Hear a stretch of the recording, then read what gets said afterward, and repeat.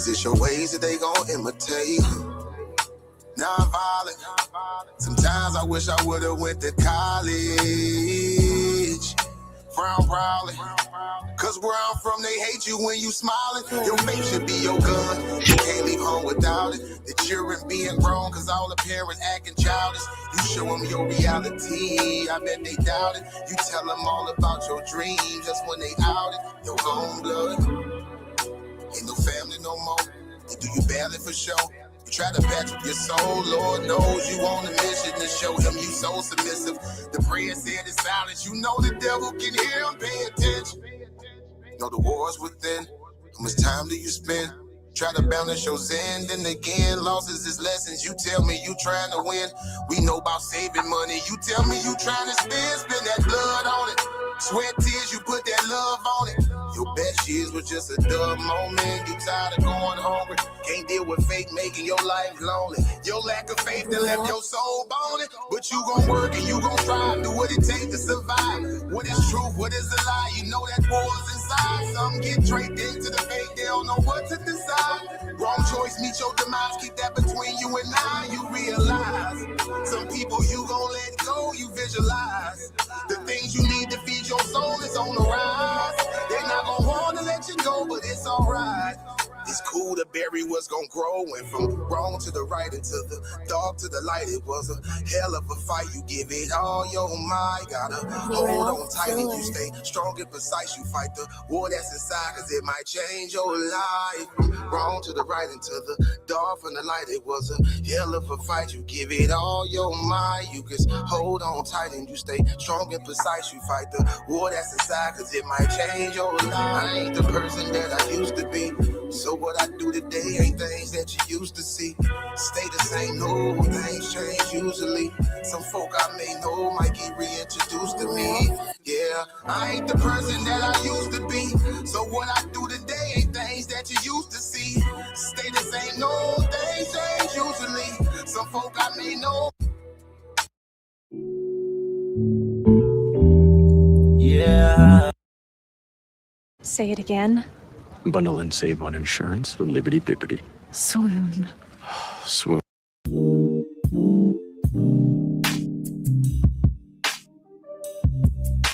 The mission of the Soul Tribe Social Family is to empower individuals to connect, inspire, and support each other on their journey towards personal growth, self-discovery, and a positive transformation within a nurturing online community. Our vision is to cultivate a virtual space where members of the Soul Tribe family can share their stories, wisdom, and experiences, fostering a sense of belonging, understanding, and unity among diverse individuals. Our core values include authenticity, empathy, growth, and community.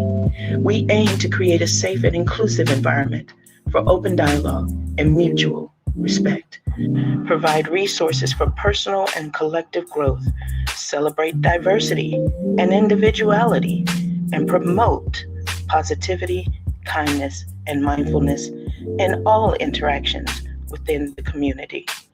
Join us in shaping a supportive online family where your voice is heard, your journey is valued, and your spirit is uplifted. Welcome to the Soul Tribe, where connections are soulful and relationships are transformative.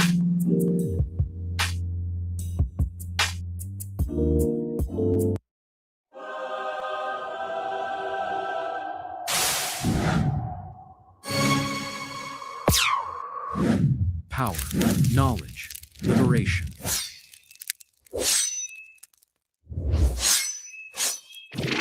Welcome to the Duel of Concepts, the arena where minds clash and brilliance is born. This isn't just talk, it's the battlefield of thought. At the DOC, we sharpen minds with debates, ignite ideas with lectures, and drop jewels on history, science, spirituality, politics, and the Black state of mind. We build, we challenge, we elevate. From music videos to quick breakdowns, every piece is designed to wake up the spirit and fuel the movement. Duel of Concepts, where the future of Black thought is forged.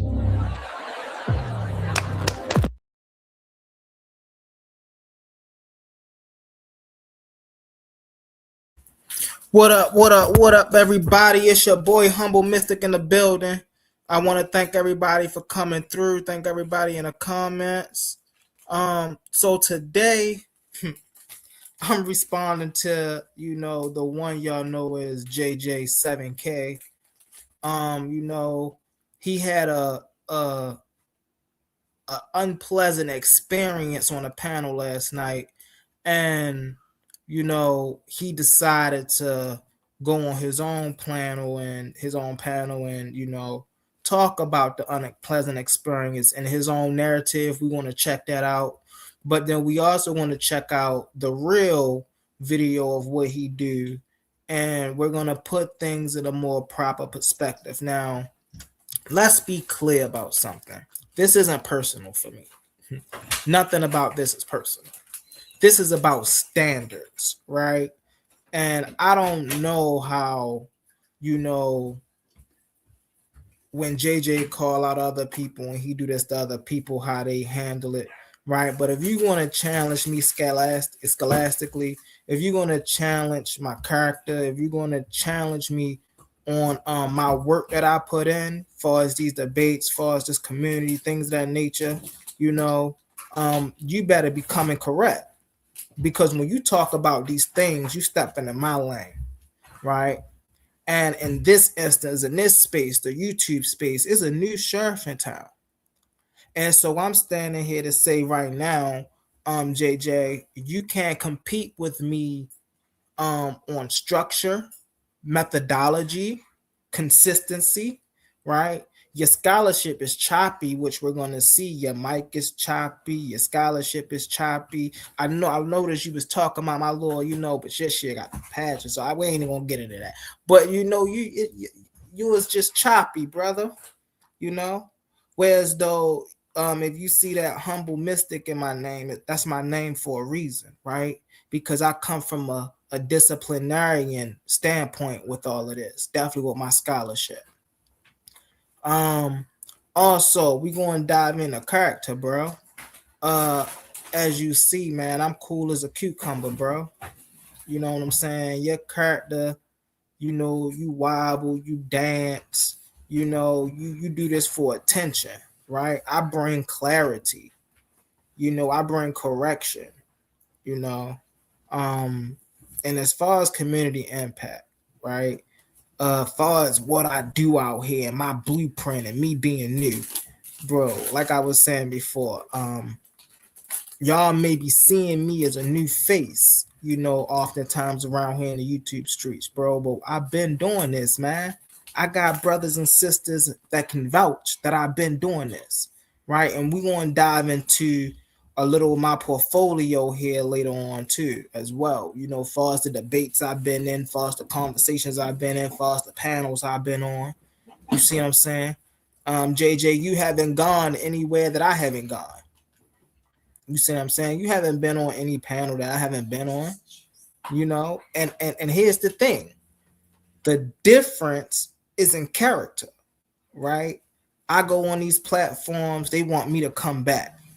They enjoy the presence of Humble Mystic. Come on back, bro, to get in the ring. Lay down that information, lay down that scholarship. You get on these platforms, bro, you always getting kicked off. You always gotta cry somebody disrespecting you, somebody ain't letting you do it your way. You always have an issue with authority. But I ain't here to beat you up, brother. We just, again, this is not about anything personal for me. This is about standards. And I'm setting the standard straight. If you're going to come and challenge me to anything, brother, you gotta have your priorities in check when it comes to scholarship, when it comes to structure, when it comes to how you even have these type of conversations, right?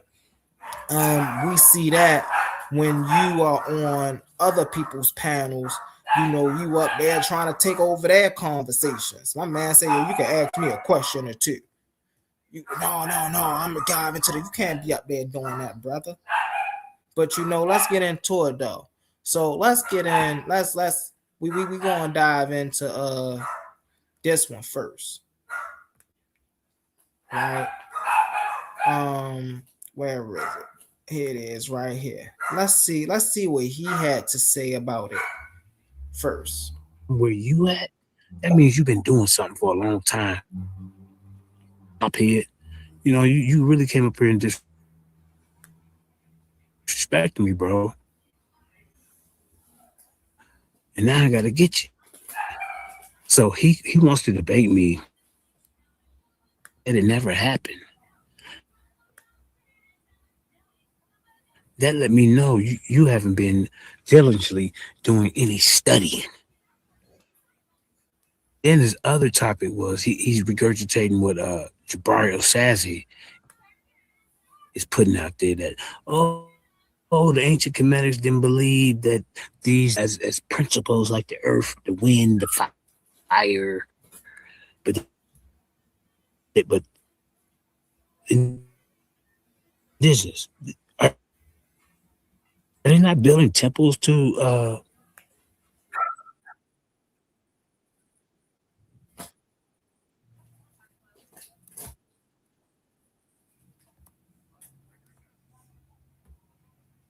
Hold on 1 second, y'all. Because for some reason, all right, let me pop this back up here. My bad, y'all, my bad. For some reason, that was just acting a little wonky. But don't worry, we're gonna get this back up here. Where I'm at now. Let me go to my playlist, my history. All right, bang, here we go, right here.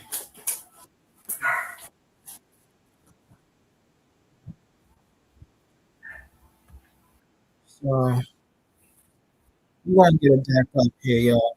we're gonna have to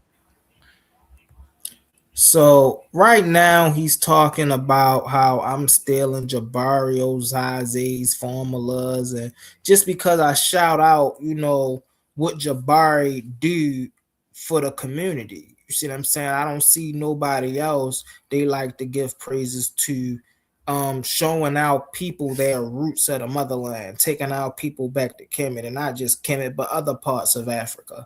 I don't see they hate when I bring that stuff out, but it's documented proof. I don't understand why y'all hate on the brother for that. I don't understand why y'all hate on people that's actually bringing us information that we wouldn't have otherwise. So like, he terrible with that. But I'm gonna have to get my thing set back up over here. So we're gonna get into this. damn. All right. See, I can't work like this with this Borging. I'm not gonna do a whole 2-hour show in this Borging. I don't know what we talking Borging. When you talk, it seems like just a little bit sound like the volume's high, then it kind of distorts itself out just a little. I don't know why it's doing it. Why? not talk. Yeah, man, because I can't get into my bag, man. Man, tell him to get his chop. I mean, and then I don't like. Let me. I don't like. See, this is what I mean right here, bro. Get your choppy information together, man. How you gonna be trying to come at Brother Humble Mystic? You can't even. Hey, man, get your audio right over there, bro. Get your audio right. Let's get it. If it's Borging. Okay, so let me just go ahead and get into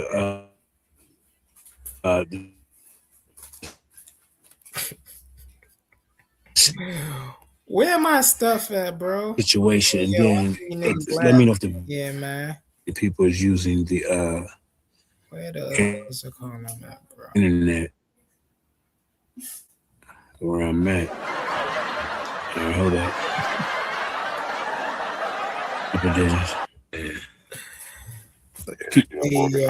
Let me fast words and then, do. I already addressed that. I said, and there's other people in the community teaching this nonsense. I said Nepal, Sarnetta, Lex Vortex, and now. All right. So right here, the brother is talking. Mind you, I don't know if. Hold on, let me go ahead and see if I could blow it up for y'all.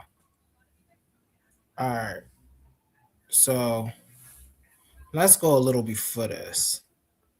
Let's see. Oh, I ain't even on the screen yet. So he goes and wait and put the part specifically while I'm up there. For Sanchez. Not so let's get this clear, bro. I was not up here this whole time, bro.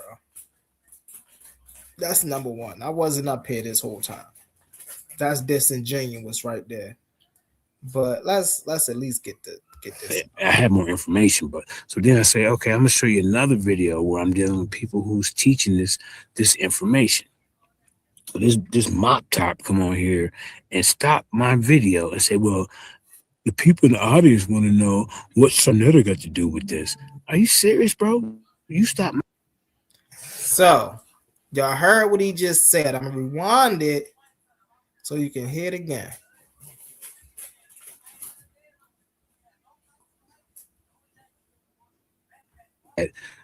For Sanchez. Not, I have more information, but so then I say, okay, I'm gonna show you another video where I'm dealing with people who's teaching this information. So this mop top come on here and stop my video and say, well, the people in the audience want to know what CHARATER got to do with this. Okay. So now, family, let's see if that's true, right? So what we're going to do now is we're going to go over to the real video, right? And we're going to see how long I was sitting on a panel before I actually said anything, right? Let's get it. So that is a big no-no. That is not scholarship. Grow. I wasn't here at 47. Telling you we don't want to hear you cry. Now we want to hear you teach. Go into it. Okay, now when I get to teaching, watch this. I can't get 5 minutes of teaching. Watch this idiot. Watch this idiot. So mind you, look, 47, 56. I'm not on the channel at this time. Right? So now again, he's already gone at 1 hour, mind you, at 1 hour and 1 minute and 31 seconds. He's already into the next video, and I'm still not on the panel.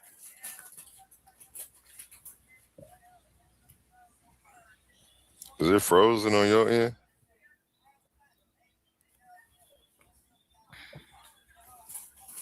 He agreed to this. I don't know if he's been drinking at night or, he's hanging out with Cardi B and she can put something in his drink. But god dang me, hey, you in some trouble. You hear me? You in some goddamn trouble. And I got 20 bullet points that you're gonna have to deal with in this. So let me get a little bit of the meat and potatoes out there so you know what you're dealing with.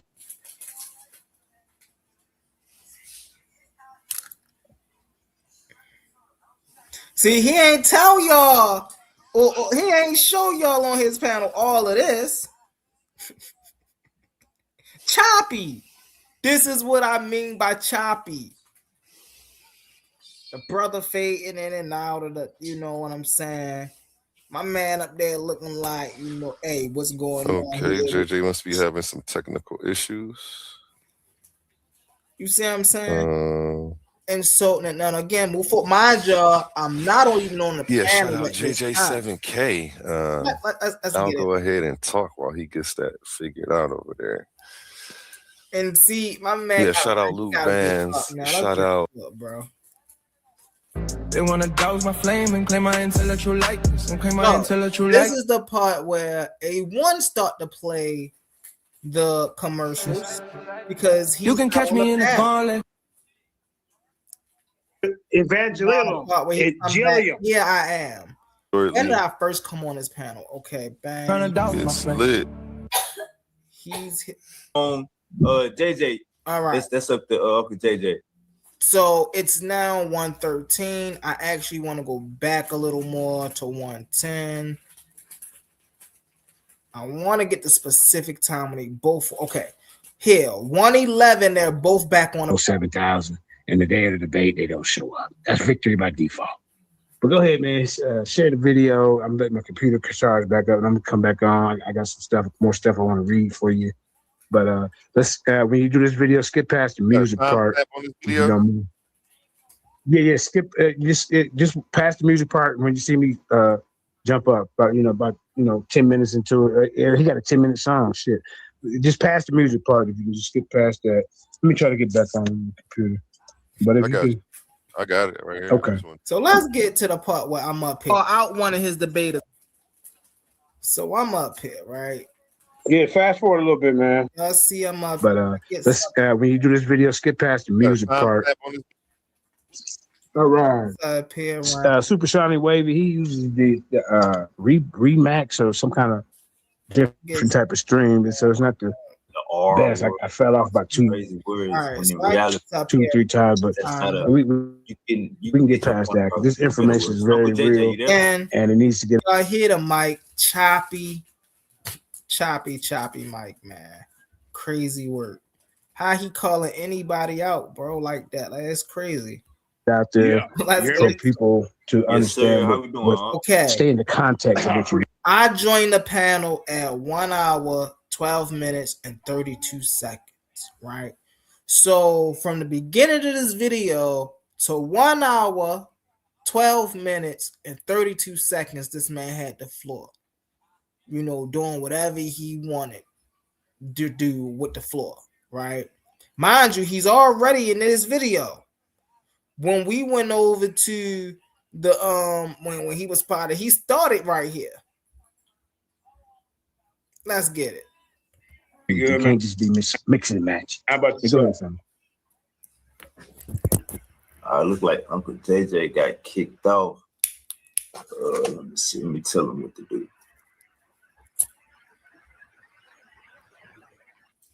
Jesus Christ is the serpent in the guy. So Sonnet has set up to do a debate death match on JJ7K TV, man. I was shocked when he agreed to this. I don't know if he's been drinking at night or, he's hanging out with Cardi B and she can put something in his drink. But God dang me, hey, you in some trouble. You hear me? You was in goddamn trouble. Hey, I got 20 bullet points that you're gonna have to deal with in this. So let me get a little bit of the meat and potatoes out there so you know what you're dealing with when you get in the ring with a juggernaut like the People's Champ. You hear me? You wanna say something, Super Wave, before I get into some of my information, man? Shit, go ahead. Nah, Uncle JJ, you got it going on. Uncle Shaka, I don't know if peace to you, Uncle Shaka. How you doing? I don't know if Uncle JJ wants you on. JJ, that's up to Uncle JJ. Yeah, those, yeah. Because we're gonna review the video too. So go ahead and introduce yourself, man. This open panel. This ain't no debate yet. Man, hey JJ, I ain't nobody but Shop, man. You know I'm the Black King, Don King. We was listening to this so long that A1 had to say something. Hey, yo, you got a specific time stamp you want me to go to, brother? Like, we about to turn this into a watch video. What we doing, bro? Mind you, I'm still up here not saying nothing. I ain't saying nothing to the brother. A1 hit the yo, you got a timestamp you want us to go to, bro? Or because A1 understand at the end of the day, this is business, right? And so we over here to talk about you and Sanchez, right? We ain't over here to talk about you and the pop, you and Sonetta, you and you and the bump. We ain't over here for you to talk about. We over here for you to talk about you and Sanchez. Yeah, if you was over here earlier or rewind the video, I dealt with Sanchez the whole beginning of the thing. Okay. Well, then why didn't you make it an open panel if you was done with your segment? Like, hello? Open panel, anyone? Like, what in the world? But anyway, let's get into it, though, bro. Terrible. And this is just bringing a little bit of clarity to what this brother is talking about. Let's get it.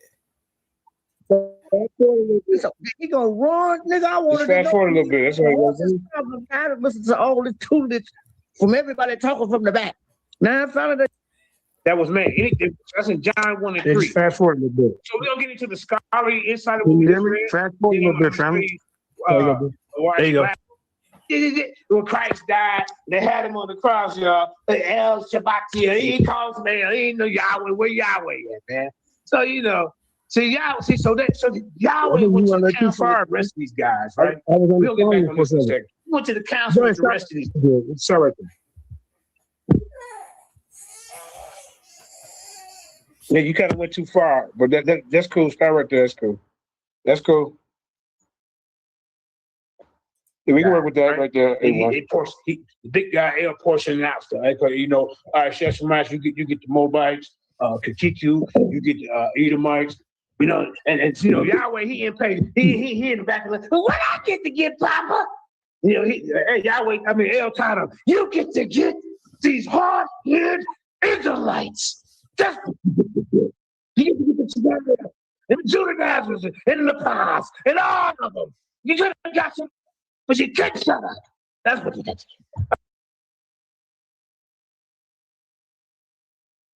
So this was hey yo, character, man. Judah Nas. Like, what Judah Nas got to do with your brother Sanchez, bro? Like, what you doing at this point? You just want screen time at this point, bro. Crazy. And again, we are at 1 hour 15 minutes. I got on the panel at 1 hour 12 minutes. We at 1 hour, so I've been on the panel for 3 minutes and still haven't said a word. We still listening to whatever he playing on the screen. Let's get it. All right, let's get back to it. All right, let's get back to it. So see, Sonetta, you're gonna have a problem. And hey, listen, again, I ain't gonna go into it, right? But you know, hey, whatever me and my wife got setting up for me over here, you need a little bit of it. You see what I'm saying? Because you got the choppiness all right here, bro. That gotta be filled in, my guy. How you mad at me because I got the whole goatee filling, my dude, and you struggling to get that. But we gonna let this video rock. I gotta go tend to my goddaughter real quick. We gonna let this little video rock. This was an unexpected thing, but let me get it real quick. I'll be right back. Babe, I'm telling you, brother, you're gonna have a problem, bro. You see me in action. I don't even know why you accepted this debate. Cause see, the scholarly insight on Colossians 1 and 6. It says, biblical scholars, university understand this.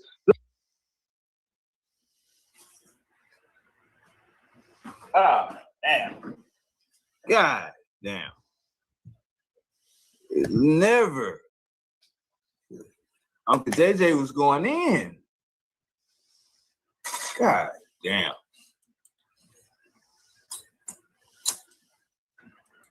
You fast forward a little bit. Shout out Super Wavy. Everybody, make sure you go ahead and subscribe. We don't need to be self-medicated. Self-medicating.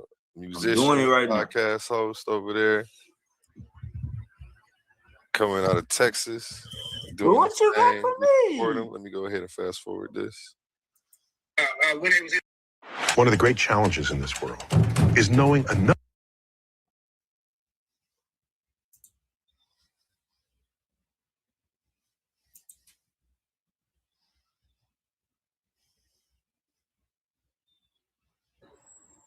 Yeah, fast forward a little bit, man. Squad, yeah, there you go. See, I'm gonna be the last one they're gonna have to get through before they get rid of all the old dogs. You hear me, young fellas? Let me go back here. He's tired of hearing the nonsense. He's coming to clean all it up.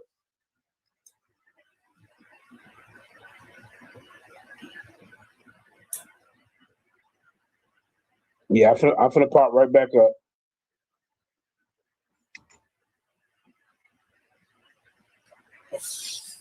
I'll come clean all this up. But yeah, like, share, and subscribe. I told Uncle Sarnutter he gotta pop in too. So he gonna tap in. We ain't gonna let it get too far. Yo, Wavy, what we doing later? I want to reply to that Cedric BS talk and BS on African science. Man, I ain't gonna lie. Uncle Hurt Yeah, go ahead, fast forward a little bit. I caught the replay, and I think them boys, they made Uncle look a little shaky. All right, Uncle JJ, let's get it. Hold on. I know what I missed. Uncle got beat up by some young cats, huh? See? The bomb squad pretty nice. See, I'm gonna be the last one they're gonna have to get through before they get rid of all the old dogs. You hear me, young fellas?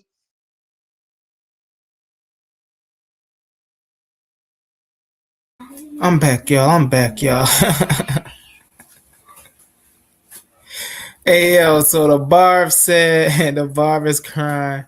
She said, you're the only one trying to humble JJ. He finally got a response. Yeah, well, see, for me, it's more so like, yo, I gotta set the standard, bro. Hey, listen, man, if you gonna do what you do, bro, you gotta come better and stronger and harder than that, bro. But make no mistake, let me cam up when I say this. Humble Mr. Guy ain't going nowhere. I'm right here. He want to see me. I'm here. He keeps saying, I'll do it on a neutral platform. I'll do it. Yo, we could do it anywhere, bro. I ain't never running. I'm not never running. Anybody in the comments, anybody know Humble Mystic, no, I don't do no running. I don't duck no smoke. You see what I'm saying? And that's what this is about, Sister Barb. That's what this is about. You see what I'm saying? I got to let them know. Horrible. Listen, Choppy, Sister Choppy. You feel me? Like horrible. And this is what we were sitting here watching. This is what he had. And mind you, I still haven't said nothing yet. But if I go back to the other one, he starts it right here or around this time when I'm on a panel, and then he says, well, I come on and I start this video, and then he starts to talk about why No, that's not what happened.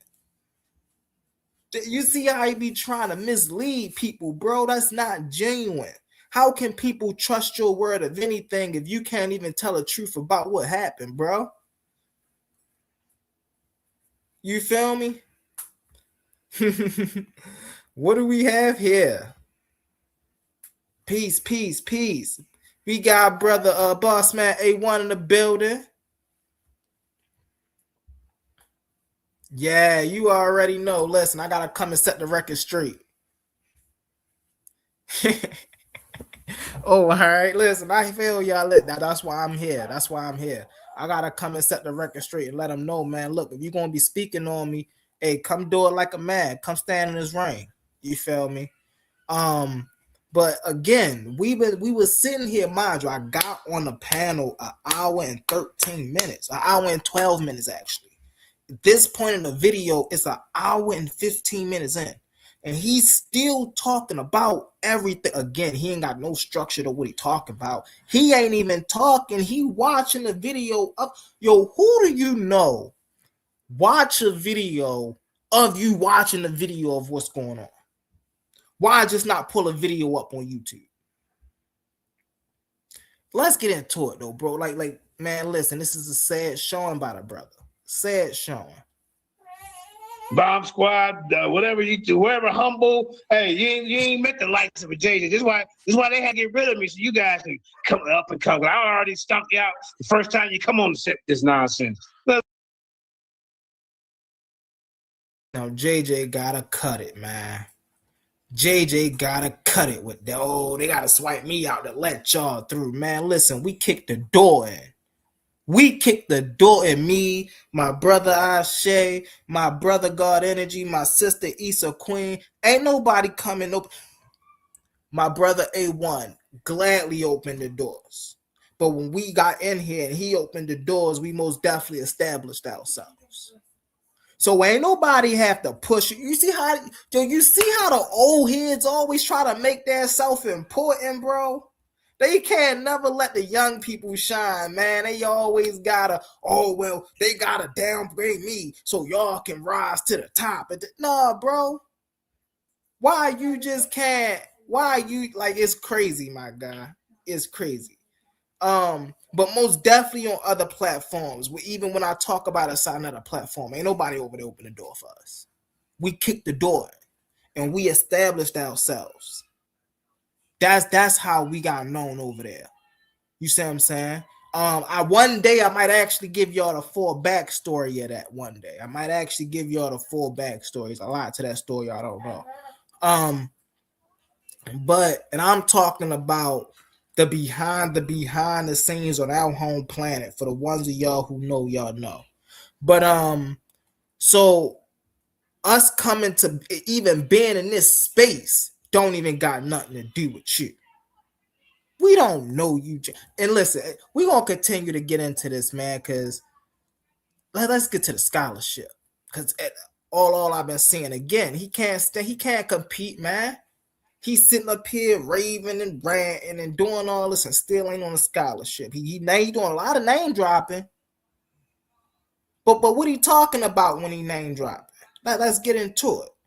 But so I want to get into what actually happened so I know that I'm not crazy. Matter of fact, we're gonna go back to what he say happened. I just wanted to give y'all that reference. So y'all won't think that, oh, it started off like this and now we moving forward. You know it. Listen, we got Sister Bar in the building. Thank you for your engagement, sis. You know I appreciate you. So let me get back here real quick with it, because bro, guys, it's terrible. What? Listen to what he said. Are you serious, bro?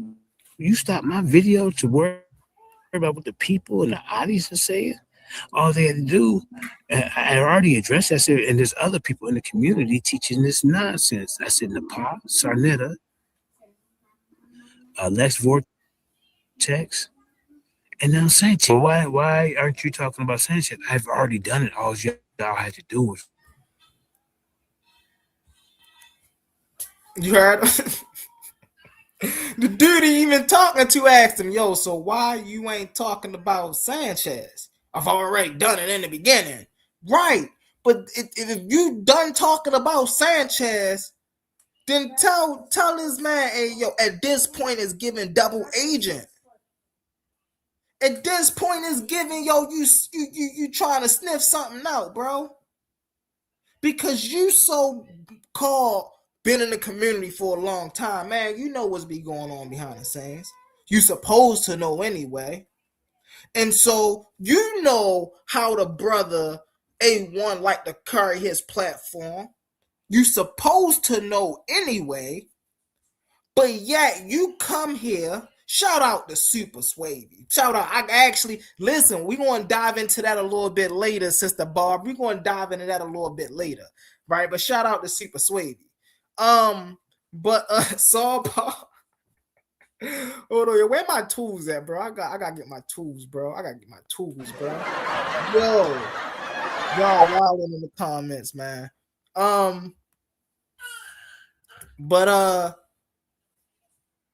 You understand how brother A1 like his platform to be ran, and you understand he don't like he don't even like any run for the he say, she say, they say. You supposedly know this. You supposedly been in the community long enough to know this.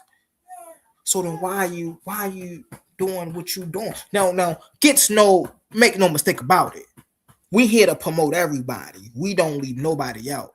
Right? Y'all hear the brother A1 say that all the time. Y'all see when I come up, I promote what I promote. Y'all see he ain't got nothing to say against it. Right? But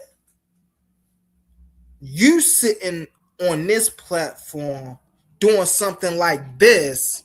Now, what everybody, come on, man, we play politics, man. See, this is why I don't dive into politics, right? But see, for leaders like A1, right, they don't have any choice but to dive into the politics. So now, I was about to say something, y'all had to catch myself. But, like the uncle you are, right? You just don't know how to read the room, bro. You don't know how to read the room. And so I showed y'all the original video where A1 has said something about it earlier. Yo, what y'all want to turn us into a watch party, or what we doing here? Now we know code for those of us who are competent enough. We know code words, bro. Yo, come on, bro. Stop. We listen, if we going to do this, let them know you going to do this. You should have let me know too. You see what I'm saying? He tried to flip it on the brother. Hey, yo, nah, man, you help it. We going to get into all of that. But, man, it's just, when I was watching last night, his take on it. Because I'm a brother, I want to tell y'all, I'm a brother of self-reflection, right? I'll actually come and self-reflect on some things and be like, yo, was I out of line in that? Do I need to come to apologize? I'm man enough to do that, right? But as I'm sitting and I'm watching this video, I'm sitting here like, yo, you're not competent enough to know what happened. You literally is on somebody else's platform. Granted, this is a show hosted for you, but when we are going on 2 hours and 35 minutes by just watching a video, you don't understand how algorithm work. You have a YouTube channel, JJ.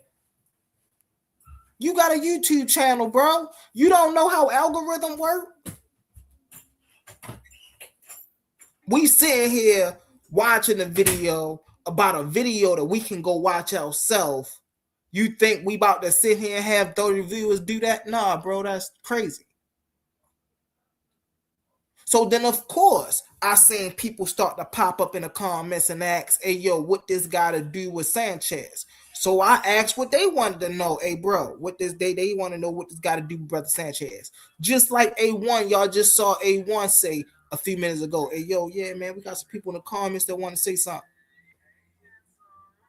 I just need to know. Am I tripping? Terrible, man. Let me get to these comments, bro. It's a humble. You do an excellent job helping A1 with the panel and always give people a fair shot. Much respect, humble. I appreciate you, Brody. Hey, that's what I'm here for, bro. I'm a genuine brother, man. And that's all I strive to be. This is why, like, I work on myself more than anything. Like, all this intellect that we spew out here on these panels, all of this, you know, how smart are we? Unless we're putting this into practicality, right? I can't be up here talking about my eye if I'm not exuding my eye. I can't be up here talking about Jehudi if I'm not exuding Jehudi, right? I can't be talking about wisdom and intellect if I'm not exuding those things, you know? So I appreciate you, brother. Omar, I appreciate you, brother.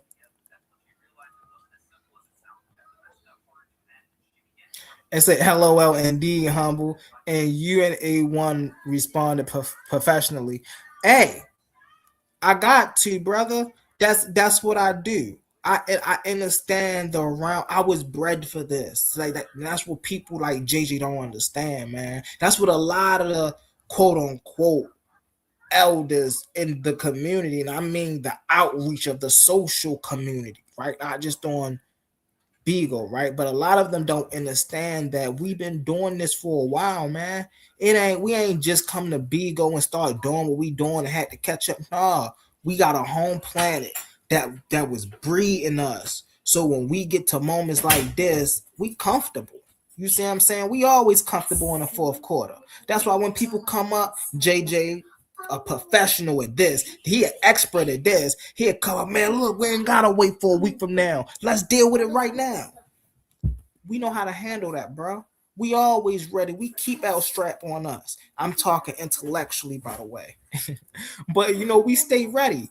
And so he ain't bringing nothing that I haven't already seen. Yo, I'm like Luka. Y'all know we got any basketball fans in the building, right? Y'all know one thing they always say about Luka is the reason Luka can handle NBA pressure is because he been playing grown men since he was 17, right? So his transition from the Euro League to the NBA was easy. That's the same difference, right? I've been doing this since a whole nother platform. So my transition from one platform to this platform was easy.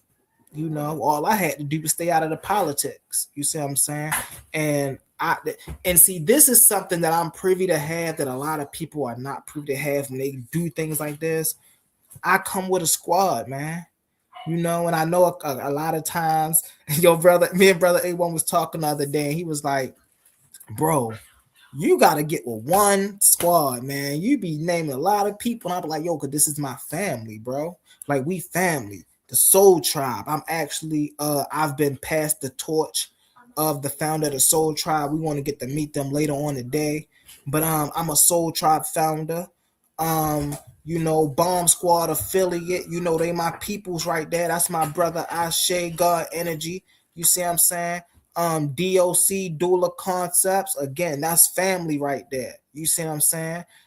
So like these are people who we've been in the field and we've been working with.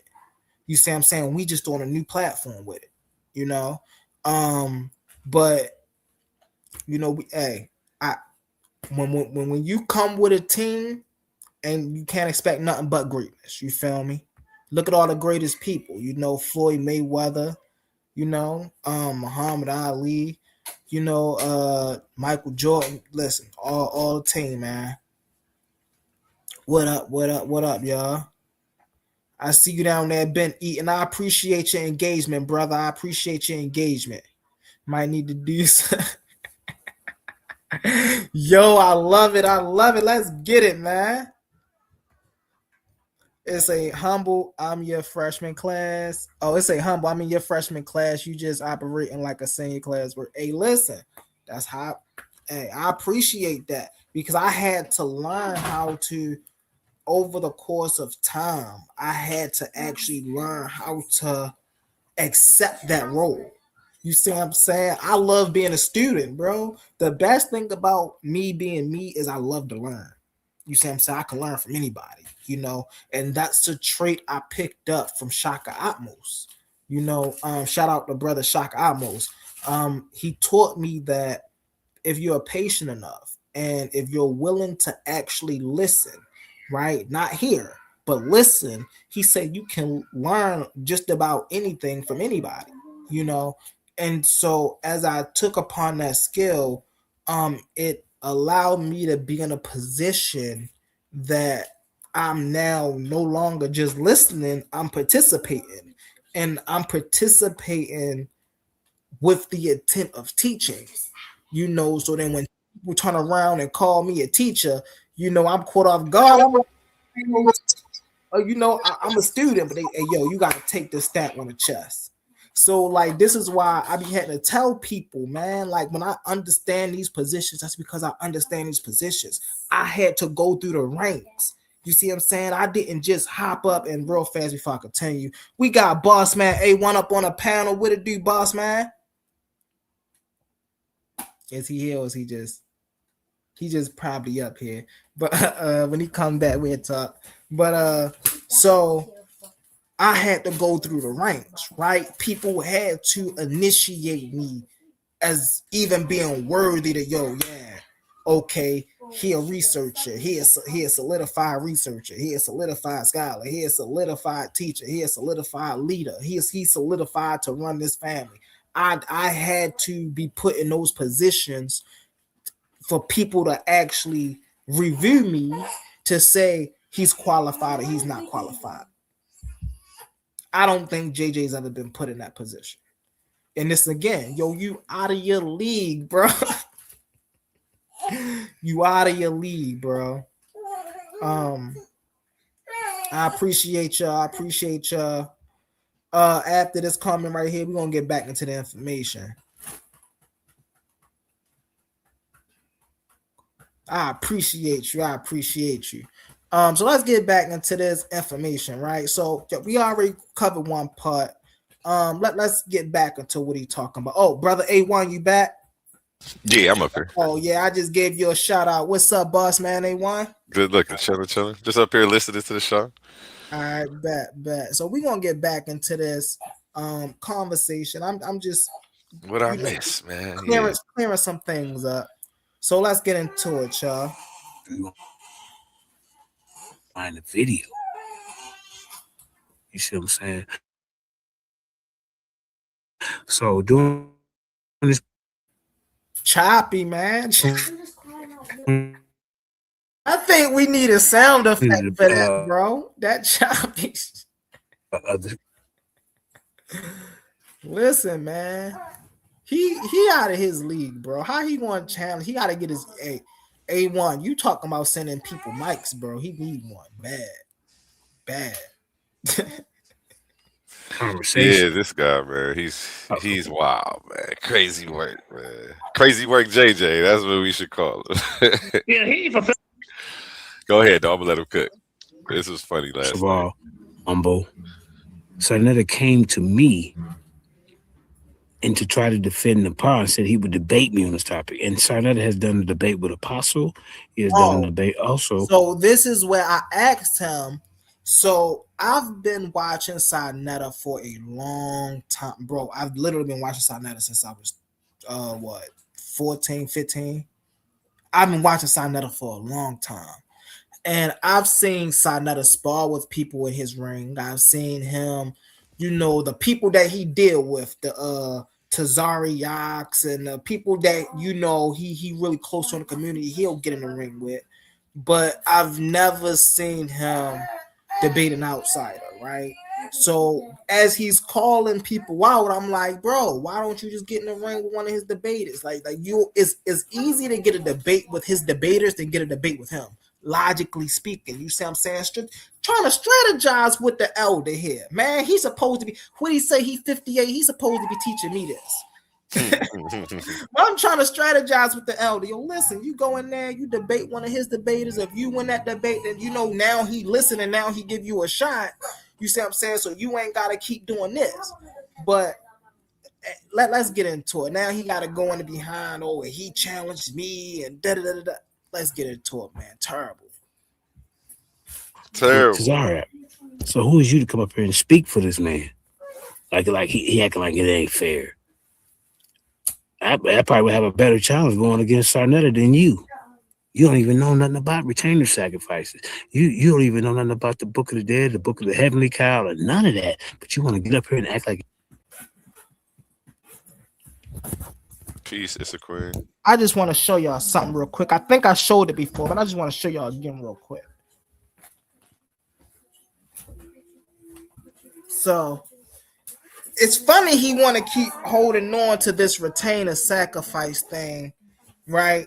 And a lot of people do, because that's one of the only things when we talk about Kemet that they can hold on to, and we know when you do your study of the retainer sacrifice, it's not done past, right? The first kingdom, like the first establishment, the old kingdom is not done past that. It's abolished because it goes against my eye. We know this. So he keep wanting to bring up the he don't know nothing about this. Nah, you're wrong. Now he said, I don't know anything about what? What that say right there? The Egyptian book of the what? And see, here's the thing. See, I had some good. This is why I shout out Jabari Isaac, right? Because way before I had this book, right, he let me know. He said, whenever you get a book like this, always check who's the translator. He said, because you might not be able to trust the translation. So I opened the book up, right? And let me see. Bang. What that say right there? Wallace Budge.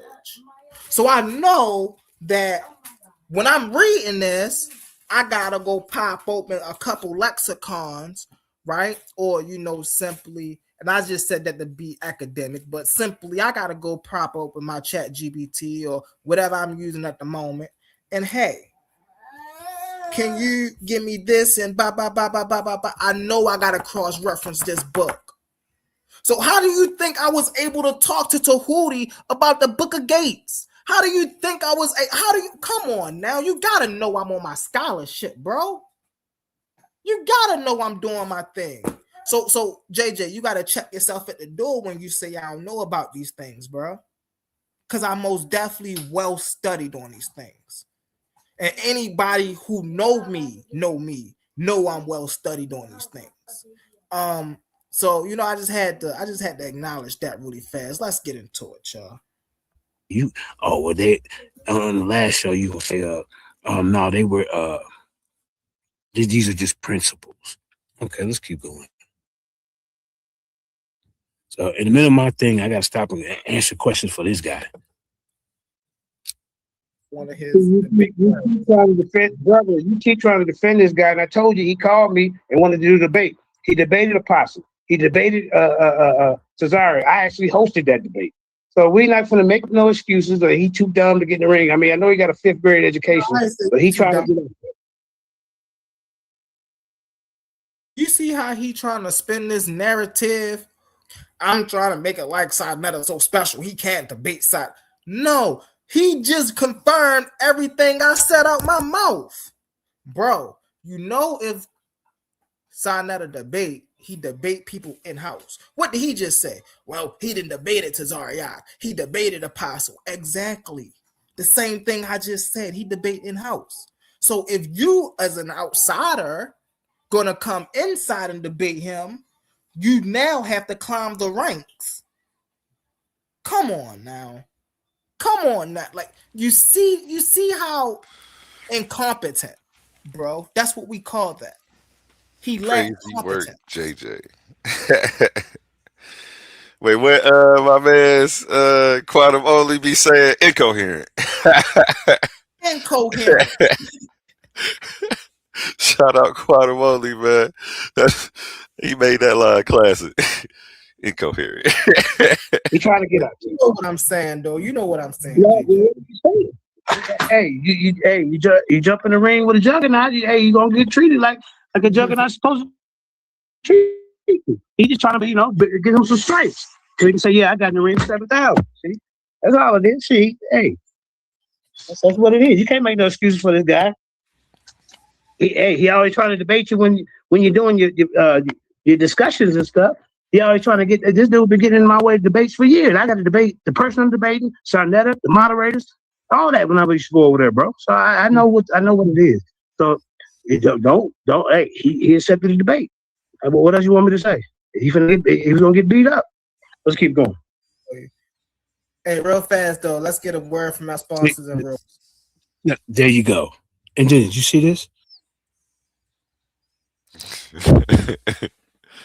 The incoherence. That's the first time and only time I said, let's get a word from our sponsors. Now, the reason I did this, since he want to know why I did this, because again, y'all, when I got up there, it was at 1:12, right?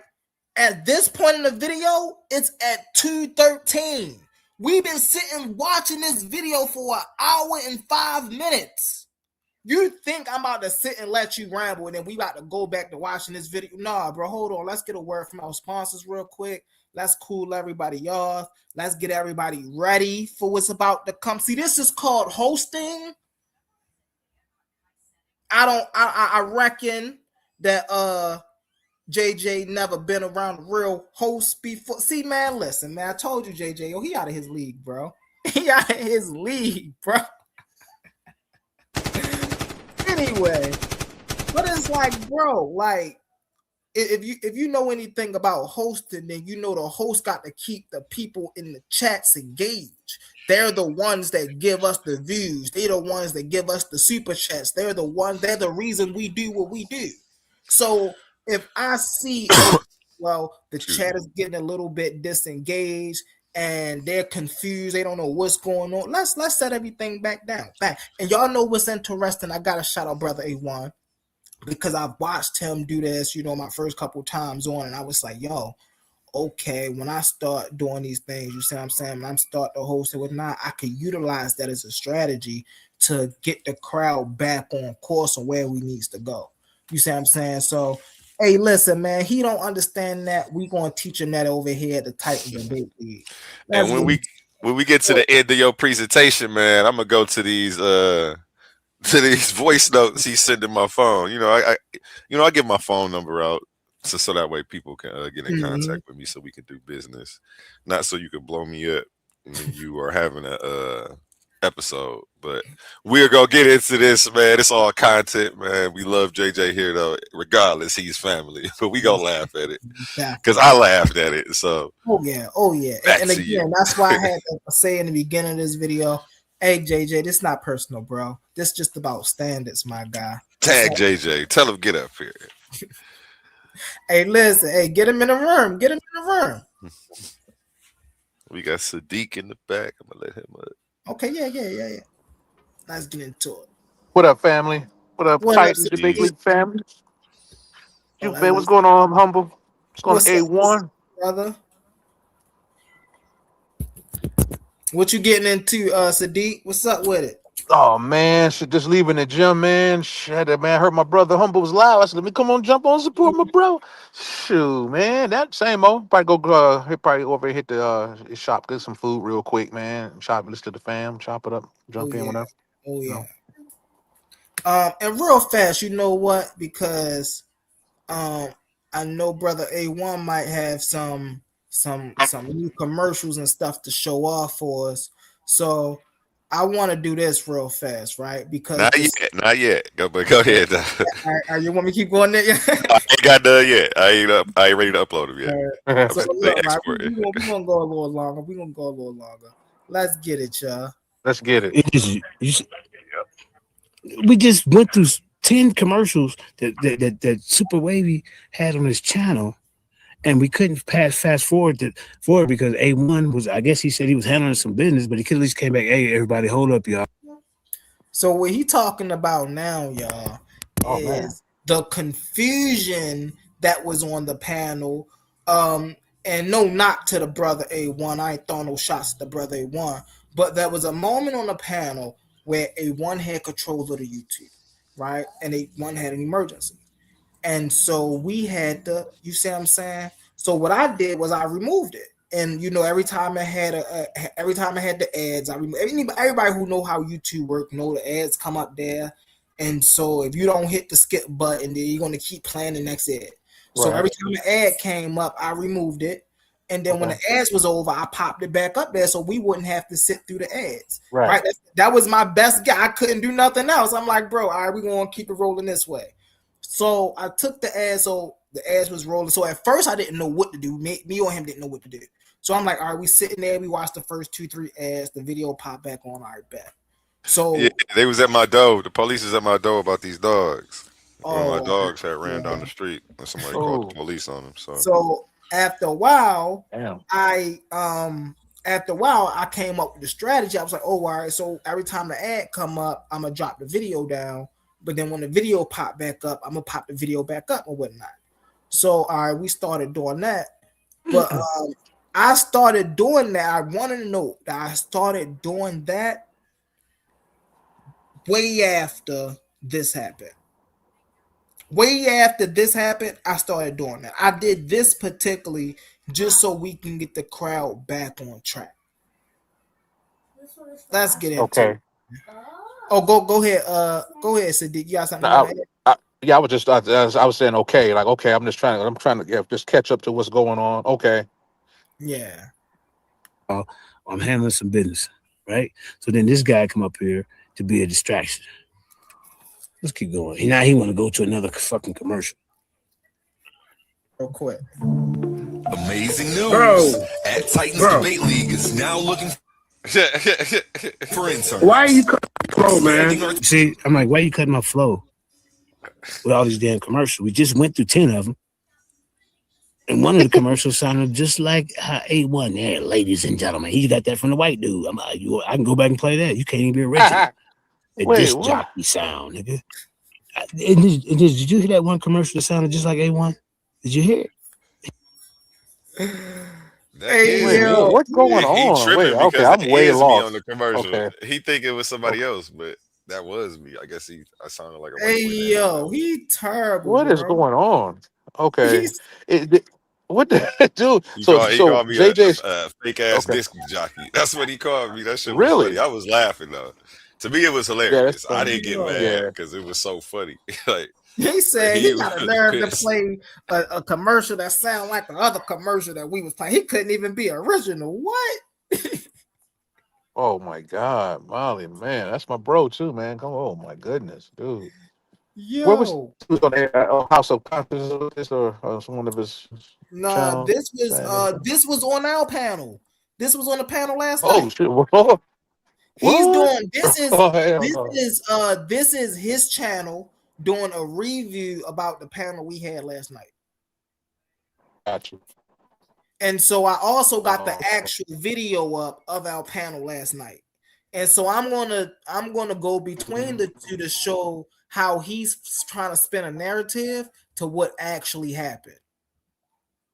That's why it's important that I actually went back in the beginning and I showed y'all that I was on this happened 2 hours and 13 minutes into the video. Which means, think about it. We was sitting here watching this video. I jumped on the video. A1 was already on the video an hour and 13 minutes before I got on the video. Right? At 1 hour and 1 mark, right? He was already playing videos. By the time I got on the panel, we was listening to 10 minutes worth of videos. By the time this happened, bro, we was already at the 2 hour and 13 minute mark in the actual video. Yeah, he turned it into a watch party, man. Nobody want to sit here and watch you on a whole nother show from a whole nother platform. Like, okay, I'm like kind of it's a seeing what's debate going on. review. It was Right, just him talking shit. Like you could have right, just okay, re-talked your shit. On top of, nigga, why are you so obsessed with this man? Like, anyway, he's right, not even a okay. debater for real. Like, it's just the over obsession. So that's why I was like, we need to move on. Somebody Right, can really and that's exactly set. what I was about to say. Right, we were just talking about something similar. One Yeah. about maintaining move having skin like Teflon as we navigate to the higher echelons of this debate leagues and so forth. I think this Yeah. is a moment that we need to probably in my opinion, right, that we'll kind of ignore a lot of this, in my opinion, more or less. Address it, touch it a little bit, but then kind of move on, like you said. Yeah. Yeah, so you don't stink us up. We don't get the stinking and stuff, because this is like this stuff reeks. It's kind of reeking a little And bit. that's my thing. I was saying that earlier, if I may. My bad, Brody. But if I may, I was Go ahead, saying that bro. earlier, right? Uh-huh. So he claims to be, I'm connected with everything. I talk to everybody, so you already know what's going on in the back that a lot of people don't know, right? We know in every industry, so to speak, there's a front end that everybody see, and there's a Right. back end that a lot of people ain't privy to, Right. right? So if you want a back end and you know some things that a lot of people ain't privy to, then you now know how to operate around certain people. Right. You see what I'm saying? If you say, listen, I'm not attached to nobody, I'm coming around everybody. When you are around people who, then you know how to operate. So if you have the competence to know this, then you're supposed to be operating in a professional manner, so to speak, in this setting. Where's the professionalism? Yeah. Yeah. I mean, whoo-wee. I mean, I'd say A1's doing something right. When you, I'll say, how can you say? It's many ways you can say this. When you're doing certain things right, I just keep it neutral, but that make the point too. And JJ knows about that. He was doing some things. People targeted him, and because he was doing something right, and I would say we're vibing in the same way, and going on up, not going down. And with that being said, sometimes we'll draw unwanted attention, right? And I guess to some extent, when it's dark, some of this kind of creates a dark environment when the vibe drops a little low, and then you begin to glow, right? And then we know what happens in the summertime when there's a light hanging on the front porch or on grandma's house. You turn on that porch light, what's flying around it, as you draw in, whatever attention that may not be conducive to either message, ours or JJ's. I don't think this necessarily is helping his talking points. And I want to holler at my brother JJ, man, because we got too many splintering going on lately in the groups, man, especially with all that's going on. Right.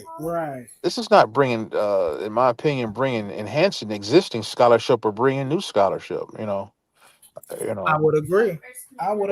At least not in the sense of brotherhood, and I'll just stop there. Right. Most definitely. Most definitely. Hold on 1 second, y'all. For sure.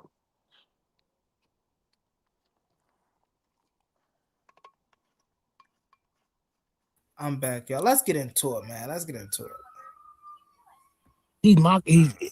Yeah. When we get done with this, I'm gonna go back and show you the commercial. The white dude, that narrating voice is already been out there, ladies and gentlemen. It's not original. Trust me. I'm gonna show you the commercial after we get through this. I don't seeking driven individuals who are. So I'm like, bro, you're messing me up because for the simple fact we just went through 10 commercials, waited for 10 commercials to stop, and now you want to go in the middle of me getting back up here and putting this up here. Ready to make an impact. And do 20 commercials. Join our marketing team, a charismatic new host, and creative minds who can produce amazing content. If you have a positive attitude and are used to winning, because that's what we do here, then we want to hear from you. Join us and contribute to a culture of excellence and success here at Titans Debate League. Email us today, titansdebateleague@gmail.com. Looking forward to hearing from you. Where Infinity Gauntlet is a mere toy compared to the end. Man, that commercial fire as hell, bro. And I still got the hold on 1 second. Bro, you messing. Now hold on 1 second. You see this? Hey, one, you better take them fucking glasses off that you got on that goddamn emoji right there and pay the fuck attention, because nigga, you didn't piss me off. Because when you came back on, well, what happened? Who's acting up? Oh, JJ is. No wonder they kick him out. All this shit. I'm thinking this shit might be a setup. Try to discredit me. Because now he is in the way. You know, I'm trying to deal with this goddamn mop head nigga. I'm trying to be peaceful. Look at this, y'all. My son. We You're doing too much. Real fast. What are you doing, bro? Real fast. I mean, who are you? What kind of authority you think you is, dumbass nigga? Wait, man, what? Hey. What? Wow. And see the ignorance, bro. It's the ignorance. What? Wow. Oh, The fact that so everybody who's who do you think you are? Everybody who's been watching, right? Debate League, you know, for the last month, know, right? If I'm up there and there's times where we have gaps in the shows, the first thing I'll do, right, throwing a commercial, right. Sometimes, actually, not even sometimes, most times, we hitting each other up in the back end, right? Hey, yo, I gotta run, you know, do this with my dogs real quick. Hold it down. Hey, yo, you know, I'm gotta check on my wife real quick, or check on my children. Let me fix my children something to eat. Hold it down. You see what I'm saying? Right. So when I started getting into the conversation, when you even heard my voice, mind you, this is the first time that I'm speaking in the panel. When you start to hear my voice, something in your mind should trigger, okay, you know, Humble's here to moderate, you know, something with A1 is on the back and he'll be back. I appreciate it. But it shouldn't even have been this long. And here's why I say this. Because in this particular point, we both realize A1, mind you, I'm here listening to what he's saying. A1 hit my back end. I didn't even see the text, right? So I'm paying attention to the video. I'm still not talking, right? By the time I see it, right, I say, oh, okay, bang, he gone. You see what I'm saying? And I'm okay. I'm listening to what he say, but I'm also now paying attention. I'm now in moderator mode. I'm no longer just listening to the video. I didn't put on a different hat, nigga. You feel me? So now I'm in moderator mode. All right, well, what the chat's saying? You see what I'm saying? You know, how can I engage in this? How can, you know, we get the conversation? Can I try to steer it back to him and Sanchez? My mind is working now. So I see the chat I start seeing the chats is disengaging, right? So I'm like, okay, so, hey, brother, you know, the chat, somebody from the chat wanted to say, you know, are you still talking about Sanchez? This brother goes off the hinges. Go in the back. Oh my God. That is funny, man. What the hell, man? Oh man, I do think It'd that be funny when people be trying to like yeah, control me or manipulate me to right, do something that they want. I don't take kindly to like threats. right. I Everybody don't leave my fool brother with alone, that. man. Like Everybody when leave my somebody brother alone. says put him in the back or else, Right. I want to see what or else looks like. Mhm. Everybody leave my brother. I caught some heat Like defending my brother the other day. Yeah, everybody leave respectfully. my brother A alone. Yeah, Like I won't even go into him. I take all the heat to defend my brother, man, because I'm an Aries, and so we defend people we respect and care about, and my brother humble and others that made their presence felt on this platform. And so at the end of the day, scholarship and mutual gratitude must be defended. To hell with what's the prestige or whatever, was it cloud, they call it cloud offer. To hell with that. I'm a background guy. I give all the prestige to you guys and to everybody else. I don't have no skin in the game like that, so I can speak freely in that regard. Yeah. And I would defend Molly as well, bro. And I say, us as a black man, I would say, Molly, brother, let's clean it up, okay? Let's clean it up, okay? We it's not personal. I mean, like, he's great at them videos, man. I mean, he's great, And we don't need degrees and all this fancy stuff to make our presence felt. We come from kings that ruled the world, and we're on our way back up. Most races and nationalities currently know as we speak that we're due to inherit this. See, we're next. We're coming up. So we need to pull it together, and they're waiting on us to get it together. And they'll support all of the group, this racial, non-black group. They'll get behind us, but we gotta clean it up. I mean, we all good in different things, man. Let it live, and let live. Right? I'm gonna have to insist. Okay, and I don't know if I'll catch heat or whatever. Right? And I would like to I would like to say this is a mutual feeling, guys and JJ. We got to clean this up, man. The time is now. The world is splintering. The white world as we know it is losing the containment, and so we need to pull it together, right? We got all the right talking points. We all need to just, hit the ground running like we're doing and get it together and keep setting that example. We can't get rid of each other, going after chewing each other up, right? Chewing and spitting on each other. And we got to be careful because we need that example. We need the A1s, we need Molly, but Molly, I would say let's, clean it up a little bit. A1, man, we a little older. I'm a little older than A1, and humble, and so I don't know, I'm not sure how old Molly, but if he's older, then I would say if he's in the late 40s or 50s, we have to lead the way in this way, right? Nobody else is going to do it. We all we got, we all we got, man. There's nobody coming to save and help us, so yeah, so I mean, some of the stuff is funny, you say, who do you think you are? I don't know who you think he is. We are who we think we are, that's when you reach your true power. Some people think they're something, but they're not really that, right? Like Drake said, but when you really somebody who you think you are, and I give kudos to A1, man. He's doing a great job, man. And normally I don't even come on platforms, but because of A1 and Humble is really there, man, just pushing it to the echelon, taking it further, and the guests, we're having great selection and it's great, man. I'm feeling, I really enjoyed having a good time, man. So I'll stand on that business on that regard to keep the mission and the torch moving forward, man. At the end of the day, for sure, bro. Facts, bro. Keep it up.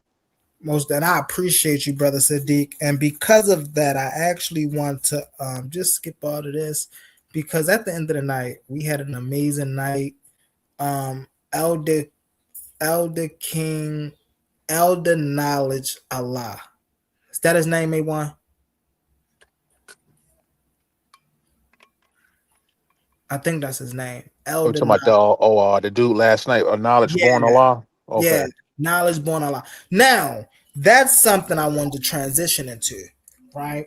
So what was interesting about last night is we didn't shut down the show to start another show.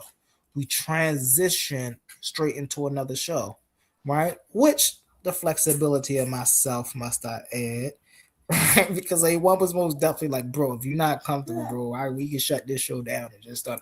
It's like, nah, bro, that's Yeah. and so that show started as people was seeing just now. It's like, whoa, what you doing? Da da da da. When Elder Knowledge came up and we transitioned it to his show, that show ran smooth as a highway road, bro. Huh. Smooth as a man. He was kicking it and teaching. We was sitting back. I was asking questions. I was in because when we get into the rest of the video, you'll see like a lot of stuff of what he was talking about in his book is what I actually talk about as well, but I do it in a sense of self, right? Everything comes back to self. And he was just talking a little, just an overview about his journey. And it gave me so much remembrance about how I first started my journey. And I was like, yo, this Wow. is what it's about. You see what I'm That's what saying? it's about. Yeah. That's what it's about. Yeah, that's what it's about. For real. It take a lot of work to learn this stuff, put this stuff together. They want to put them videos together and go through the process with the special effects, what you guys do with the video editing and all this stuff, man. That's what most of the work is at. Recording is just not much work in that, but they're putting the behind the scenes stuff, man.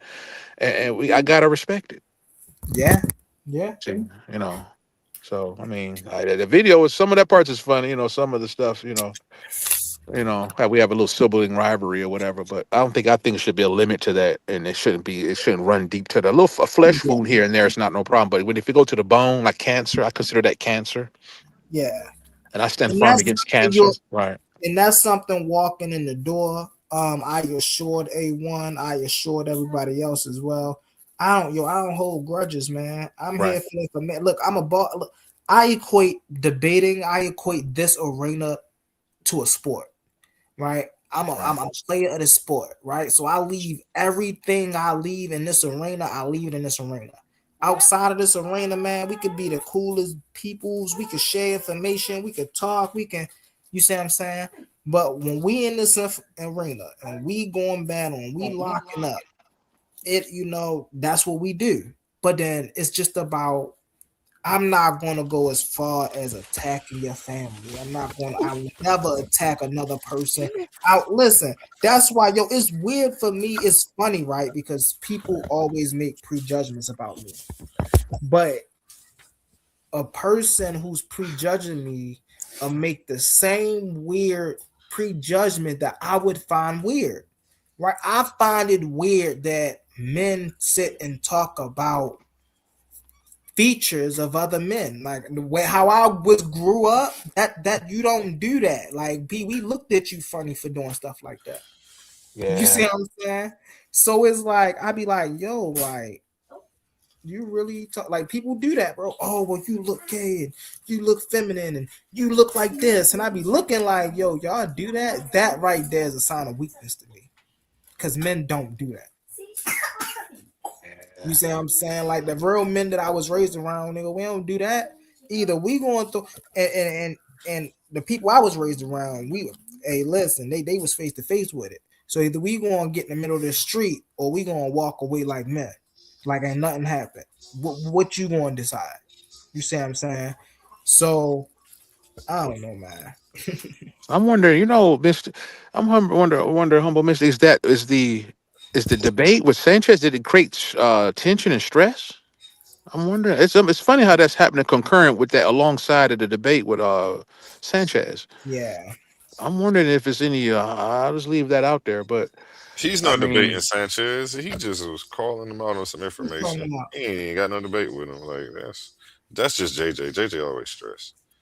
Okay. He always upset. He's always got somebody to be mad at. I don't know. I think. Okay, because now didn't he and Sanchez invite him to his channel? I know he's been mentioning repeatedly that he got pissed off that he was going to call him out or whatever, and he went over there and he was Sanchez had him backstage like 2 hours or something like that. Nah. So that's exactly what this is. Well, not this one, but his next video is him on Sad Chat's platform. I think it was the video. I think he was playing a video before this when he was on Sad Chat's platform. So mind you, every platform got a standard, bro. You just can't bust up into somebody's platform and say, this is what I want done. Right? You gotta at least go along with some type of standard that they set. So Sanchez is up there talking or whatnot. So Sanchez like, bro, I'll let you up. You can ask your questions. We can go back and forth. We can do what we do, right? the same thing, but now we actually gave him, or A1 gave him the space to actually put out a presentation and do what he do, right? But he went over on Sanchez's platform and screw questions. He started diving in the, oh man, but we doing this or we doing that, way how you doing this? And Sanchez like, bro, hold up now, wait a minute. He said, what happened to the, so he don't even know how to start off contention, right? And what I mean by that is he don't even know how to see where the other person stand. Say, for an example, Sadiq, right? Me and you are set to set something up for us a debate, right? And I come up here.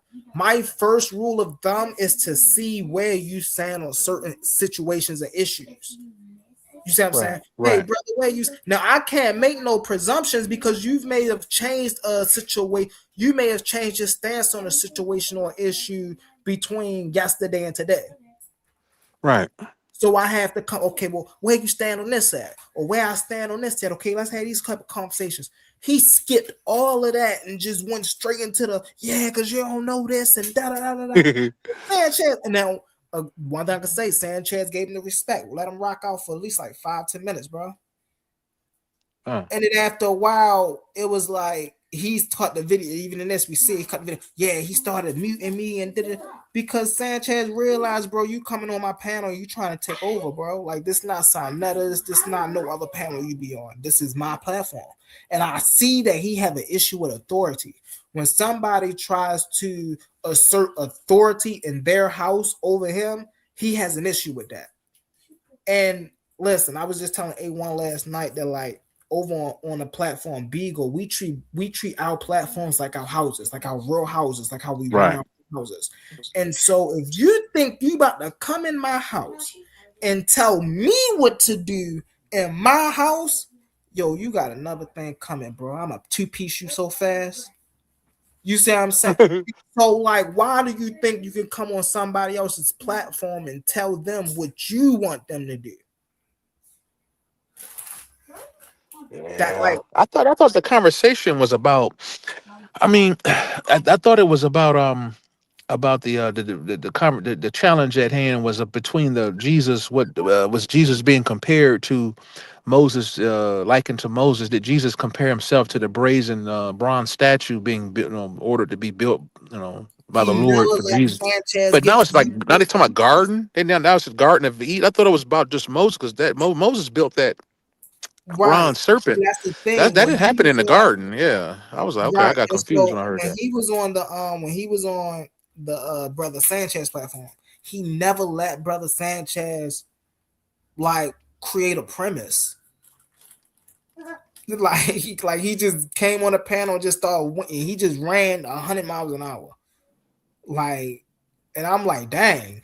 So we didn't know what the end of that situation looked like because Sanchez was like, all right, bro, you need a chill pill. You see what I'm saying? Yeah, we are talking about the bronze serpent and Moses ordered to build. Jesus did refer to he mentioned Moses' serpent particularly later on in the New Testament. Wow. Yeah, he mentioned that specifically. But now I think maybe they shifted it to the garden. They said, "Well, the serpent in the garden." They may have shifted it. And I don't know if that's what happened, but yeah, and I mentioned that to Molly. I talked to Molly about that on one of his posts. I did put that on one of his posts that that was the same. So I don't know, man. But a lot of what's being said in this video, man, just sound like old man. My brother Ashe got a saying, right? He got a saying called the Uncle Ruckus. You got the Uncle Ruckus syndrome, bro. Like, that's what a whole in this video, it sound like two old Uncle Ruckus is talking to each other. Look, these young black Negroes doing this, going against the system. Yo, it's just like, and it's crazy because it's like, dang, bro. Old heads really don't like the newer generation, bro. Like, listen, we your offspring. We here to learn from y'all. Right. And that right. That, and I agree, man. Right there, dude. Brother, man, we gotta, man. Yeah, brother, I say the Uncle Ruckus rhetoric, bro. Yeah, we got as older guys, we gotta embrace the young guys, man, because they're undergoing. It's a lot of change going on on the planet right now, particularly in our communities. And the young guys are striking out, man, with new taking a new approach to old beliefs, and erasing them all together in many cases, and coming up. They just have a vigor, a certain vigor, right? A new vigor that we need. And so they're not trying to, these older guys and older women, they're not trying to hear compromising talk of the generations of yesteryear. For those who teach, when you talk to the young crowd, whether you stand push the church or some kind of Abrahamic belief or whatever, particularly the Abrahamic beliefs in the church as it was once was known in our communities, when you talk to the young guys, can't you see you missing them when you look at them in their faces trying to push that stuff, like using old talking points? They're not trying to hear any of that stuff. They have a new zeal in their eyes, and I'm embracing it. And there's a few of us older guys who actually can vibe with the younger crowd and complement their vigor and vice versa. And I like to move in that direction. At the end of the day, I'm part of that trend, man. And I'm here to embrace the young guys, man. And they may, it may get contentious with some of the conversations, but at the end of the day, we on the same team, man. Right. Both sides have caught hell. All of it. If you black, American black particularly, man, all our families have caught mutual hell. We're not gonna get too much of anywhere with some mutualistic combat, right? Right. The racial groups that's on the outside looking in on this and just you see us, that's considered schizophrenia. That's a self-split. That's the one community splitting itself. That's textbook schizophrenia. See, right. We had enough of that. It's enough. It's enough. Let's get it up together and clean it up. It's something I had a little fun, but clean it up. We got to clean it up. Clean it up, most definitely. Let's get into this video, y'all. One, do you see this? Nah, he don't see it, y'all. Hey man, for real. You want to do 5 questions, then you want to do a goddamn commercial in the middle of my presentation. Don't do that to somebody else. What's wrong with you, man? Get your stupid ass out of here. Yeah, I hear you, but I'm just slowing it down so that people can see that this dude is a distraction. I don't know if this is on purpose, but this is very unprofessional. Very unprofessional. The show was going real smooth until you bring your dumb ass on here. And I'm going to get you in the ring. But guess what? After this incident, you probably going to be, I'm not debating JJ. I know you ain't. Dumbass nigga. Because what information I'm going to show tonight, you ain't going to dare step in the ring with me. I got to deal with this bullshit. And during my presentation, go do somebody else like that, nigga. Look at this guy. And this wasn't even no damn. Hold on. Pause the video. Look, because he got control of the videos. Pause. Because this wasn't no presentation. He doing a watch video or something. He did him talking ish on another platform. Like you couldn't just re-talk your ish. Right. Yeah, I wouldn't even run a lot of this stuff, to be honest. I wouldn't even run any more of that kind of stuff like that. Yeah. Dude, washed, man. Terrible, bro. Yeah. I want to say he washed up, but he looked like he needed a bath right now. I ain't gonna go in on it, man. I could drag him around the room, be rude, but then I would just be being stupid to this level. So, yeah, man, it's all right. Hey, some good comedy. Hey, brother A1, do you want to promote the joint that you had last night going on, or is they all gone? I don't even know what you're talking about. The books that the dude said you could pick 5 people. Oh, you were saying the first 5 people hit your Gmail. I did send 4 of them out, so yeah. Okay. Oh shoot, they gone then. Okay, yeah, and I know you want a copy too, so you're gonna be the 5th one. Yeah. Shout out Ill Doctor in the building. Shout out Shay Ill Doc in the building. My man Ill Doc in the building. Quantum Truth in the building. Ill Doc, Quantum, what it do? What's up? What you want to turn into an open panel? Oh yeah. Why not? That link, everybody, first 10 get in. You heard? You know, first 10 get in. Right. Ready? Hey, before we turn it to an open panel, though, set. I gotta have a closing. I gotta have a closing remark, though. Okay. Because this was for JJ. You see how you can come up here, JJ. How I bring the content, bro. What I was talking about. How I kept it structured. I didn't have to stutter over my words. Everybody in the comments knew what I was talking about. Everybody in the comments was engaged. This is what I mean by, bro, you out of your league, bro. And then we can transition into an open panel where we get it in. See, this is what I mean by you out of your league, bro. You got to step your game up, JJ. You got to step your game up. I land my plane with that. I appreciate you, brother A1. That link is in the chat. First 10 get in. Definitely. We got Omar to the panel. Peace, Omar. How you feeling, man? Peace, brother. What it do, brother Omar? What's going on, brothers? I'm doing good. How y'all brothers doing? Peace, Omar. Pretty good, bro. How you doing? Amazing. Yeah, Thanks for shalom, everybody. Yeah, that's good, man. Yeah. But go ahead, Humble. I just wanted to jump on and, I have a few words to say whenever you're done, brother. Oh, go ahead, Brody. It's on you. Spotlight on you, my guy. Oh, okay. Thank you. No, so, you was exactly right, man. The thing was, you were supposed to take control back because the subject was supposed to be about Sanchez. This guy, he went on a 15, 20-minute tirade. So the thing was, it was your job to steer the conversation back to the topic. You let the brother go on. And I'm surprised you let him go on that long. You know what I'm saying? Mm-hmm. So, you did exactly what you were supposed to do. And the thing was, I had to hop on because the thing is, when I'm hearing a lot of slander like that, I'm like, this guy's the last person that should be saying that. And the thing is, see, a lot of brother is more respectful. I'm rough around the edges.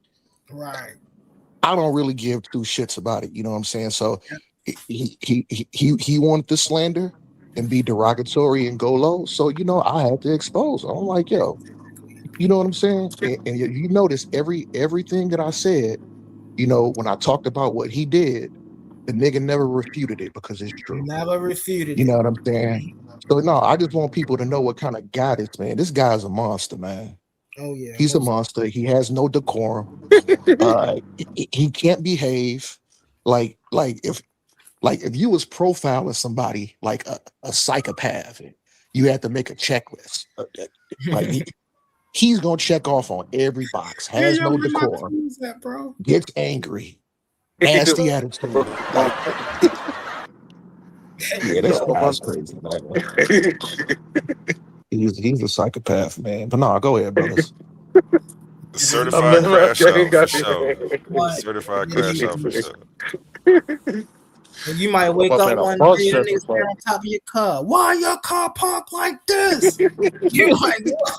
Bro, it's 8 o'clock in the morning. Ain't you supposed to be asleep somewhere? Don't you got a job? Facts, bro. Facts, brother. Yeah. Yo. We gotta how you feeling today? Hey, what's up, A1? What up, Quantum? What's up, Humble? Panel, what's up, Sadiq, Omar? What's going on, brother Quantum? Shalom to the guys. What's up, everybody in the chat, man? I'm sorry I was laughing so much. You good, man. Listen. I couldn't help it. I wasn't laughing at y'all. Know I was laughing because y'all. Yeah, I just want to say, you know what I'm saying? When I first came and did my argument alley, JJ was there. So I felt like he was a staple in the Titans thing. And I know he is, like A1 said, you know what I'm saying? I guess he just got out of there. But that being said, man, it got to be just like Siddiqui said, when that light turn on, the bugs just fly around for some reason. They're attracted to that light, man. And then it's the bugs that don't like that type of light, so they fly away and start talking stuff. I don't know exactly what was going on, so that ain't none of mine. I'm just saying, as far as Humble go, I know what Humble be spitting. You keep doing that, man, because you know what I'm saying? Like my man said, people have a new face on things. It's the old things, but you got to put a new face on things to update, to bring information. And it might be old information, but it just needs a new way to be told. And we can't stick to them old ways, especially if we know they ain't working, man. So you keep doing what you doing, A1. Man, shit, you know, the door you open for me. So Quantum, I'm trying to hit you. I be trying to get a contact with you on the back end, bro. We gotta get over there on another planet, my guy. I know it. I be trying to, man. I be moving around. I've been moving around a lot this last little week and stuff because I been going from state to state doing a little bit of traveling and stuff. But Okay. shoot, man, the teams is strong over here. The minds is strong. The intellect is strong over here. Right. Everyone brings a certain type of individual personality to his platform that made me want to be a part of it. Not just because of him, but the people that was here when I got here. I Right. like the thrill. I like, you know what I'm saying? And you gonna run, like Humble said, man gonna run his house the way he have to run his house for him to look good. Them shades is $1,000 shades. What they talking about, man? Don't stop nothing. Don't change nothing, my guys, man. And I'm gonna try to do my part because I know I got a temper problem too sometimes, and I'm still young in the game, so I can't say it, but I do not want to end up looking like that in the end. And so it's things like that. That's why I say we got to laugh at it because it ain't hurting nothing. If Right. anything, it's just making us know what we have to do when we um interact with them type of people. And when we get on them platforms, I know when I get on other platforms, I'm coming from here and I'm showing them what we got over here.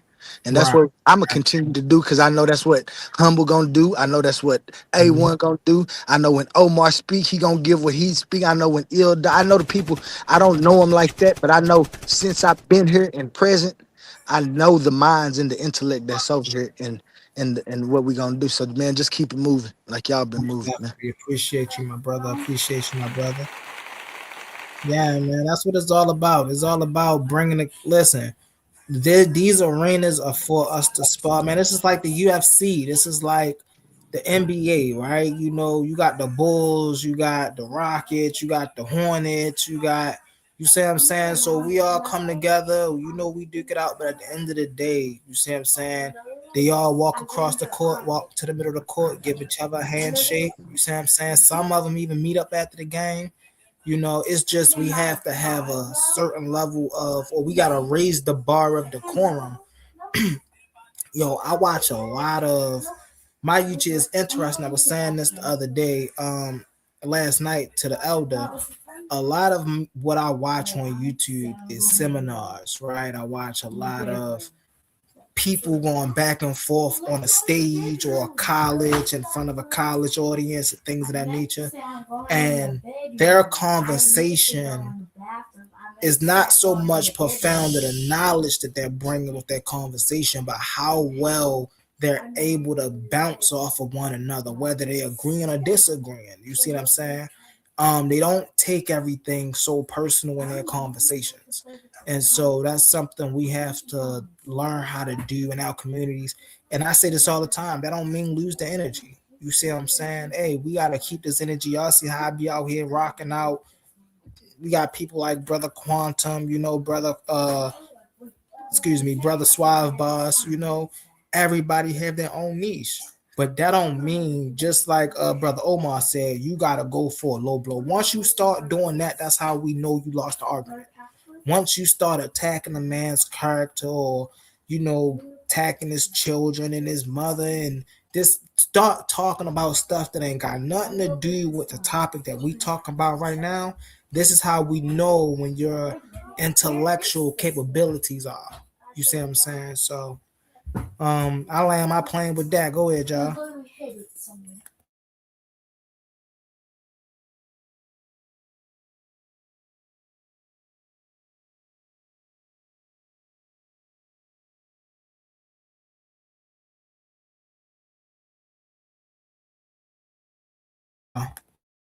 Oh, really fast as well. That's something else I want to do really fast, right? So I want to share the screen one more time, but when I share the screen this time, hold on real fast. Let me see something.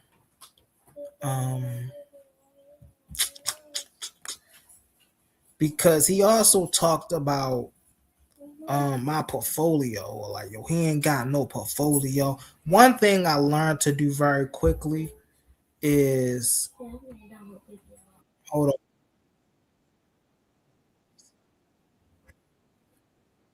I learned to do very quickly once I learned that we could upload to YouTube. I learned to put all my work that's on YouTube, and I still haven't found all of the things that I'm in. But I learned to put all the things that I'm in a folder, right? How many? 28 videos. Right. Now look, let's look at this. Yeah, I know this is your topic. That's why I said something to you. Right. We just sitting here waiting for Elk to come back. Here is a debate that I was in. Is the Anunnaki anthropomorphic or an entity? Part 1. So in this debate, I was standing on the side that the Anunnaki are anthropomorphic ideas, right? Not literal beings. And the brother that I was debating against had the standpoint that they were literal beings that actually walk this earth, things of that nature. If I could blow this up, let me show y'all the crowds that we hold, man. The crowds that we hold. Look, I've been doing this, bro. When y'all talking about packing out a house, hold on. Where am I zooming? And I can't zoom in on this. I want to zoom in on this thing so I can see. Oh, but we got my man Shay in the building. We got God Energy in the building. We got Cosmic in the building. You see what I'm saying? Issa Queen is hosting. You see what I'm saying? So, when we talk about my portfolio and the things. Yeah, I know this is your topic. That's why I said something to you. My portfolio and the things that I've done, I'm well documented in these streets. This is another dual concepts debate that I'm in. And again, my time says 7. This is on the Beagle stage, right? So we got how many people on the panel? One. Hold on. Dang, I hate when this thing come up. How many people we got on this panel? 1, 2, 3, 4, 5, 6, 7, 8, 9, 10, 11. We got 11 people on this panel, man. We packs out houses, 379 people watching. So I'm not new to this. I'm most definitely true to this. Way before I showed up here on YouTube. Ring of Fire. Look at this. Where we do this and I cannot and came early. TikTok. So when we talk about, oh, well, I've been in different arenas and different da-da-da. Me too, man. I've been all over. There's not been a platform that you've been on that I have not been on. You feel me? Look at this. And every debate I'm showing you, I won. Look at this. Smoke Session. This is Sinetta's right here. Smoke Session, calling boys out. Chief X, Kazar, Yara, Cosmon. Been doing this. Movement. Hold on. Also, hold on one second. This is another debate I did over there at the Ring of Fire. My first argument, Alley. Hold on one second.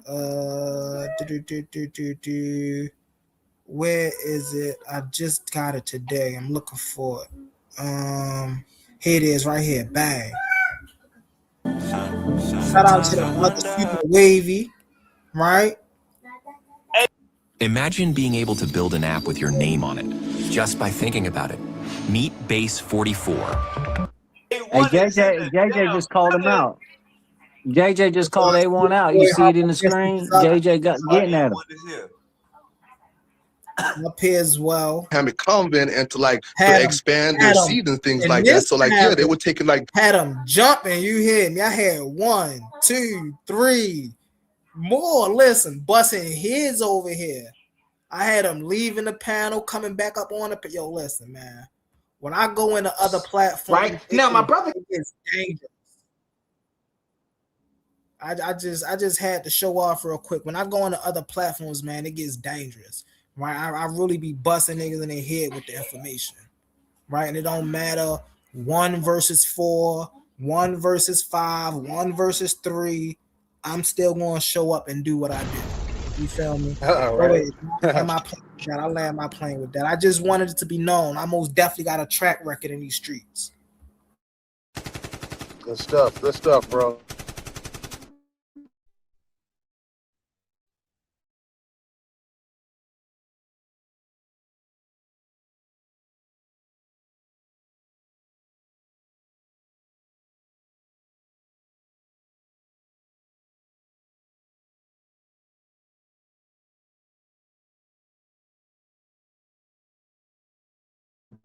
Where y'all at? let's get a topic started. What's up with y'all? Man, I got a whole lot. I can throw some topics. I got a lot of topics in my archives you can jump into if I don't have anything else. Okay. Let me see. Y'all brothers, Go go through. ahead. Kick it off. Okay, Kick let it me off. just. I'm gonna roll out just to see what you guys think. Okay, we got Trump looking at eliminating taxes for people making under 150K. You got that going on right now. You got Netanyahu who just made a statement saying Jesus Christ has no advantage over Genghis Khan or evil. Evil always overcomes good. He said, "God, that's go." He said that shit the other day. You got they trying to bring back prayer in schools and everything. Trump trying to bring back prayer. You got let me see what else you got. You got Trump. He canceled all the immigrant truck drivers' licenses. He's looking at canceling all of that shit. So you got that's a whole all kinds of ramifications. That You man got Trump. you got it's a lot of shit, a lot of stuff. Netanyahu's videos coming up that people think is all AI. You got that. You got 6 fingers on one hand and all this shit. He's in at a coffee shop drinking coffee, but he got his coffee never goes down in the cup. You got that going on. That's a hot topic. Oh, really It's fast, brother Sadiq, because I want to pick one of those topics, but really fast, if I may. I got a whole lot of them for sure. I got like hundreds of them. We For got the sure. Soul Tribe coming through at 9 o'clock tonight Eastern Time. 8 o'clock, I think it's 8 o'clock Central. That's my family from Bigo that I just said I was the founder of. We're going to be seeing some of the people who passed the torch unto me. We're going to be seeing my mama Queen, my elder Ezreal. Hopefully we get to see my brother Cream. I'm gonna see if my sister Butterfly Queen can come through. We're gonna just be, hopefully we're gonna be chopping it up, just talking about the good old times and how we was able to build the type of family that we was able to build, you know what I'm saying? And just expose this side of the streets to a little bit of to how y'all got to see the humble mystic of today that y'all see. Facts, bro. Facts, bro. I said, what you say, humble? You had to come out there and extinguish any doubt on having, in terms of not having a track record, huh? I hear you, brother.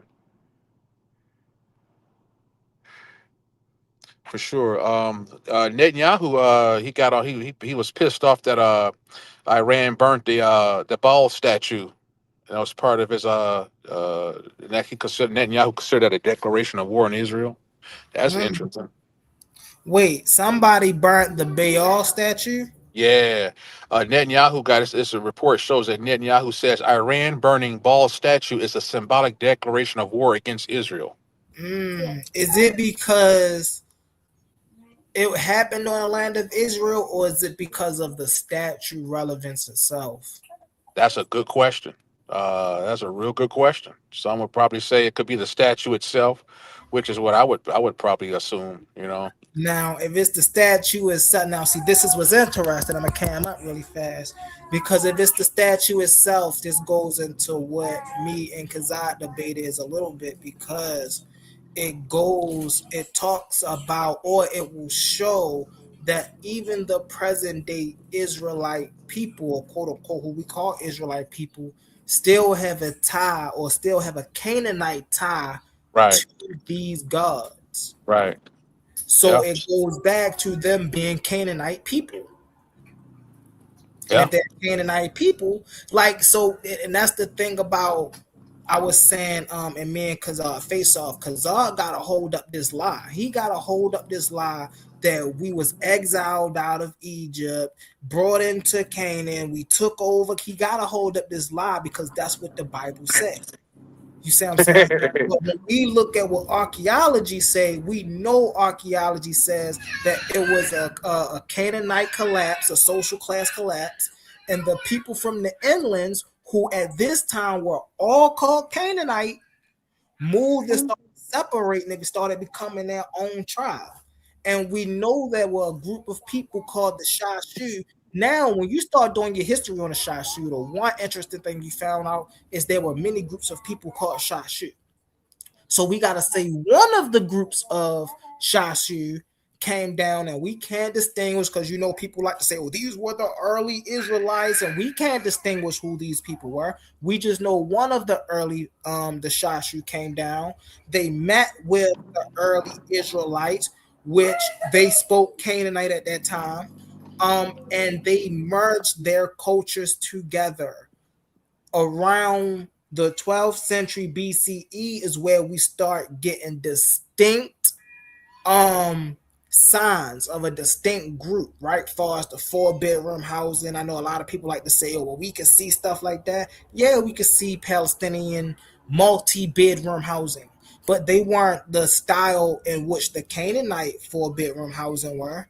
You see what I'm saying? So it's a lot that goes into a lot of that. But I want to come back to what Sadiq was saying, because that's important. If even the modern Israelites of today still hold some type of claim to that statue, it shows their Canaanite connectivity. I'll end up playing with that. Yeah, that's interesting. We can see what some of the reports may say about it. Get the official public. Let's see. You see the topic on the screen, y'all? Let me see.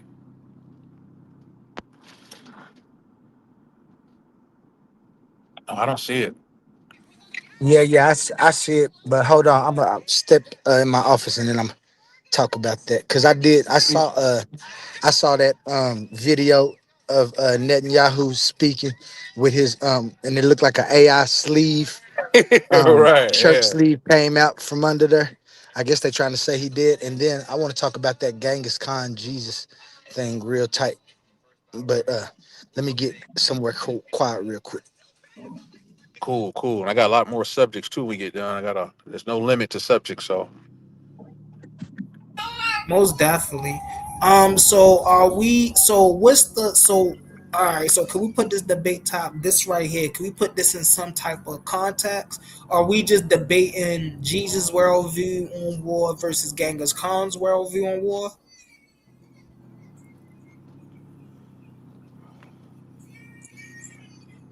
Let me see what did they say. I mean, it's interesting that he would say evil is very powerful and it can win, and it can win, dude. Like what?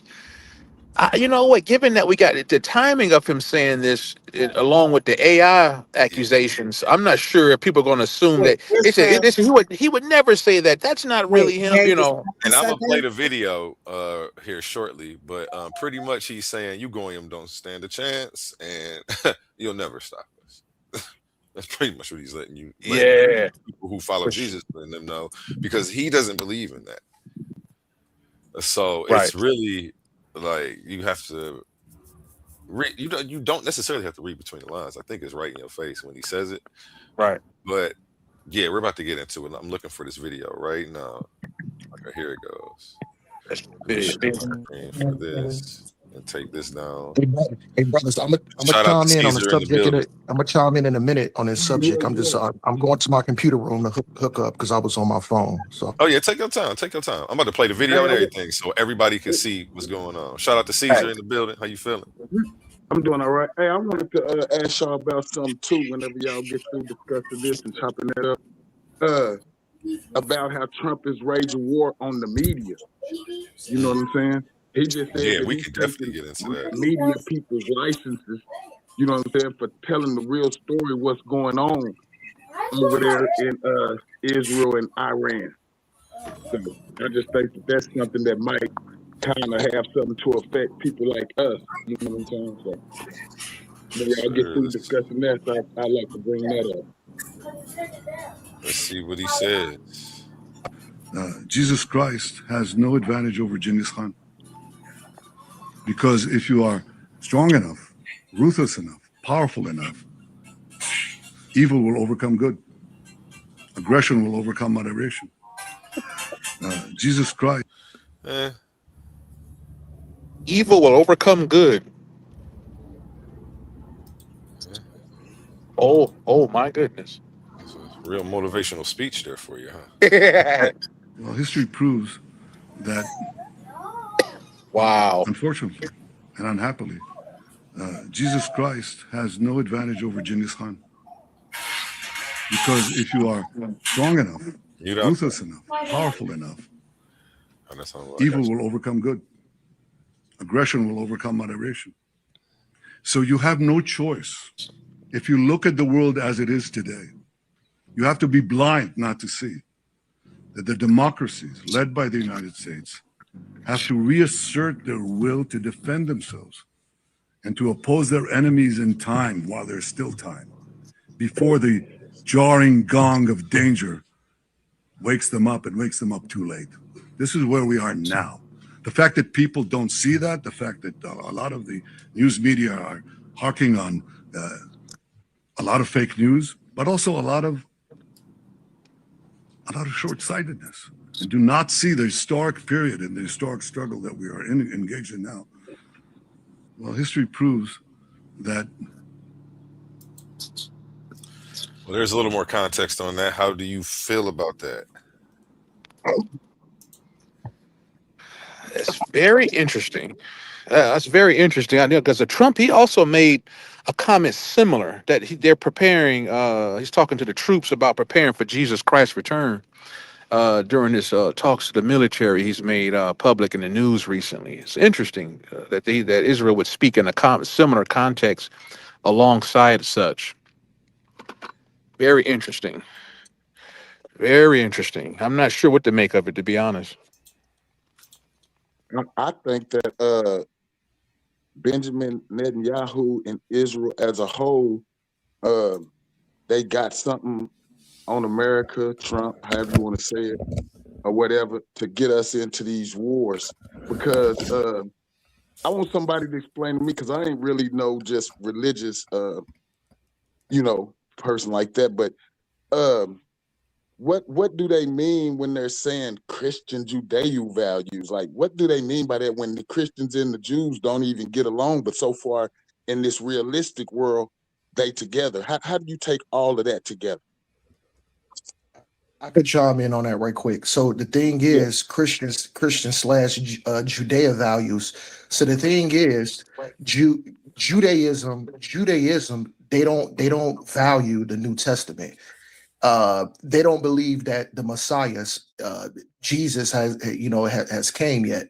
So you got those two factions that really don't even disagree, and that's why Netanyahu, he made those statements. He made those, and then even within Judaism, you have Hasidic Jews, and you have Hasidic, and then what's the other one called? It's Hasidic Jews And Sephardic? And Orthodox. Orthodox. Yeah. Sephardic and Orthodox. Good looking out, Humble. Good looking out.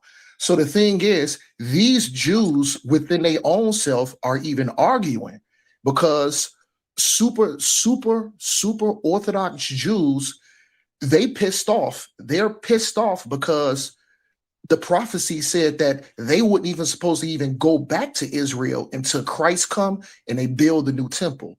So you got super Orthodox Jews that don't like Orthodox, Hasidic and Sephardic Jews, because they believe that the prophecy hasn't been filled for them to even go back to inherit that land. So they think that a lot of Jews over there now, they basically jumped the gun. And they over there, and they not supposed to be over there because Christ hasn't came back, as far as what they said, and the new temple hasn't been reestablished. So you got these whole factions within Judaism warring against their own self, and then you got the so-called Christians going against them, because Christians, they believe in Christ. Judaism, they believe Christ hasn't even came yet. They're still waiting for him to come. So that's where you have that little quarrel within inside that community right there, brother.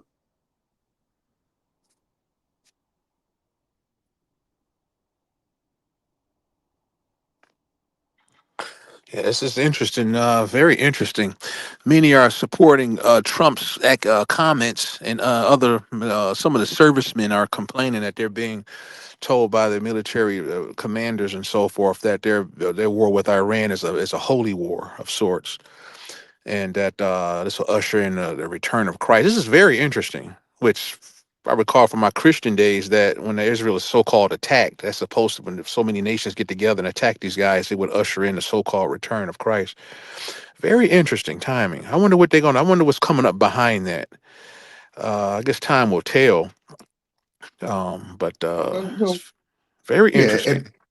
and that's crazy you mentioned Trump because Robert Mueller passed away, right? Trump said it good. Man, That and boy I Trump think said good. yeah, Like, yeah. how the hell somebody died? You like good. Yo, that boy Man, Trump is boy, that boy is crazy. You wow. know what I'm saying? You know, that boy is crazy, man. Yeah, they like it, and it's the Armageddon. Some reports are talking about Armageddon. The reports is using. It's interesting that I would say the Western world more or less is looking to the U.S. to try to save the Western world collectively, and Trump is being held as at least projected in the media, especially among his own constituency, based on some of the reports that he's like a messianic. He's being held like a messianic figure, and they're really hoping that he really pushed this thing forward. We'll see, you know. I mean, he when Trump ran, he didn't make good on his vow. His vow was make America great again. Then he go over there, he continued to give Israel billions of dollars, and he side with them. So not only among his constituents, for the people that voted for him, you know, they pissed off. They like you, you supposed to be taking care of the crib first. You Yeah, supposed to be right. taking care of home first.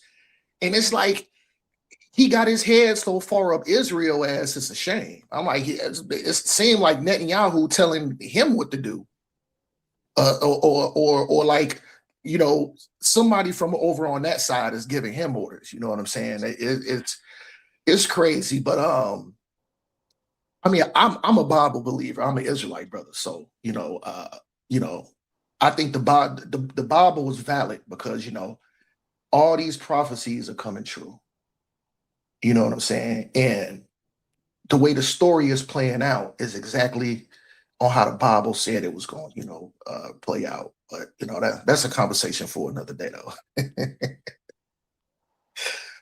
Yeah, man. Yeah, it's something how he let these immigrants in here on the truck driving side and let them, because some of them couldn't speak English. Some of these Indians and these Latinos and Mexicans. Now he's taking their licenses back, and you got the guys up there in Minnesota. A lot of the immigrants up there, particularly the Somalis, are running scams hand over fist for who knows how many years. They're turning their back. They betrayed them. The system. Now the feds are going after them. This is interesting. They're out there, and then, we know that Elon and Trump got together and go over the books over there in D.C. Some months, maybe almost a year ago or so, and found rampant corruption. And they're trying to so-called drain the swamp. It's interesting how they let this stuff fester, and then they turn on you and use you to clean up the system to show that they're taking a new leaf to take this country back. We noticed this too. During the pandemic, we noticed they were telling people not to pay rent. Then they came after the people who were so many years, so many months and years behind on rent. They never let the rent go. They just said you don't have to pay it. And I kept telling people, I said, man, don't believe this stuff, man. Get your license renewed, pay your rent. And we noticed he's using that messianic energy he has to so-called clean the country up, hence so-called making it great again. And he was here praying publicly. We said we need to bring prayer back. Jesus is going to return. We're having a messianic holy war and all this stuff. It's very interesting. There's Well, another thing. Yeah, what's that, brother? You right, Siddiqui. Go ahead. I was just saying, you right, brother. Go ahead. Have you guys noticed this? There's a global condemnation of the LGBT community now. Almost every country in the world coming out one after another saying, yeah, they consider LGBT now as a form of insanity. And almost all at once. And one collective rally cry. That's very interesting. I Yeah, guess that's yeah. Go ahead, brother. yeah. Don't you know? In I believe it's not Turkey. I want to say it's Iran. If you found out to be a homosexual, they tie you to a chair and take you up on a roof and throw you off. Yeah, and the people cheer. They down there. Yeah. Yeah, a lot of people Yeah, are man, cheering but these efforts. They're cheering him on. They say, "Well, you need to clean up the, we need the, the this and clean up and do that, and we need to." And then he's about, and he is. We also notice he's using and implementing aggressive draconian military campaigns too globally. This is all happening at the same time. See, it's all at that's the same correct. That's time. correct. It's very Because interesting. Go ahead, brother. I'm sorry, brother. No, No, no, no, I'm I just got a I'm just slight delay. throwing My up bad, I'm brother. just throwing out pieces just to catch it. Whoever want to keep just keep I'm just keeping it going. That's all. Jump in Well, no, whenever. you was right. You were saying that they're using those draconian military strategies. You know what I'm saying? Because first he went over there. He went over there to was it Venezuela? He got Maduro up out of there, attacked them, hit them boys with that new technology. They was like, yo, this shit busted our eardrums. They didn't even have to fire a shot. Went up in there, them boys discombobulated, couldn't think, Right. couldn't see, busted eardrums, just went up in there and snatched that man up and his wife and dipped off. You know what I'm saying? Then well, that's for oil. That's for, but it's because Venezuela got a lot of resources over there. They got a lot of I know they got oil. What's the name of that? Not diamonds. It's another valuable resource that's used something for like computer chips or something like that. King Like J. some type of. Go ahead, brother. Well, I was trying to ask you what you was talking about. Where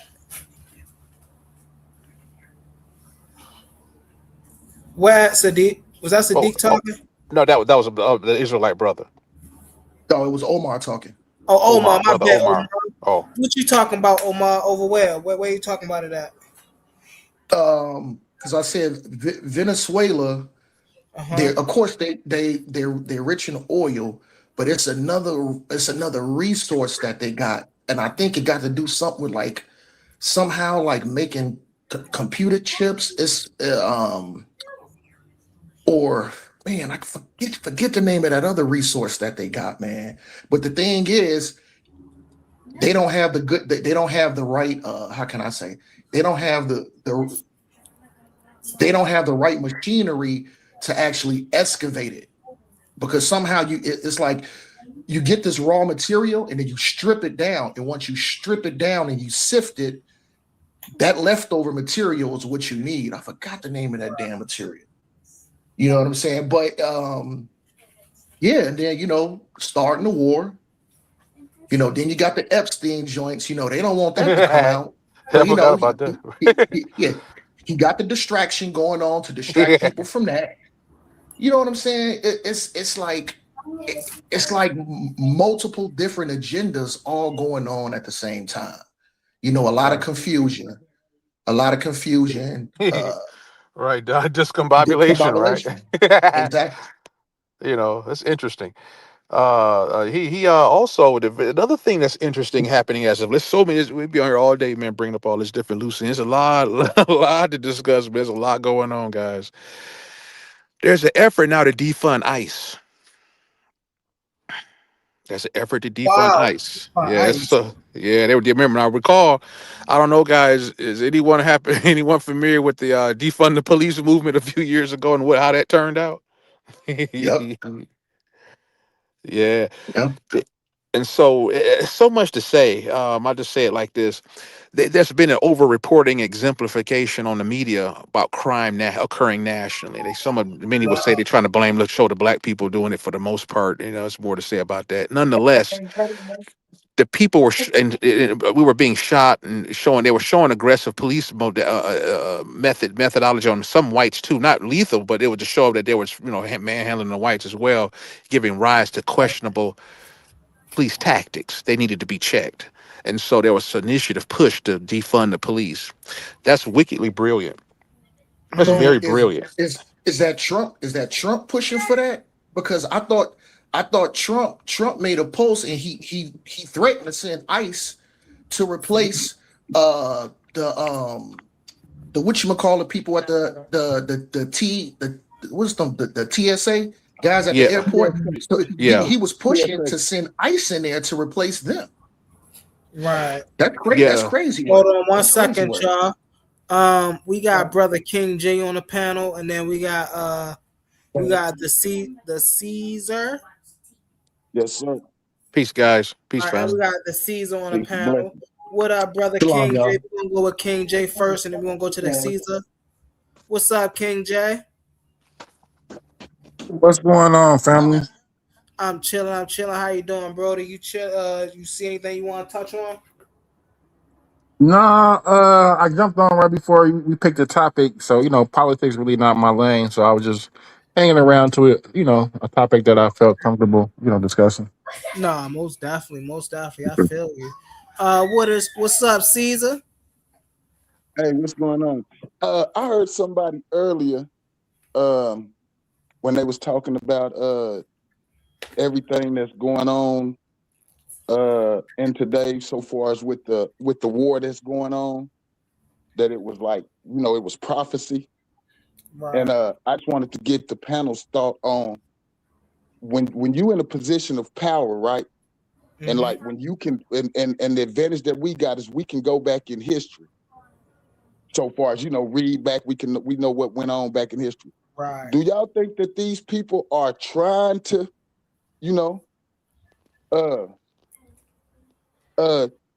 put prophecy together on their own? Like when they read something, let's do this. We these people. It just looked like that to me. I would say they're trying to right. I would say prophecy. that for people like the Vatican City, I think that's what they do there. They don't only send out excavations to try to find things, but I think they do be working on plans to try to bring biblical prophecy to real life scenarios. Like I think they do try to do that. All right. I thought I was Yeah, tripping. yeah. I want to comment on that because um I had a lot of studies and different things and outlooks to come up with my view. And that's one of the things that I used to always say, not just today, but back in the day, even with Mary and Joseph and Jesus, like they had their own belief system before that came. They knew that there was supposed to be a Messiah. They knew he's supposed to be from a virgin. They knew. So if Mary and all of those people, let's just say that group said, okay, well, Mary's going to be this virgin. Is that still prophecy coming true because you make it happen? Because you have to make it happen. And if you don't want it to happen and you believe in that, then you're going against that word. Just like when we get to Revelations, just like you said, are people trying to make these revelations come true? Well, they must try to make them come true if they believe this thing, because that's what they're set out to do. And the Oh, you question is broke that this. for me, The question is really this. If you believe that stuff, and you don't right want it there. to happen, are you going against that word? Because that word says that it's gonna happen. So to me, when somebody say a prophecy, and if they said a prophecy out there and say this gonna happen, and then just because it doesn't happen, how you said, like just by nature, naturally happen, and somebody actually makes it happen because somebody gave them a roadmap of what to do, is that still prophecy being fulfilled? Yeah. Yes. No, not at all. Okay. Not at all. Not at all. He said Prophecy not at all. is Yeah. not prophecy in the biblical sense. You see what I'm Why? saying? Why? Because Why isn't it? Okay. Well, that's. I hear you. My bad, humble, and I didn't mean to interrupt. I just got excited. But can you explain that to me? Because if somebody leave a roadmap and say this is supposed to happen, and then somebody go make it happen, why isn't that prophecy? Good If question. somebody left a roadmap. I'll give you a it's perfect not example. prophecy in the biblical sense, because in the biblical sense, prophecy is something that happens that was foretold spontaneously, right? So it's not something that is tampered with. So if we find any tampering between when it was told to happen and when it did happen, then we know that's not prophetic. Because Now So mind that listen. so you, that it so that happened, excludes came from God. Jesus. That's what I was about to say. Now listen to me, humble. Listen to what you saying and listen to what I just asked. Cause now this where now we we got to going start. somewhere now. This where we got to start thinking logically. Go ahead. If somebody leave a roadmap, and let's just say I'm Joseph and I'm married now, when I'm coming up, the Torah or the Tanakh or whatever they was following was already in process. They had this book that they was going by that told them that it was supposed to be a baby born of a virgin woman. So you mean No, to tell me that no, all of these? No, that's no, not no, no, So, true. no, no, no, no, not true. Not huh? true. The prophecy, the specific prophecy Who's cutting me off? stated. Wait, hold on, hold Oh, on. I'm Okay, sorry. My so bad. My so bad. My bad. so my well, I want you to tell I me that go after because King this what I James. got to Sorry about this that. what I got because this what I got to know. Was Mary and Joseph and them, did they have a religious outlook that they was looking for, and was Mary and Joseph and them looking for a Messiah? No. So No, So they didn't Judaism. know nothing about the Are you Messiah. 1 2 1 2? So Go ahead. Judaism differs from Christianity. My argument has always been that Judaism doesn't even say that Jesus is the Messiah. Judaism doesn't even believe that Jesus probably existed. He definitely Mm-hmm. wasn't Right. a Messiah, nor does he fit the prerequisites to be a Messiah. For one, there wasn't universal peace after he died. There were Right. still many wars afterwards. He didn't bring the exiles back. Right. And he wasn't, if he wasn't from a virgin, he wasn't from the seed of David. So those three things alone exclude him from being a Messiah. According to the Jews, the Messiah, I think what is this, Isaiah 45 or 46:1 will tell you that Cyrus was the Messiah, according to the Lord. So and that their next Messiah they thought would be a more of a military Messiah, someone who would come and save them from the Romans. Right? That was supposed to happen right then and there. Right? And even if you go back to Emmanuel in the Bible and Isaiah, that ain't talking about no prophetic future Jesus. It's the son was supposed to be born in. Mm. So Yeah, Jesus is nowhere. Jesus to me You incorrect, King James. Jesus to me is a Greek invention based off what you just said. Judaism gave them the roadmap, and then they Yeah. created a Dosiatic Jesus. and And that's what then and that's what I'm saying, and that's what I'm saying. Like Mary and Joseph and them knew about the prophecies of Isaiah. Now, even though we know that Isaiah was talking about a prophecy that was supposed to happen right there, and we know that Isaiah is the one that had the son named Emmanuel and stuff, they tried to move it to the future. What I'm saying is this right here. Besides if Jesus was the Messiah or not, I'm talking about the prophecies that people say are prophecies set forward. Let's just jump past Jesus and jump to the prophecies They were that we are created by supposed to be Christianity that and the that Greeks. we They are were created. understood. Okay. Now, if they say they prophecies or not, I'm saying like if you believe this and somebody gave you a roadmap and say these prophecies are supposed to happen, do you just sit there and let them happen naturally, or do you obviously think that somebody's gonna read that and say, "Oh yeah, this is what we're supposed to do," and that is what makes the prophecies come true? That's called pareidolia. I just put that made that I mean researched that word the other day, where you're It's looking called at what? research and reading something into it that doesn't exist. You're reading it into preconceived notions already in your head, No, right? no, no. This ain't a pre. No, no, bro. You listening to this the wrong way. You trying to find something to argue. I'm not trying to find something to argue. I'm asking you a logical question. If I somebody I says gave that, you an if answer. somebody, if that, yeah, Hold yeah, on that one didn't answer second. the I question. can That go didn't ahead, answer the and then question. you can go right after. Go ahead, Quantum. Oh, yeah, yeah. No, that didn't answer the question. My question was, if somebody gives me prophecies, or somebody gives a group of people prophecies, and we say this is supposed to happen with our future, right? Right. And it's people who are in those things, and they read these prophecies. And then they don't let it happen naturally. They say, oh, this is the prophecy and this is supposed to happen. And then they go and set about these prophecies that were foretold. Is this still prophecy being fulfilled? That's my question. No, and I answered. I said it's pareidolia. They're already they're reading into something that already so the prophecy itself is fake. If you can tell We ain't me no no we ain't that worried about we ain't even talk about that. See, that's what I'm saying. You jump in no no no. You jump into you got to answer the question. You jump into I'm talking about you're asking what if about the it is prophecy? a What prop. about the prophecies? You're What about the prophecies that was true? What about the I prophecies think that okay? What if about the the Right. Let him prophecy land is his hold okay? on plane, if and it's and Hold let's on see if one he gets it second. though. One let's mic. let's say this. Let's say Yeah. this. Let him Let's land just his say plane, Judaism, Jermaine. like you said Judaism, Judaism. They don't believe Jesus came, yet they still have prophecies for a Messiah, right? right. And when these prophecies happen, are they going to happen naturally, or do you think people has read these prophecies and said, you know what, this shit ain't gonna happen naturally. Like we in the place to make this happen, and then they make it happen. And if they do make it happen, is that prophecy being fulfilled? I think he They're gets not that making. though. I don't think it might have Yeah. sounded like it, but let him land his plane though this time. Go ahead, King J. I definitely get it. That's the exact example that I use with the Jews and Judaism and having a tradition of a messianic figure to come. According to the Jews, that they haven't even reached their messianic age yet, right? So that's their perspective. So when you look at Christianity, which built upon that roadmap, I think that those prophecies who the Jews who would say already have come or yet to come, I would say according to Christian, they're made up.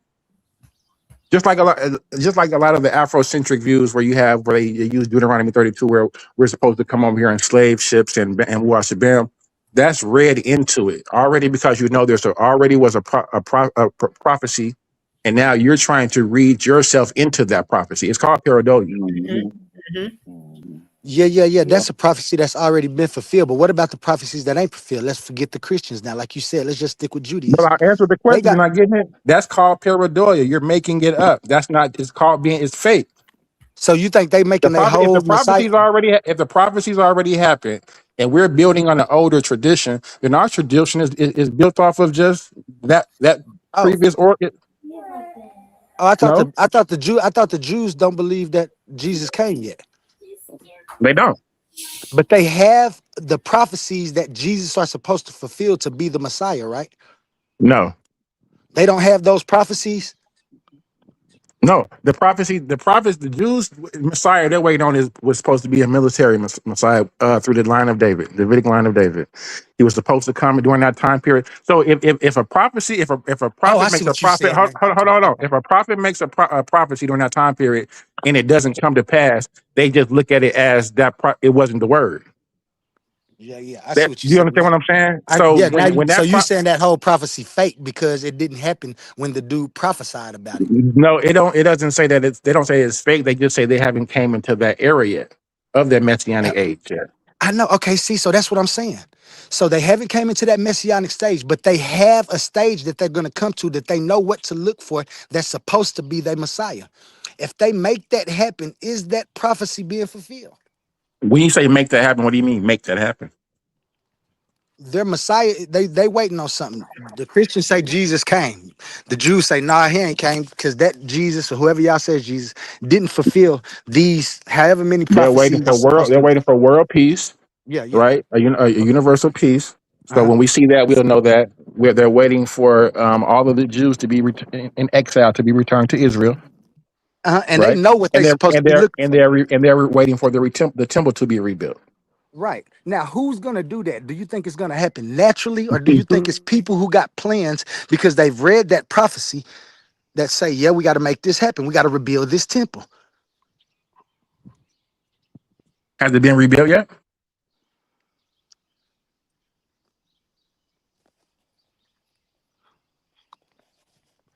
When it's being rebuilt, is the people who rebuilding it because the prophecy said, or are they rebuilding it because they want to?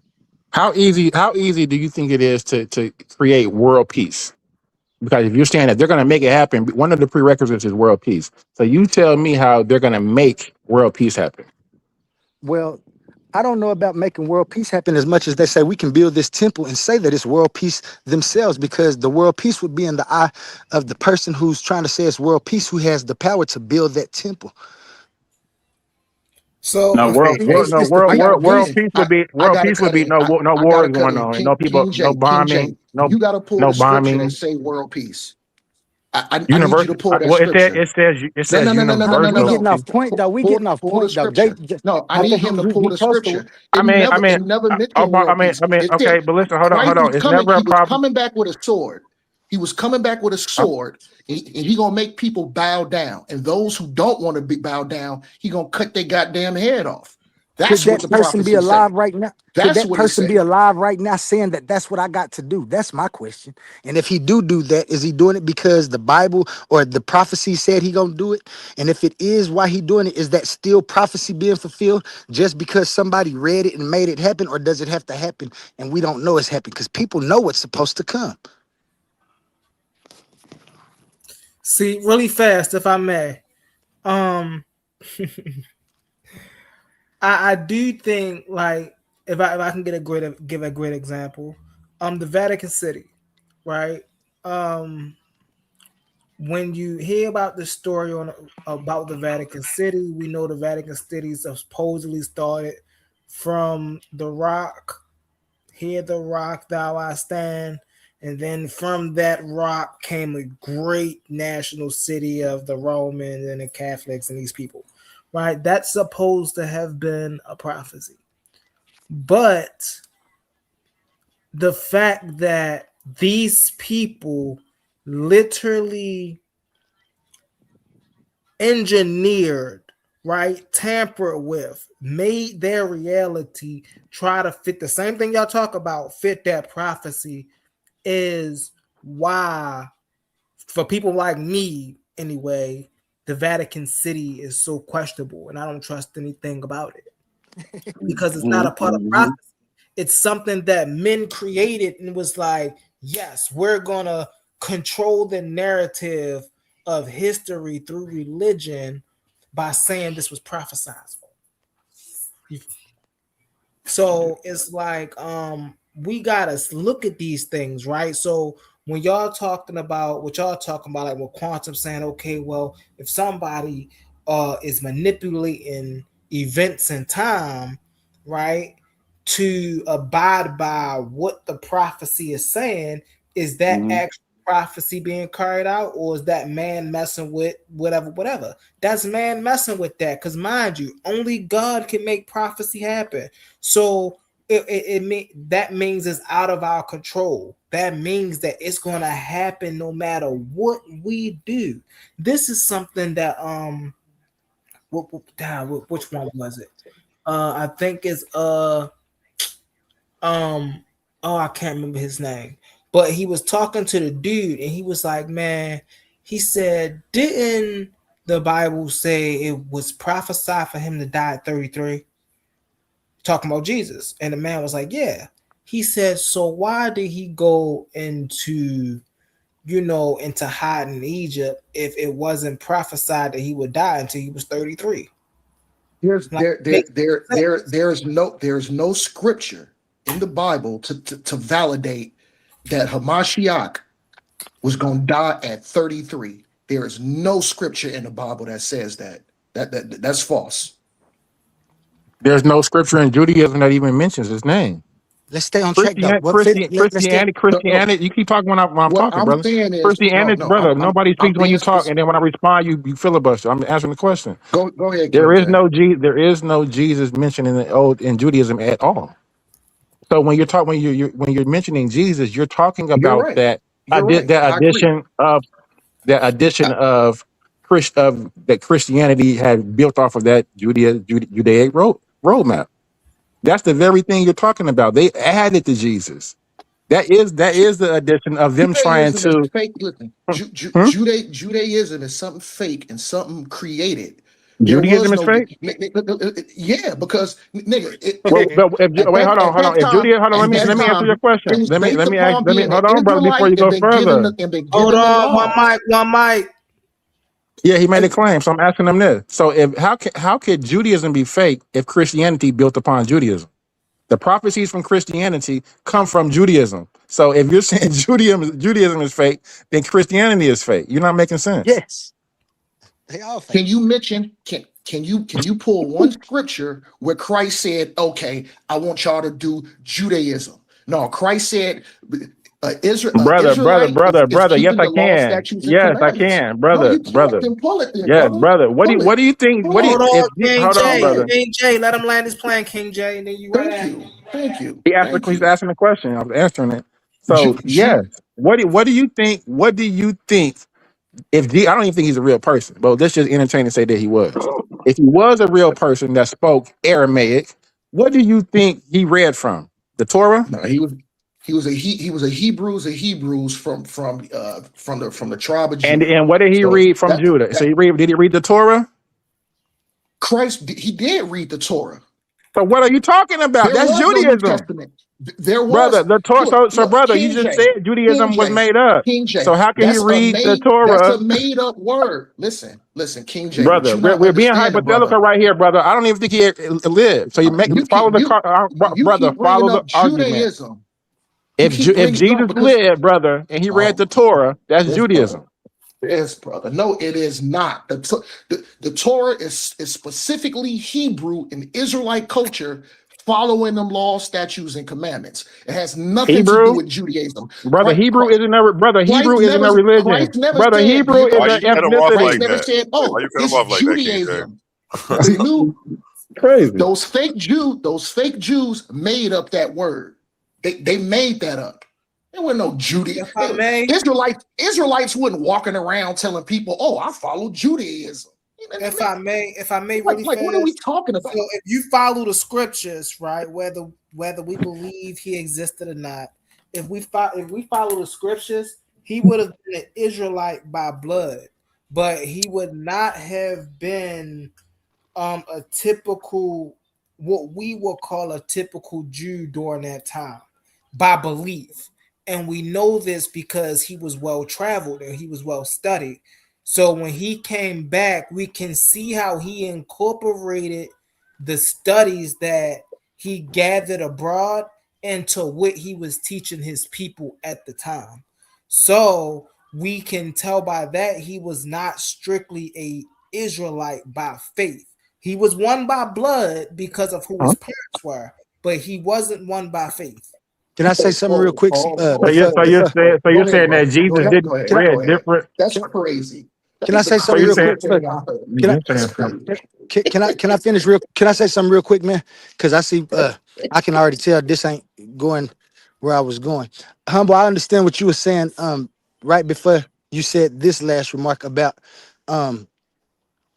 it has to be by God and stuff. That being said, I still believe that it's people gonna be reading that before God makes it happen, and those people are the ones who gonna be making it happen. And I just want to land right there before we end up in Kemet, because I heard you talking about traveling, so I know where we're going.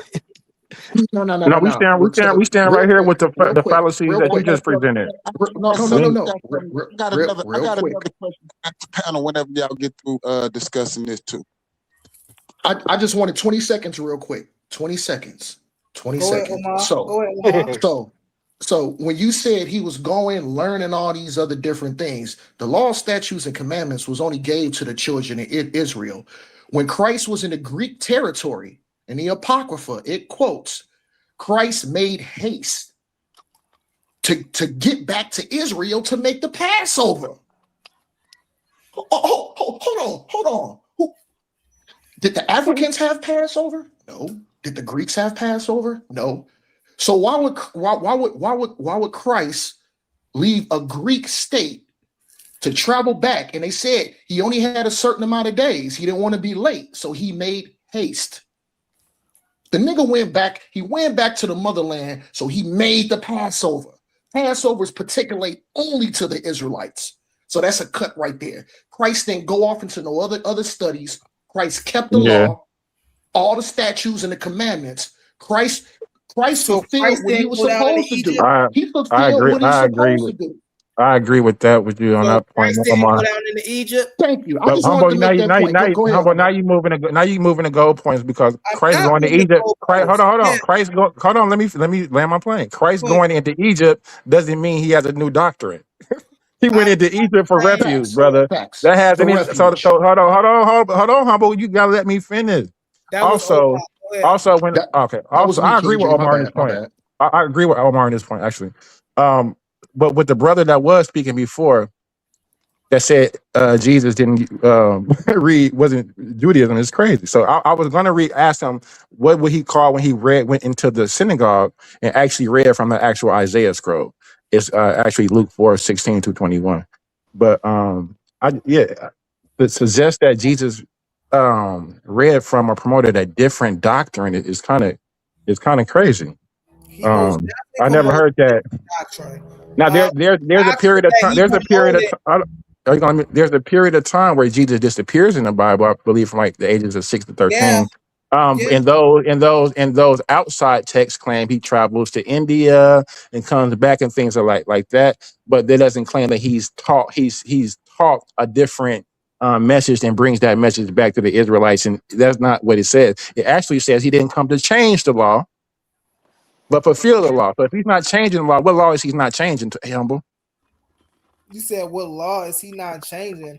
He's Yeah, not. the law of the Jews. Right, but you're speaking about so you're speaking about Israelites when he was making a difference between the codes and conduct of Israelite culture and the faith of a person being called an Israelite during that time. Well, back then, you know, got to remember this is If that's how you want to classify it. That's not how I want to classify it because you got to remember this is a Hellenized time period. These are Hellenized Jews. Yeah. Now, so quit saying you don't even got to use that word Israelite at all. I They're mean, but Hellenized you're Jews, trying to and they're hold on. They're Jews in particular. Okay. These are Yehudi. Okay, These are so historical. That's a historical word. These are historical people, and it's a historical geographical location. Yehudi, Yehuda. okay, so Yehuda. So he was separating the He was a people. Nazareth.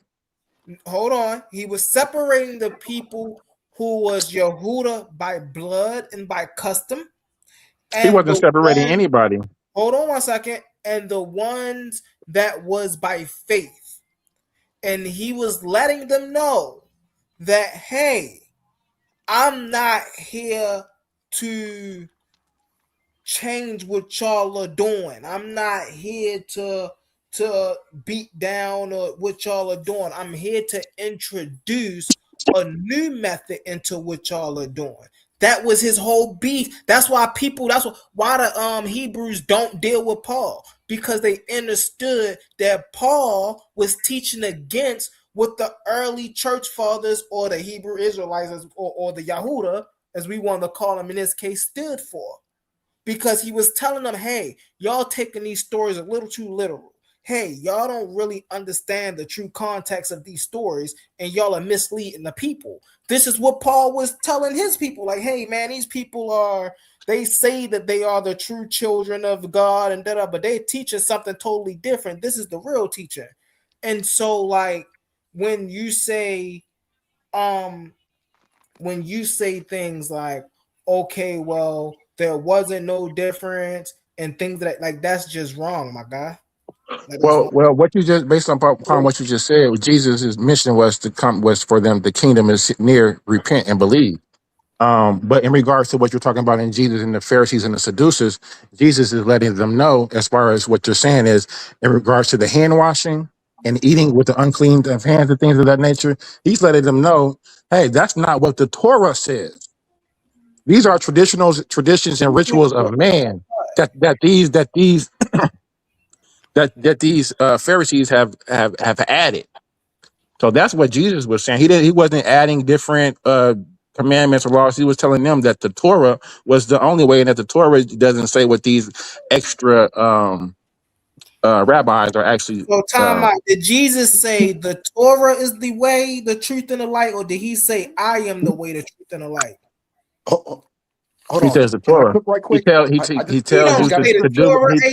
He tells them to do what the rabbis say. He said those who sit in the seat of Moses do as they say. He said, albeit they sit in the seat of Moses, still do what they say. Hey, King J, this right here is for humble. So humble. This is Matthew. Let's go Matthew 17. It's a red letter. This is strictly out of Christ's mouth. Because you said something about him going somewhere and teaching something new. So this is specific. Matthew 17. Here you go, red letter. This is out of Jesus' mouth, humble. Think not that I have come to destroy the law or the prophets. I am not come to destroy, but fulfill.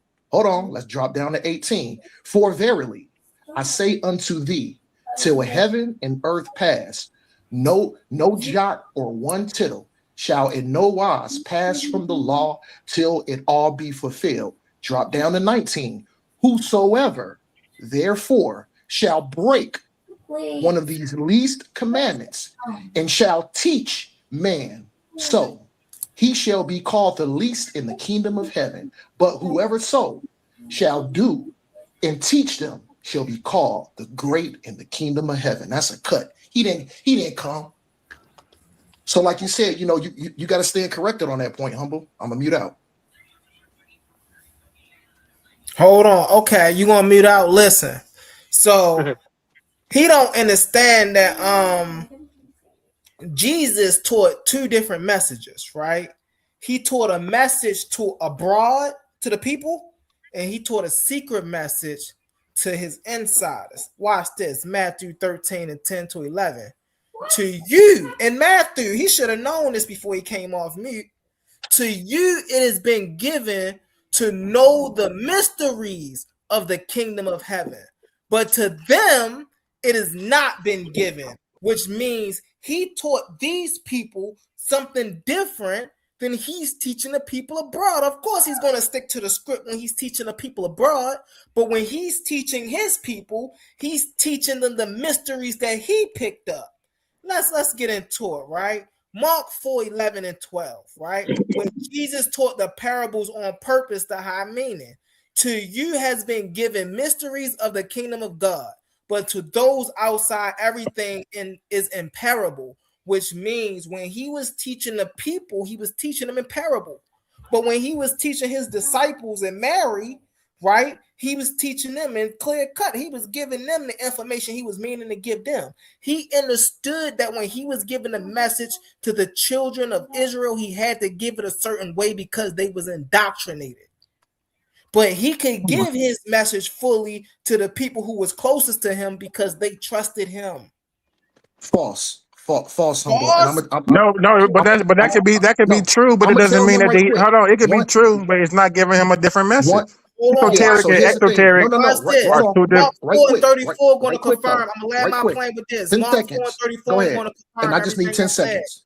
Jesus had private teachings not recorded publicly. Mark 4:34.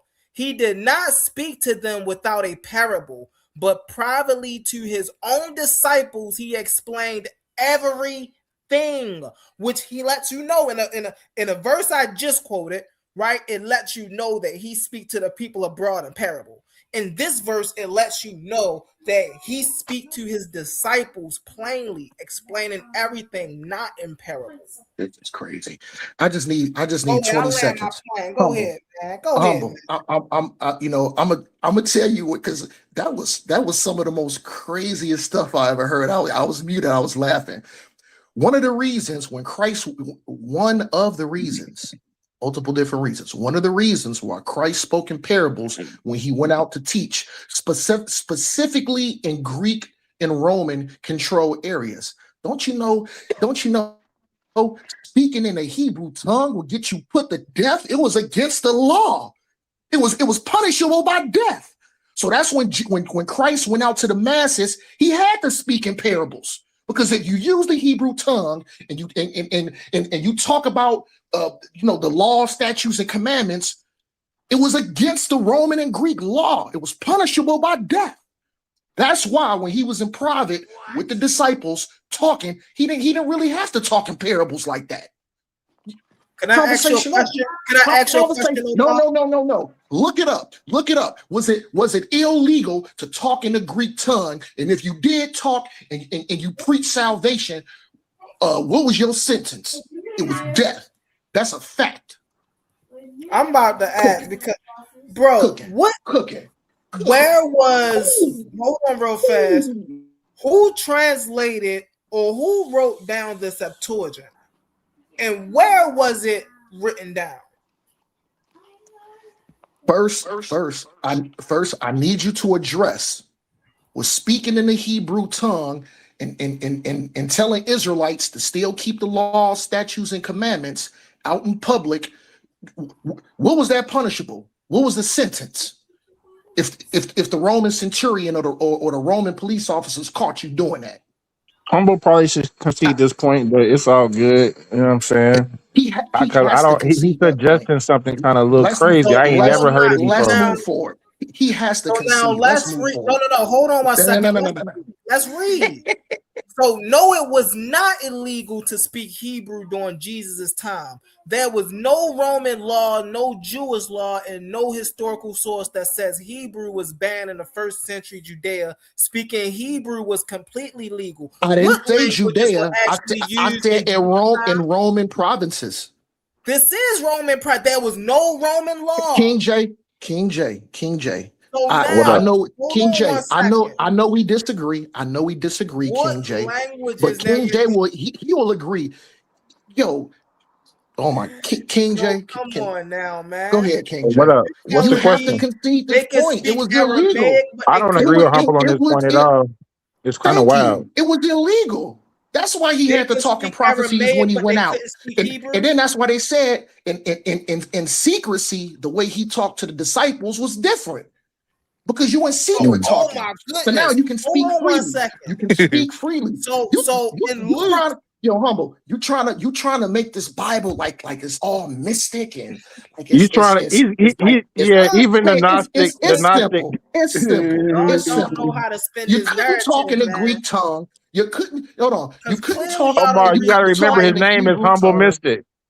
Listen, y'all don't Couldn't read the talk. Bible. And if That's he what it got is. caught Hold on talking, he one got second. put to death. Hold on one second. Y'all don't read this Bible. Hold on one second. Let me show you how I know y'all don't read this Bible. Jesus himself reads publicly in Hebrew in Luke 4:16-21. I just gave you He that read scripture. across the crowd. So why didn't he get executed for that? If speaking in Hebrew was illegal, why was he able to speak amongst the crowd in Hebrew in Luke Because 4? Hebrew you made that up. He That's spoke in why. He spoke So in y'all Aramaic. Hold made on, it up. Omar. Hold on, Omar. Because he spoke in Aramaic, brother. It wasn't Hebrew. Oh, he It was spoke in Aramaic. Aramaic. Hey, bro, Yes, get brother. out of here, He kid. humble. You got to remember during this time period, most people didn't even know how to speak Hebrew. That's why it's called a Hellenized time. It's called a Hellenized time period because Correct, they've King J. lost Correct. their King J is right. like. I'm just saying, humble. Like sometimes, like just concede this argument, brother. Nah, Humble like, they I'm a terrible. push. Watch this. I'm a Watch push Yo, these this. wheels Watch off this. this month. Hold on, Yo, Sadiq. you Watch gotta be this. on this, Go ahead, brother. So brother. Luke 4:16. Hold on, real fast. This is why I don't concede. Y'all gotta learn how to stand on y'all squares, man. Luke 4:16-21. What actually happens? Jesus entered the synagogue of Nazareth, right? He stands up to read. He is handed a scroll of Isaiah, which is written in Hebrew. He reads the passage, right? He walks the mount. So listen, man. So this is why you don't concede, bro. Because right here, even in the passage, is letting you know he's reading it aloud. Like, how do y'all come back and say, oh, Go well, back and read he that again. wasn't even No. reading Hebrew, he was reading Aramaic. As No, if I didn't say he was Isaiah was reading written in Aramaic. I didn't Aramaic. say that. King J said that. But this is what I want you to do. You didn't even know. You jammed yourself up. Hold on. Where was he reading that? Go back, read that again. Read it again, Humble. Where was he reading that? He was reading at a Yeah, synagogue. Exactly. Thank you, yo. This Synagogue. boy, So you y'all jammed don't your own. understand. This nigga was reading in a freaking So synagogue, y'all don't Humble. understand. Hold on one second. Y'all The don't people understand. in the synagogue would not understand Hebrew. Hold Humble. You on got one to understand the second. point being made. So you don't understand the difference between a synagogue back then and a synagogue. Y'all don't know that synagogues were open back then. Y'all don't know a synagogue back then looked different than one do now. Not true. So That yeah, is well, hold on that one is second. not So true. when he Do walked you into know a what? Do you know what? Do you know what a targum is? Hold on one second. What's a synagogue back then in Hellenistic? A public space for reading and praying.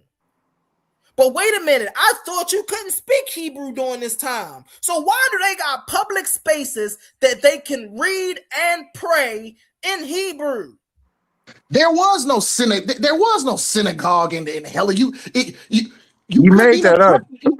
So y'all saying the Bible line? See, I told y'all, Humble. they don't even, they Yo, not even brother. biblical believers. Humble They say is the Bible is lying, I bro. like your fight. I like your fight, Humble, but you're wrong. Because in Roman and Greek controlled territory, you couldn't even build a synagogue. What are Oh my! This is crazy work. This Yeah, is I don't think he crazy. understand the time period that You he's don't in. understand that. Thank you. Go ahead, King J. My bad, brother. I'm just saying we're in a Hellenized time period, and the people in the synagogue would not understand Hebrew. It was Aramaic. They may have had a interpreter for when they were speaking Aramaic to interpret it into the Greek. That's probably what happened most times because most of the people spoke Greek. So when Jesus is coming reading that script, they probably had a translator. But I'm telling you that he's reading it in Aramaic, brother. Did Hebrew was not even Hebrew was a dead language during this time period, brother.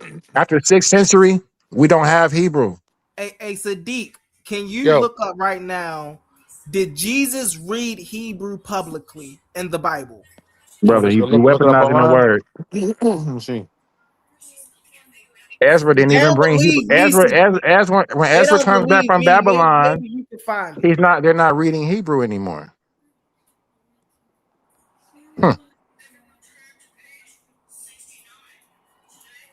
It says here, I don't know about the source, but it says Let's yes, say it Jesus was a read and mixed spoke Hebrew, dialogue. which was a language of the Jewish scriptures, the Hebrew and Bible and Old Testament, and Okay, religious now life in type in general in the first century in Galilee. Now type in this. Type in did Jesus speak Aramaic? Did Jesus speak Aramaic? Yeah, he spoke Aramaic. Jesus Hold spoke on, many hold on. Well, yeah, languages. I would say yeah to that. Let's see what it said. Okay. Do you know why he had to speak Aramaic? Speak Aramaic. Humble. Do you know why he had to speak Aramaic? Aramaic. Because that Because was the language. no, That was the most no, popular language during that time. no. It was against the law to speak in the Hebrew tongue. That's why. No, it was not. Says Brother, yes, yes, Jesus it primarily was. spoke Aramaic, a Semitic language commonly used in the first century in Judea It and was a Galilee. Thank you. Not because. yeah. Hold on 1 second. 1 second. Not It was because against it the was. law. It Hold was on. against the law. So he It was spoke Aramaic, not I'll come right Hebrew. to you. I Okay. promise. So he didn't speak Aramaic. Yo, Sadiq just said it. He didn't speak Aramaic because Hebrew was banned. He spoke Aramaic because Aramaic was the most prominent language in the first century AD. Okay, so we established he spoke Aramaic, not Hebrew. Yeah, it does But say he that. spoke It said Hebrew as well. so. No, we In don't. We terms of can't. Aramaic, We it can't goes on support to that say, claim. yeah. In terms of Aramaic, it goes on to say as the everyday language, actually, as a heart language of the region. It was used in daily life in the marketplaces and so forth, and for teaching and things. Now, Yeah. Sadiq, can you go back to where And you outside, hold hold on on, 1 second, King and J. outside of that, Hold humble, you're on, not King even listening to J. humble. You arguing because listen, outside of that, they would have only option they would have had would have been the coin Greek.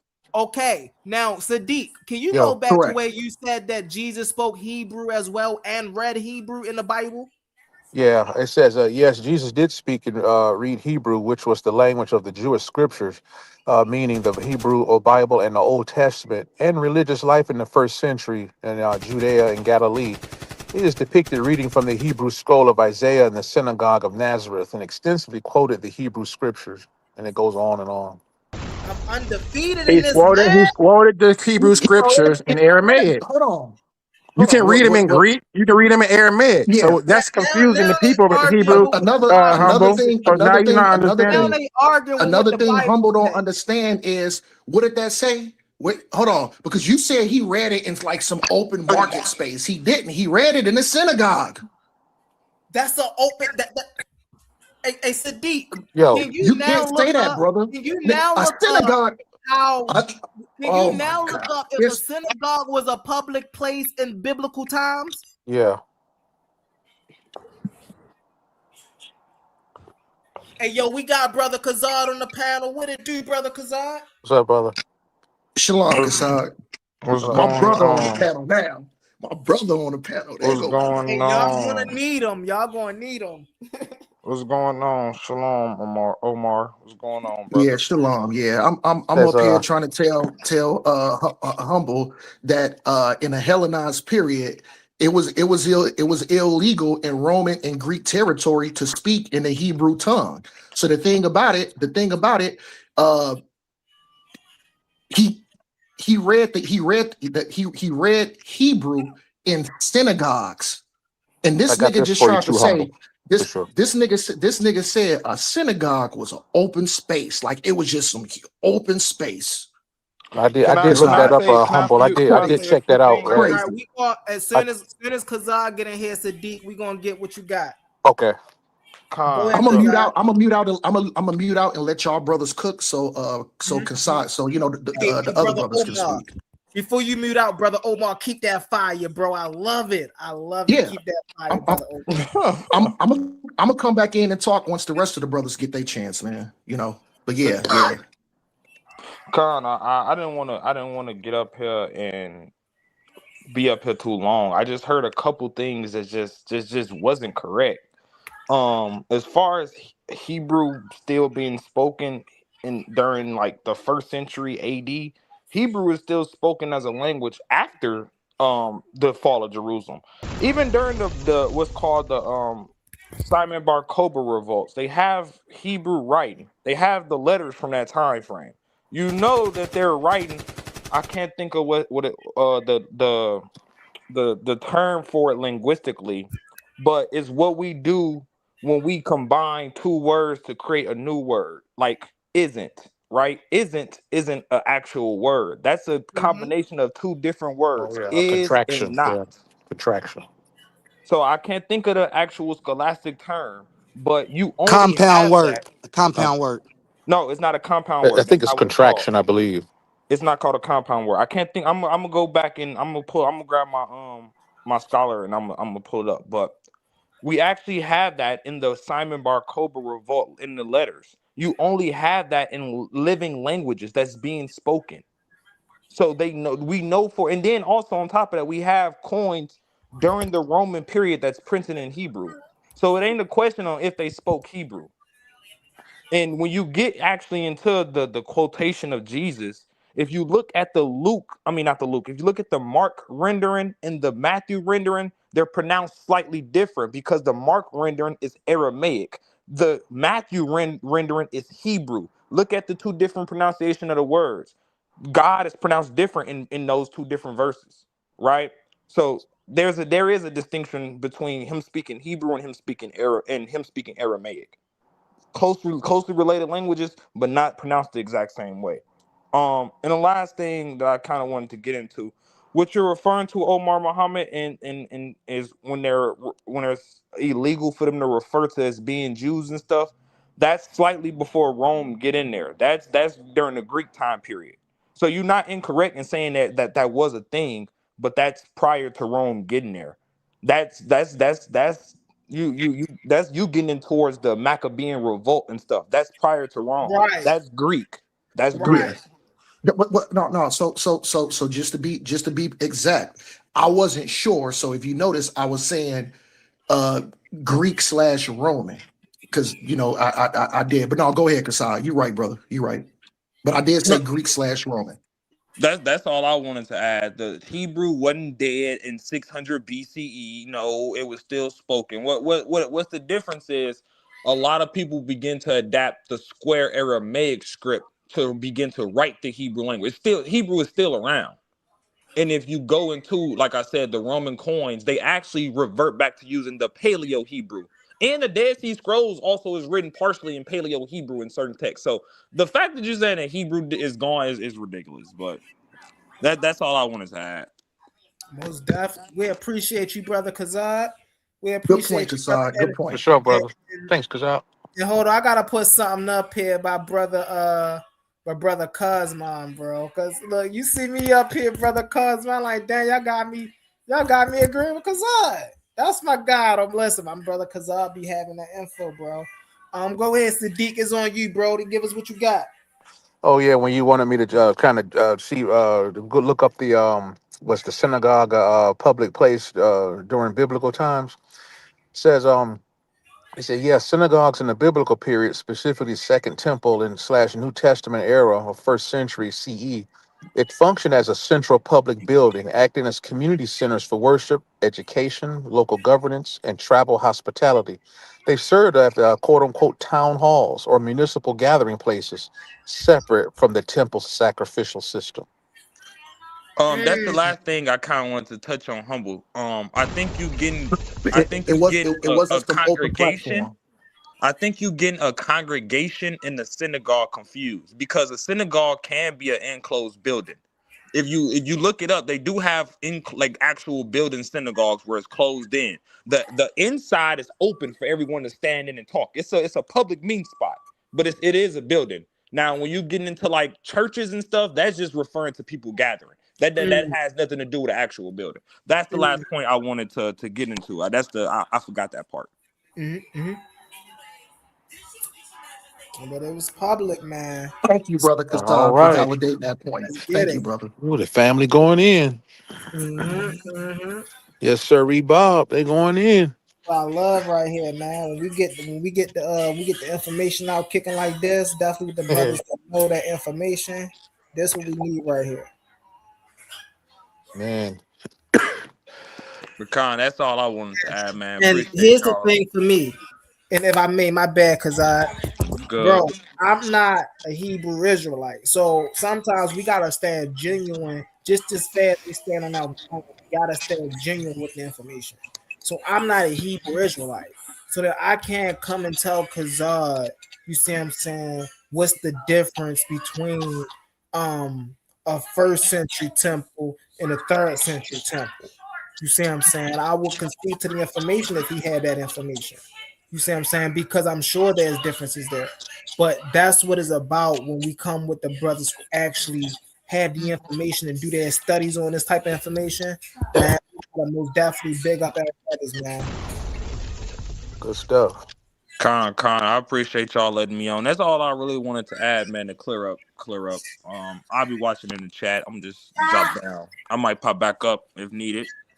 Okay, most definitely. We appreciate you, my guy. For sure, brother. Thanks. Shalom, Kassan. That was interesting what Quantum was saying earlier, that if saying can the system create false synchronicity, this key chain of events that would help, I would just say, and that would coincide with the prophecy. That's interesting. Yeah, yeah. You know? Because we see it. I mean, listen, man. They say Nostradamus was a great prophet, man. And I guess we waiting around to see about World War III. It hasn't happened yet, but I guess we could say now that's a great thing, right? If World War III happens, right? Right. Can we consider that a Nostradamus prophecy, or was that an event that was just bound to happen in human history because we know as a human species we're a species of war?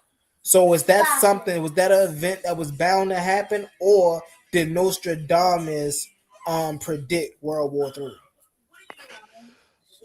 Not sure of the timeline on. I think Nostradamus did. I don't want to quote say because I'm not sure exactly his timeline, but I do believe he did predict an apocalyptic Armageddon / world event that would occur. But I'm not sure on the timeline.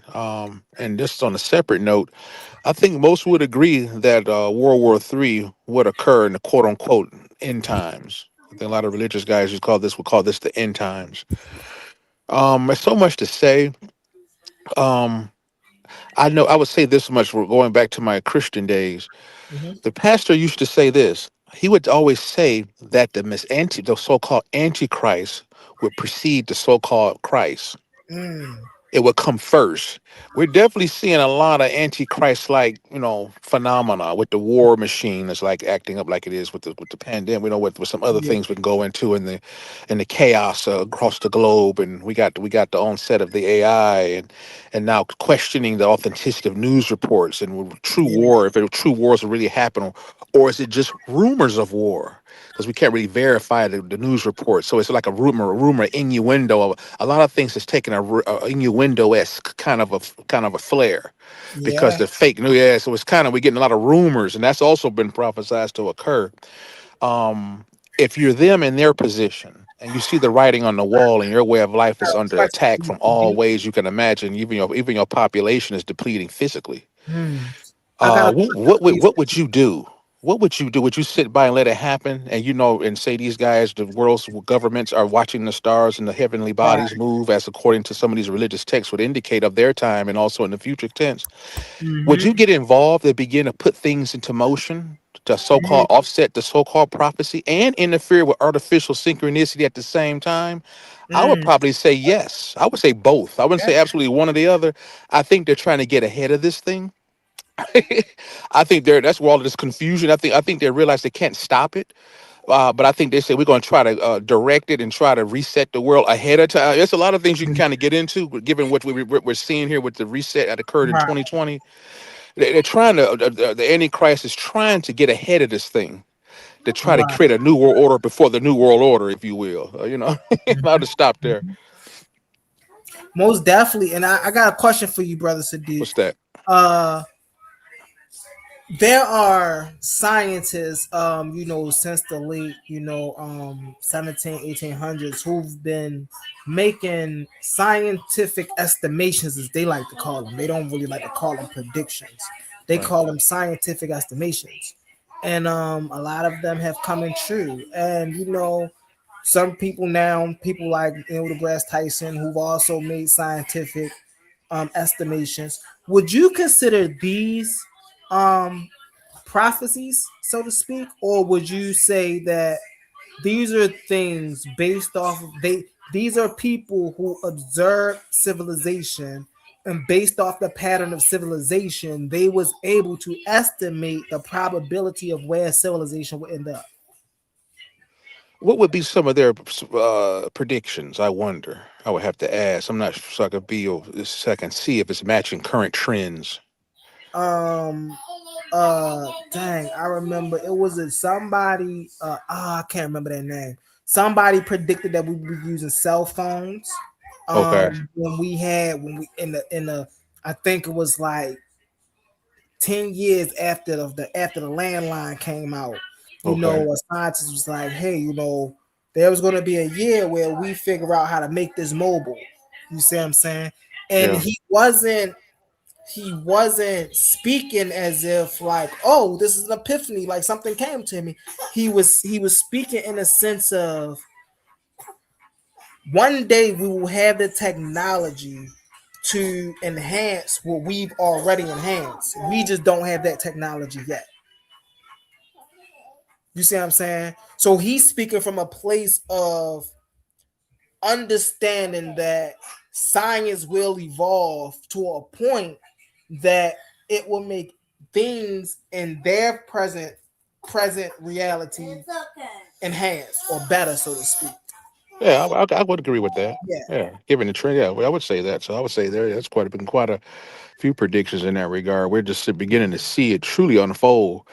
And there's a haste. They're pushing it with a haste because the time is, as they say, quote unquote, the time is near. The time is short. They're Right. talking about. I never thought I'd hear these guys talking about the coming of Christ openly in the news, from the presidential Now, level on down. what's That's interesting wild as hell, dude. That's wild, what's man. interesting about that is we have hold on one second, my goddaughter in the back, she crying. Go Hold ahead, on brother. one second. Real quick, Sadiq, I Go would ahead. say it's more of an educated guess based upon the behaviors of man. Like a pattern. Right. A Yeah, pattern. definitely. Facts. Yeah, Go ahead. Yeah, facts. Yeah, yeah. yeah, and then They're right. yeah, my bad. And then Go real ahead. Go ahead. quick, No, no. Go ahead. Go ahead. Go ahead. about the Nostradamus predictions. This is Uh huh. a note. Nostradamus predictions are notoriously vague and are generally interpreted after events occur, making them highly debated in terms of accuracy. So Okay. I just wanted to drop that too. For sure.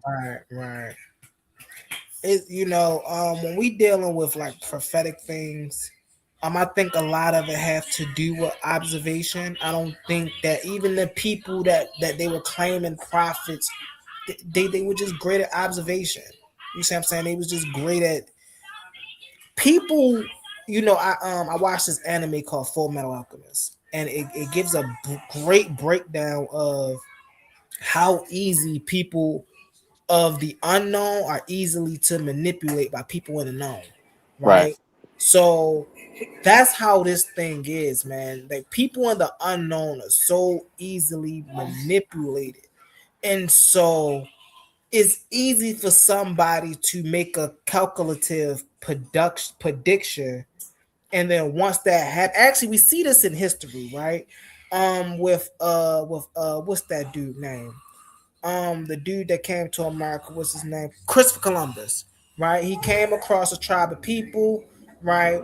And they only stored food, for themselves and the people. They really didn't make more for, outsiders and stuff. And he needed more food.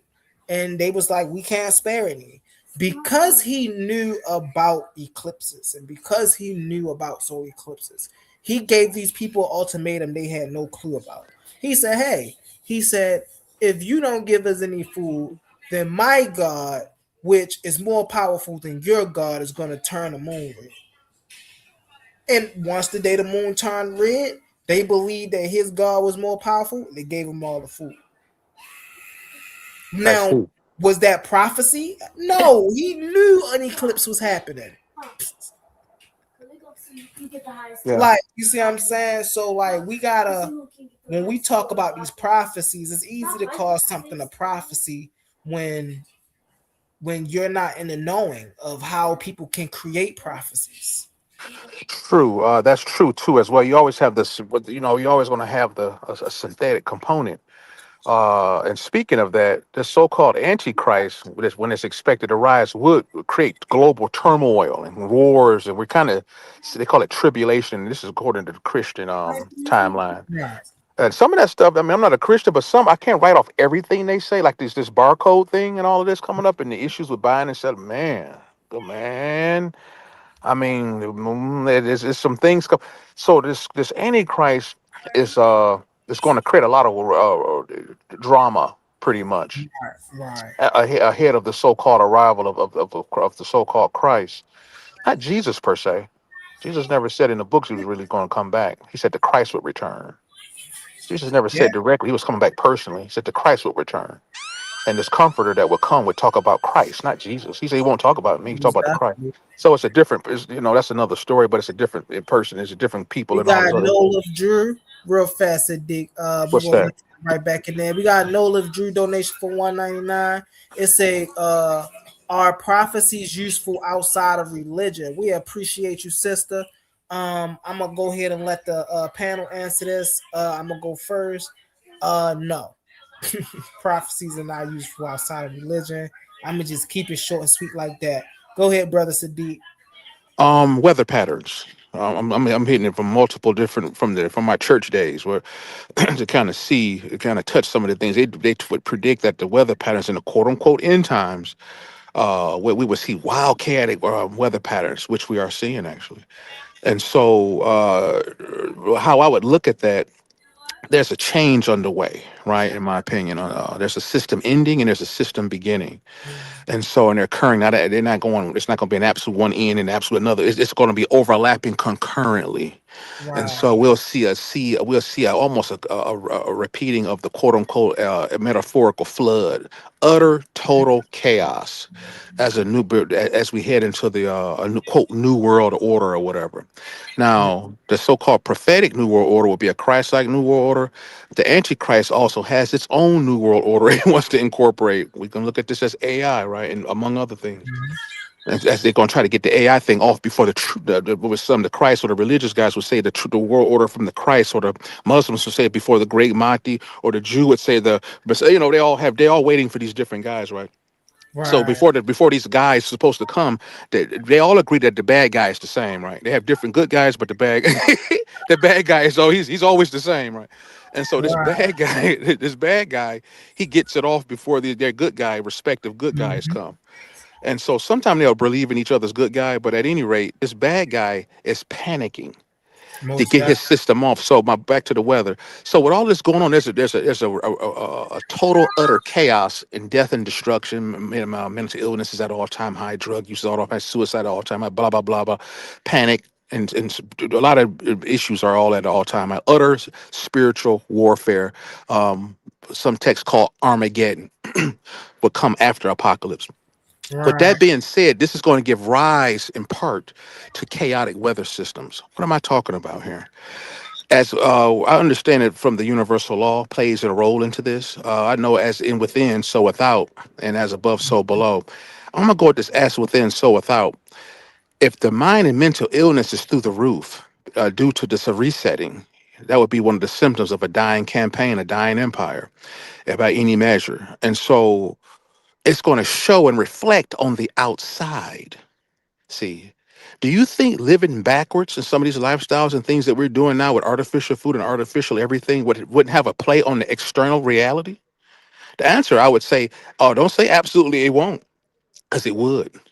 And what's going on outside of us in this regard to chaotic weather patterns, which is reverse. A lot of the periodic weather patterns are considered reverse and inverted, given the mentality we're dealing with nowadays. A lot of people would say it's a lot of backwards-ish going on. This is at any rate, that would that external reality reflect on what's going on in the minds of these people? See, in my circles, we look at the mind as the actual God, so to speak, the quote unquote God or source. And so I would say yes, the mentality of the people will be reflected in the heavens above as well as without here right in front of us in the clear and present reality. See, this is all gives. I say all this to give rise to the chaos that's going on. And it's not just the weather patterns just backwards just because it's all this stuff means stuff. and so you'll see a lot of all this inversion and going on and things like that. And some would say that was also prophesized too. See, and so on and so forth. They would occur around this time, give or take the year. I won't say a year or whatever, but I say it's pretty much happening now. I mean, it's pretty obvious, right? What's going on with these weather patterns, and so that's to show there's a new beginning to go on there. Now, in the Kabbalah system, in the mystical Jewish system, we know there's a phenomena called the Da'at, or Da'ath, which indicates a chaos that would ensue naturally between any two realities, any two normals, like into a woman's period. There's a reality before she comes onto the period, which creates the bloody waters and the blood moon quarter, which is feminine energy or whatever, and esoterically speaking. And given her mentality is utterly turned upside down because there's a new reality coming just shortly after the 28 days, just a few days of total chaos. Right now, the waters are turning blood red, quote unquote. We're having a blood moon, quote unquote, right, guys? And so we're dependent. The earth is in a total ministration right now, which is a cleansing. This is what the period does, partly in the woman's body. Won't go too far ahead of myself with all this stuff. And so it'll settle, quote, she settles, right? She settles, but she goes through utter hell in between time and in the meantime. See, so I think all these things, there's many things to talk about. We can wrap scripture around a lot of this stuff and go into it in the occult. I'm a child of the occult. And so in the occult worlds, we look and read scripture, look at some of that too, where have you, but we also tie our minds into how the human reality plays and actively a role in some of these things that we see and bear witness to at the end of the day. That was a good note. That was a good note. No, I want a sidebar. Right quick. Indigenous black man, you should hop up in here. I like that. He says CERN is trying to open up portals to bring Satan to earth. Now, I wouldn't necessarily say to bring Satan to earth. So at CERN, they use something called a hadron collider. So a hadron collider is so many miles long, and what that hadron collider does, it bounces off. It's a particle accelerator. So it pushes particles which separate from protons, shoots it at the speed of light. And when you do that, crazy things start to happen. Right. So I was reading a science report. This was maybe some years ago. CERN accomplished it, but the thing, it takes so much energy to do that. They can only do it so many years. So it said that for like maybe a split second, it opened up some kind of black hole or portal, but it wasn't enough energy to keep it open. But yeah, they're doing some crazy things down there at CERN. Yeah, it's called a hadron collider. It's a particle accelerator. Yeah, they've come out and said I like subjects like that. So shout out to indigenous people. But go ahead, brothers. Shout out, brothers. Yeah, good point. Yeah, they've come out and admitted such. If I'm not mistaken, I have to look at the double check the news reports. I believe they come out and they've shown some of those who've seen the ceremonies held at the Collider. Some are liking that to occult ritualism, dark occult rather, because it's not all occult, it's not all the same. You got dark and light and anything. And so you can use whatever belief and for whatever purpose, depending on your intent, to elicit a certain ends. At any rate, I've seen some of the CERN ceremonies and rituals. It looks nothing short of what ones would call satanic, given the appearance and the lore and the outfits and so forth. And the timing in which they had these rituals at CERN. Usually it was around in January or so, tying into I think Nordic and Dark Lords and all this other stuff we can get into. Janus or something like that. CERN is somewhere like in a Swiss or something like that. Right. Forgot. It's somewhere over there. So I knew they do like crazy rituals. But yeah, Right. the Hadron Collider, man. That's some stuff that I wouldn't want to fool with, man. Because here's the thing here, man. Look, you ask for the bull, you get the horns. You fuck Right. around and open something you might regret later. You Yeah. don't know. Yeah. Facts. Now we dealing with the nature, everything in nature that has a certain form, it would dictate There you go, function, indigenous black man. You're right. You're right. It's and indigenous black vice man was right. versa. It's a 14-mile Facts. tunnel. I'm sorry. Go ahead though. You're right. And so I believe it's at 14 to 17 mile or so. And so Correct. they given the nature of these guys, we have to look at the kind of intent behind said creations. Frankenstein creations. And so we can take note of what the nature of the mentality of these scientists, right, as needing to tear things apart to study it. They can't study it from an intrinsic holistic standpoint with everything intact to learn the nature of the point being studied. They have to dissect everything. This will be a common approach across the whole field of scientific endeavor. Reverse Atomic engineering. structure. Yeah, Reverse well, engineering right, well, is one of them. tear it to pieces. Tear it to pieces. They don't want to learn its holistic nature. They want to just piecemeal it and try to put it together and then figure out the whole. It is like a reverse. It's weird, strange how they operate. Now, with that being said, this is indicated to the highest order when you look at which statue is outside this collider headquarters. It's going to have Shiva the Destroyer out there. That's not out there by happenstance. You're dealing with a destructive force on the planet. Some would say demonic force on the planet. I forget the Chinese physicist they interviewed and asked him, "Why do you want to run this stuff?" And he said, "Well, we're trying to find out what else is out there, to something to that effect. What else we can communicate with, and all of this kind of stuff." He says, kind of alluding to what the brother was saying in the comments there. And so so they have to smash things and tear shit apart. They had to destroy everything. That's just kind of how the nature. That's how they study stuff. From that point of nature. There's another point of nature that takes an opposite approach to study the environment, things that's found in the environment. But from that point of view, they believe in smashing things together. In their minds, partly trying to find the Higgs boson particle. They all but giving up on that. And that's for those who are not aware of what that is in the field of physics. It's just a particle, a theoretical particle that Western science says that's supposed to. So it's a particular particle that allows energy to take a form of matter that we can, hold or whatever, solidify matter in that way. And it's something else. It's very interesting. It's a lot. There's so much to say about that collider. There's so much into that. It's a lot of stuff. The Chinese physicist, I think his name was like Yang. Right. Yang, was Something it like Yang? that. Yang. Something like Yeah, it was yeah. Yang. I think it was Yang. It was Yeah. Yang. Yeah, it's the Chinese physicist, real popular guy. Yeah, that was a good little subject, man. That was a good because everybody be talking. They like, yo, the Israelite brothers, the Hebrew brothers, this and that. Yo, I dived into a little bit of that, but I don't. My thing is, I dive just to be, that way. Just I'm well rounded to where I'm not an expert, but I can dialogue and have a conversation. You know what I mean? But no doubt. the Bible, As the Bible and the commandments is still my square though. All praises to the Most High. Go ahead, brother. Sorry. praises, brother. With the onset of the AI, with this being said, with the onset of the AI agenda, given the so-called prophecy where we would see a barcode that would dictate and primarily authorize many transactions as we move further into the future, it's already here. Some has wondered. I think the Bible talks about the placement of this mark on the wrist or on the forehead, whatever. We know it will go on the forehead, so to speak, metaphorically, as to relate how you think to receive such, submit to such so services through a barcode modality. Come on, you The doing barcode modality is here. come We've seen it on, give rise in during the pandemic. It's called the QR don't code. feel it down. That's your barcode, ladies and gentlemen. It's been here for a few years, not a long time, but a few years. It is taking off. It's going to take more popularity as we get into trading, EFT, and various types of Mm-hmm. cryptocurrencies. It's so much to say about all this stuff. At any rate, and it's all tied into these so-called signs and sign of the times, if you will. As we move further from a human resource, we move towards a machine-based resource.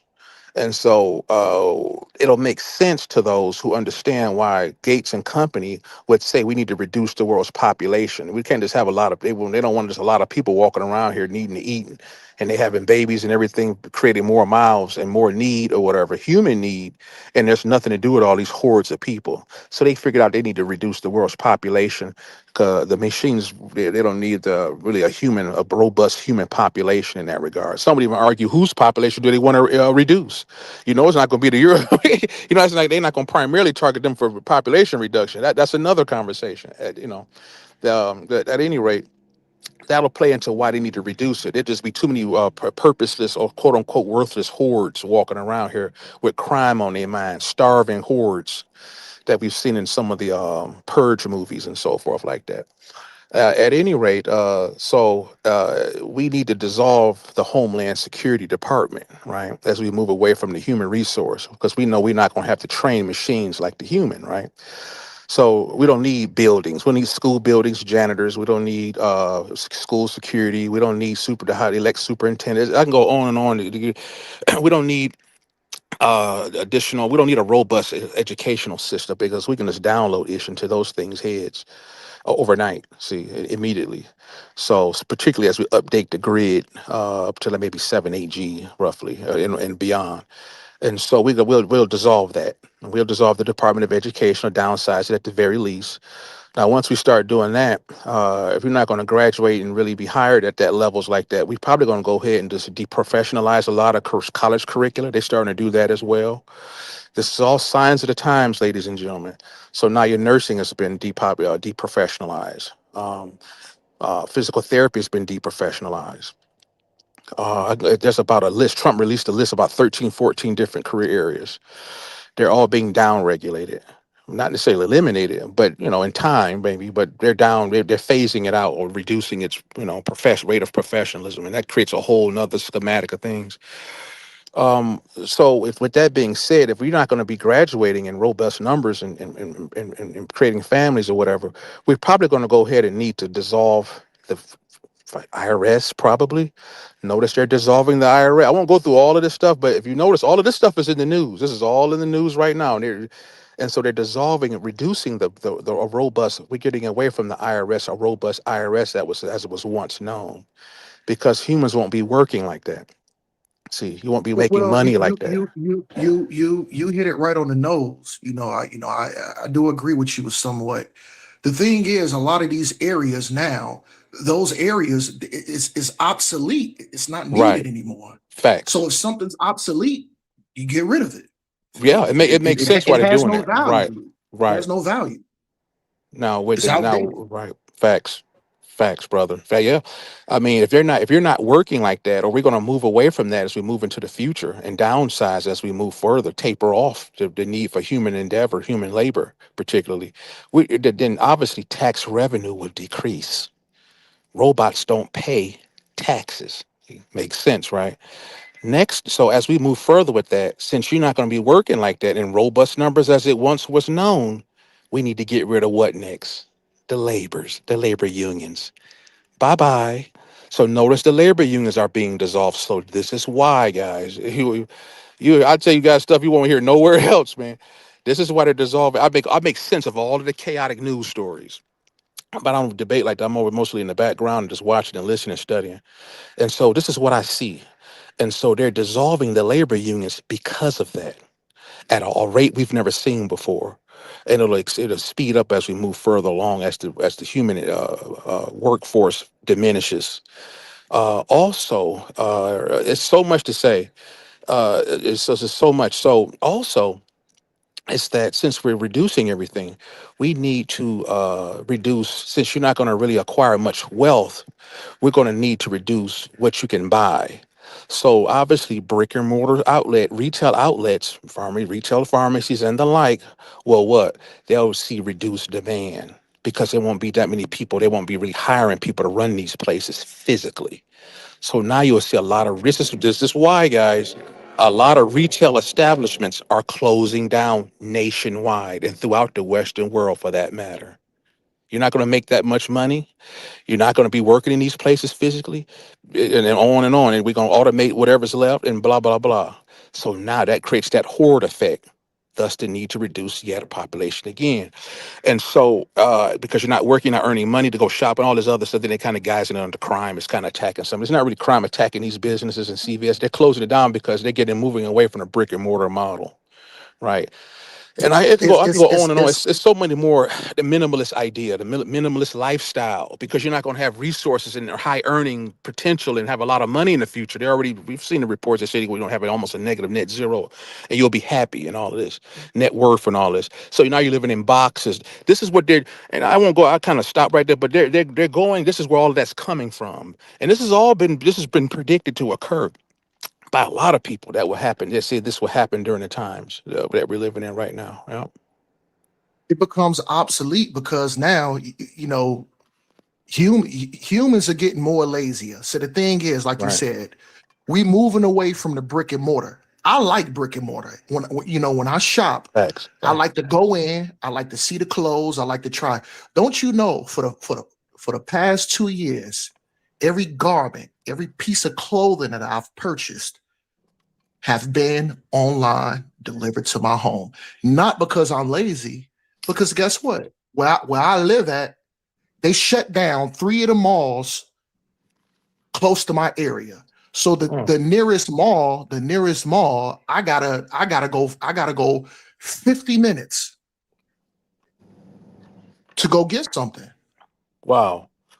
So and like I said, it's become obsolete because guess what? Now, guess what? We don't have to pay a light bill. We don't have to rent the spot out. All we do, we have a warehouse. We operate and we move the product out the warehouse. They place the order. We ship it to them. They ain't gotta go nowhere. They ain't gotta waste gas. Right. You know what I'm saying? And indigenous black man, hey man, you need to hop up in here. I kind of like some of his points. What was that one point? Yeah, and just like the cash. To produce cash, it takes money to produce it. I think they stopped producing pennies because they say it takes 3 cents to produce 1 penny. Right. It's fucking obsolete. There's no point. What's the point? And then human being has to operate the press. Lights have to be on. Rent gotta be paid. You in here hitting the thing. Somebody's clocking out. They got health care, so you got to pay the nigga health care. Like we don't need it. Right. It's a key. It's the major underlying. It's a key underlying component. It's the biggest point underneath it all. It's a big reason why they're doing this. The overall reason. Well, I'm gonna wait till you get done. Yeah. No. You cooked. That was a good point. And you know what I'm saying. What they're doing. What they're doing is they slowly. What I noticed. They slowly pushing out the middle class. So it ain't gonna be no such thing as no middle class. You either gonna be rich or you gonna be poor. Right. The world's largest wealth transfer is underway. It's been underway for the last couple years right now as we speak. Could probably contribute to that. The ultimate end game here is to create an infrastructure they can believe in and trust, thus control. That's the bottom line. How they get it off? Because you would never agree to any of this stuff, right? Nobody would agree to any of these draconian measures. And that's a whole nother conversation that gets interesting. How they get this stuff off, man, is mind blowing. The tactics is mind blowing. I can go into that at some point, but it's very interesting how they get it off.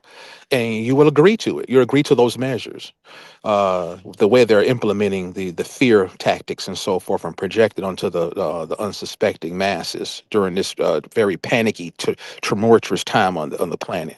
They know exactly what they're doing. This is all so-called would be surmised to be done by what they call collectively the Antichrist, or the worship of that which is physical. Usually, this will all be taking place in a physical phenomena. Yeah, no spiritually dead. You got AI as a spiritually dead creation, infused what we call with the spirit of rebellion. But it's so much I can get into. It's just so much stuff, and mindless digital reasoning and all this stuff we talk about. Not wisdom per se, but digital reasoning. Anyway, It at was any a rate, good note. so No, so much to that say, was a bro. I'll good just leave note. it there. They want to control it. You know what I'm saying? Facts. Facts. They want to have an infrastructure that they control. The Right. more you control, you there's no rebellion, and you have absolute control. Right. And then you can manipulate things on how you want to manipulate it. They don't want pushback. They don't want, they don't want the average human being to have a say so. They Right. want more Yeah. of a They've learned their lesson. they Right. want Right. everything regulated Right. in a controlled infrastructure. But go ahead, because Facts. you a lot more articulate in this area than me, so Well, I'm just trying to keep it going, and diversify our subject, man. Just keep the viewers engaged in another way too, on top, and then tie it all together, and so because I'm still tying this is in my mind still tied into the religious aspect, but also with a technological finesse to it, and also there's an antichrist aspect, and so at any rate, healthcare aspect and all kind of labor, all kinds of military, at any rate, what was I going to say? The let me see. So as we move forward, we'll find out. I mentioned defund the police and defund ICE and all that. So what happened? They'll make the police appear. What we've been seeing over the last few years, the police will become unusually vicious, particularly the black folks and others as well. There's kind of paint a broad brush that we have an issue with the police in general, not just because of racism, but the police is a threat to everybody. You know, at least that's how it's pushed in the media over the last few years. And so there was a echoing, they want to triple arm this particular police to make it militarized, but we would never agree to that. So how they trick you is they'll create like a police force, and they'll act in a very overzealous way and use draconian police tactics. We've been seeing this for the last 5 years, at least 7 years or so. It's been an intensification. And so there was that rally cry, given the so-called spike in crime and all the other things with the foreigners coming over, contributing to the criminal activity, the criminal element, already crime-ridden areas. So much to say. And so that rally cry was heard by some departments and some lawmakers, and they begin to so-called gut some police departments. Now, how they trick you is that crime is going to obviously triple, right? And other things will triple, and they begin to show the effects of that, and that scared the people again to death. So the people ran back to the voters and say, "Look, triple fund, triple fund the police." Now we're dealing with a militarized, almost an AI ran. They're fusing AI into the. And noticeably that the Euro population is depleting at the same time conveniently. They're triple arming and barricading themselves behind technology with increased funding, almost military-like for the police department. Brilliant, wickedly brilliant. We're almost dealing with an armament similar to what we've seen in South African apartheid. But as the minority, the white ruling minority was almost held to very minuscule levels as we're trending to here stateside as well. See? The beast is brilliant. This thing, all the religious texts says bridge. This say so-called Satan is brilliant, and you won't be able to understand unless you're tapped with the spirit. It's wickedly brilliant. It's not a stupid thing per se, but it's wicked, but it's brilliant at the same time. And so here we are again with ICE. So we got ICE again. Oh, we got a rogue ICE department, guys. Just like the police was now they going around with fake ICE trucks, right? You got fake ICE cops, no uniform, fake uniforms. Some of them are real, some not. They're doing un-ICE like police work. Some say they're not cops at all. So they're confusing the kid to scare here. Here's the trick again. They're going to scare you just like they did with the police thing. So now here we are again. We're dealing with a defund the ICE initiative on the plan on the forefront here. Now, as they gut the ICE funding, you're going to see an explosion. You're starting to see an explosion in immigration crossing over in here, and also crimes related to the immigrants and other things that we're seeing with the scams and all this stuff. We're seeing a lot of immigrants raiding gangs, raiding homes where black people, particularly where black folks is, and also attacking some white establishments or whatever. I think ICE even, and I'm talking about ICE. And so lately we've been seeing ICE actually shooting white folks left and right. It's so much to get into, and it's so much we can get into about that. I've even seen a couple of debates back here about it. Was ICE justified in some of these shootings? And so right now, so here we are again. We need to defund ICE because they're clearly they ran like a rogue organization. That's by design, guys. They're going to turn armed. They're going to arm, man. You're going to see ICE on a level of the Marines. Give it a few short years, if that. And I'll just take a pause and stop. There's more stuff I can get into.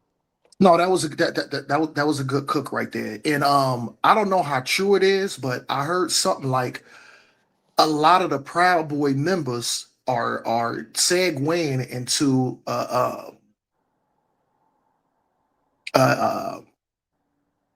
into ICE. Like a lot of those members, right? And that's what these niggas is running around with the mask on. So that's kind of what I heard, but I don't know how true it is because you can't identify them. That's the So I point don't right know how there. true that Right. is. Wait, it's a lot. There's a lot of rumors when we in so-called in the quote unquote end times.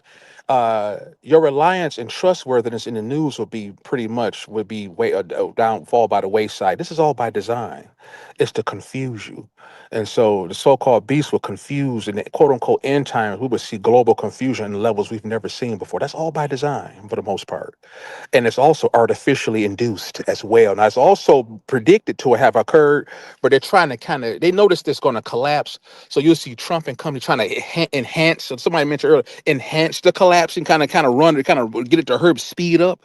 They call it acceleration. They're trying to speed it up so they can kind of be the first one to fix it before it utterly falls apart and somehow get themselves refooted and repositioned for the true arrival. So I just leave it at that.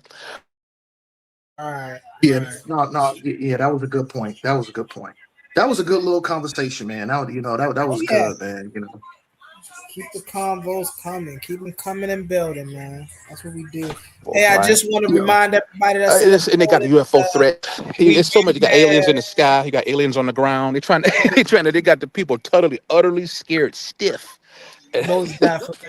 I do want to let the people shout out know. to Humble, real quick, Humble. I gotta give a shout out to Humble. We just cooked for about 35, 45 minutes, probably a little bit longer than that. Humble didn't interrupt us. Humble didn't come in. Humble sat back and just let us do our thing. So respect the brother Humble, man. Respect the That's love. Humble. My man Humble. Shout out to Humble. Thanks, brother. Most definitely. Don't forget, y'all, for the ones in the building. We do got the Soul Tribe coming on a little bit later at 9:00 Eastern time. And again, that's I've been grateful to be handed the torch of founder of that family. And if I can just give a little overview right now. The Soul Tribe family is a Beagle family. We started over there on a platform of Beagle. The brother Azrael, we used to all kick it on his panel. And we got so close that we was just like, bro, you might as well turn us into a family. And he turned into a family, the Soul Tribe. And the core group that sat on that panel, man, until this day, we still operate and function like a family. You know what I'm saying?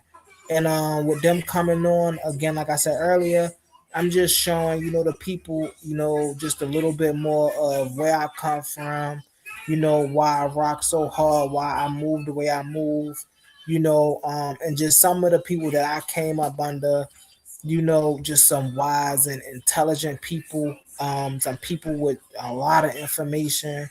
And we've been doing this for a long time. And so I'm just putting them on Front Street, you know what I'm saying? Just to have a good time, man. Facts, Humble. We appreciate it. We appreciate it. I definitely be in the building because the thing is, I like to know the origin of people. Like, what makes a person tick? Right.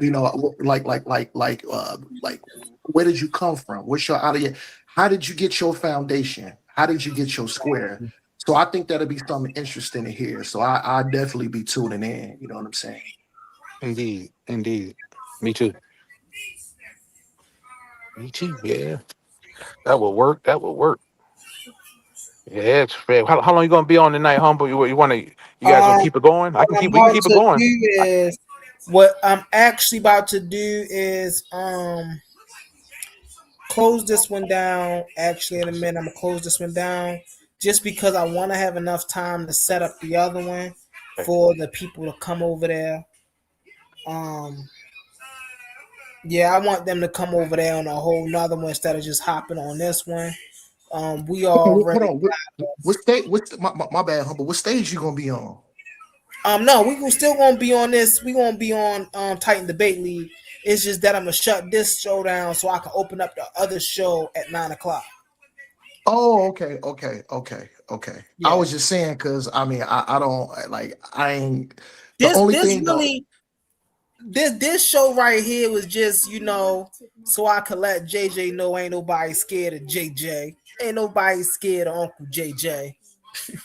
So, Yeah, that's facts. what this was Facts. for. The other live is for, Facts. my family communal, and that's where the information really get dropped. Although we did drop a whole lot of information in this one. And that's why I appreciate you, brothers, man. Listen, I love the information. Come hard Likewise, every Mystic. time. I Likewise. don't against me, against Tazariak, against A1, against whoever. You see what I'm saying?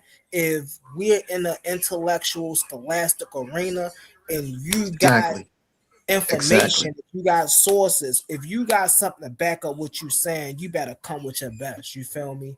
And so, and if anybody on the other side of that not encouraging you to do that, it shows their level of willingness of competition.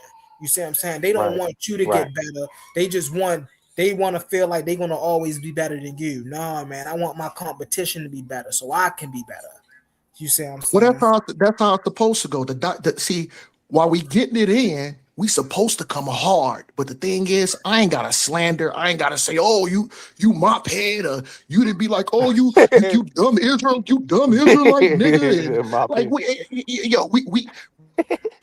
we because that's what JJ called humble. That old dumbass nigga. Yeah, Oh, nothing but slant. for Yeah, real? pissed me off. I Man, And thought you yeah, made man, that. I you thought you man, made know that why up. I don't Oh, listen. damn.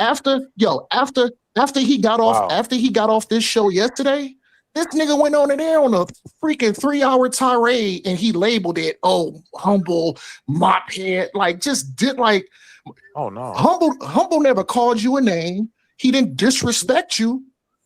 Nothing like that. So, we ain't Wow. gotta sit up here and call each other Right. just because brothers disagree. Right. We ain't gotta call each other names or cuss each other out or get mad Right. and leave and go Oh yeah. start and put slander on another brother. We Right. can go in hard, but you see how our Mhm. conversation, our shit in, it's with love and it's respect and everything is subtle.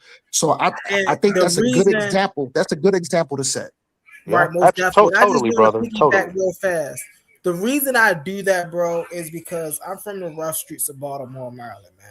Listen, I throw these hands real like where I'm from, we don't talk about one another and get mad. We throw hands, you see what I'm saying? And Emo. I don't take stuff like this that serious to even get up under my skin to even get into that mold to want to go there with the brother. You see what I'm saying? So that's why I keep it on the intellect. Listen, when my family come up here, they'll tell you, man, they've taught me that when a person start to veer off course of what y'all talking about, they are inadvertently conceding to intellectual um inferiority, so to speak, right? Their intellect, damn, I can't really fuck with this brother, so Yeah.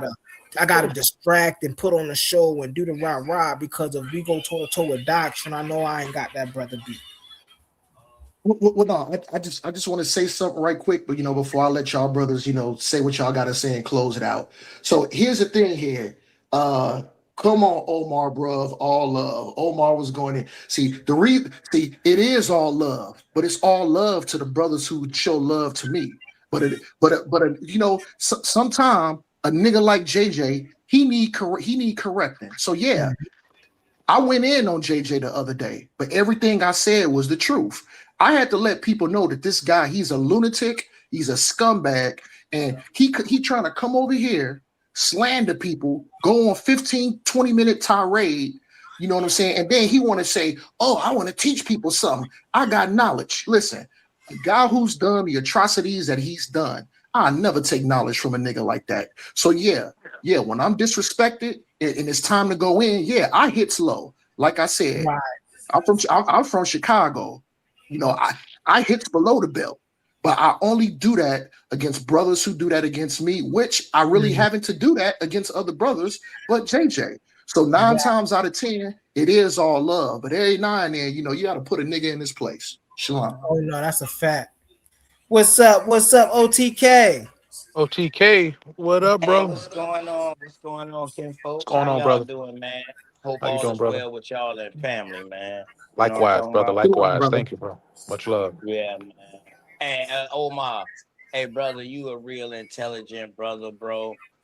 I ain't gonna lie to you, bro. You know what I mean? I can tell by the way you talk, man. You carry yourself with dignity.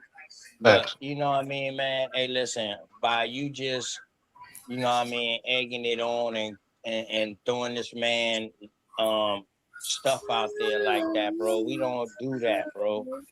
You understand what I'm saying, man? Like they trying to keep it on the information. It shouldn't have to get personal. And that's all I'm saying, bro. Omar ain't I'm not saying that what you said wasn't real. I'm not saying that. I'm definitely not saying that. I'm just saying, bro, you know, brush that off, man, and then we keep going. We already know how JJ7K get down, man. A1 know how he get down. You know, Humble and him, they gonna have a good talk. You know, that's how JJ promote himself.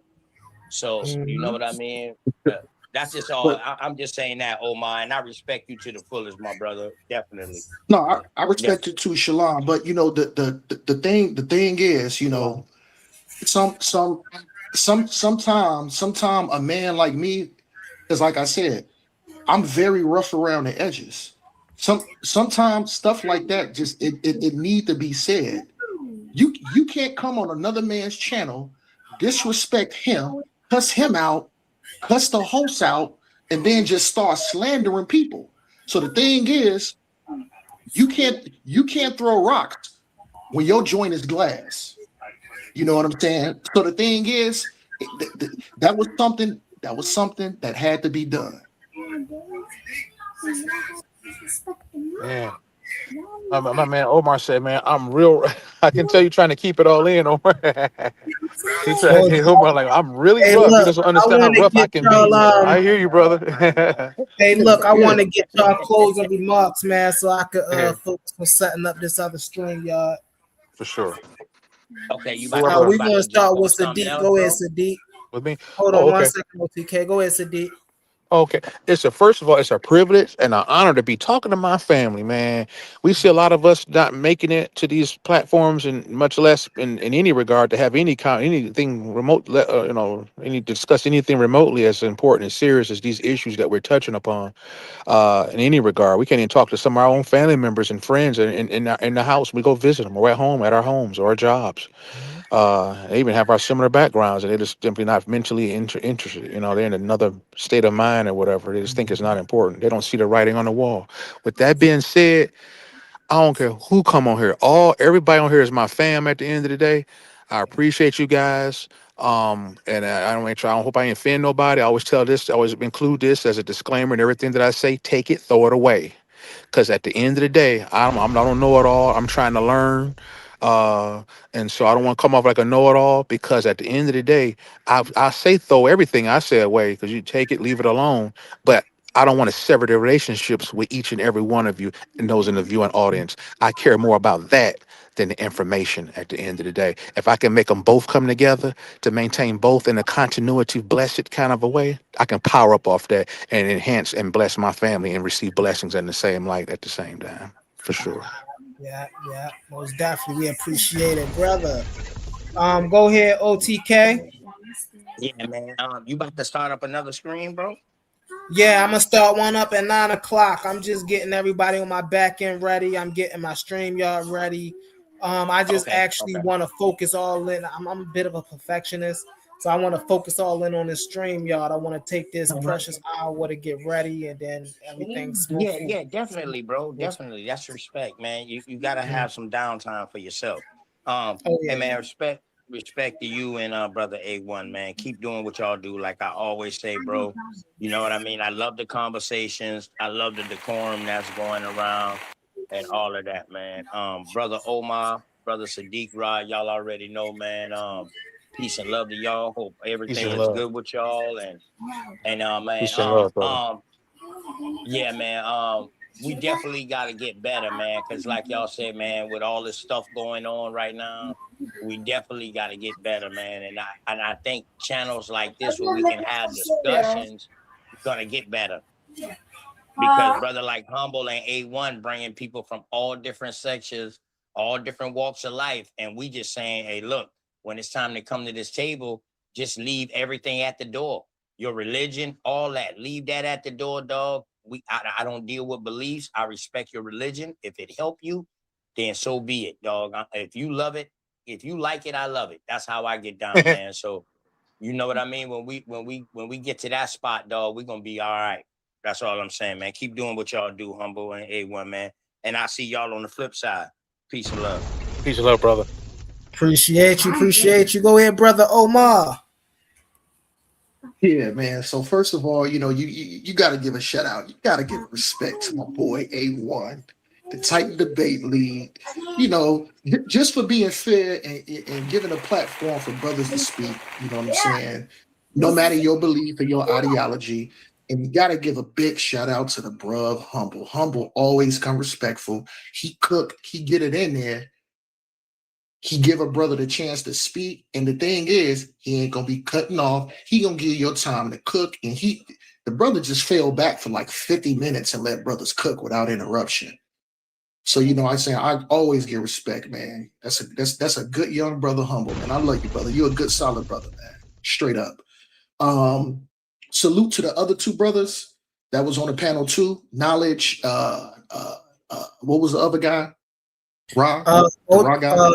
Yeah. Yeah. So salute to them brothers too, man. That was a good conversation.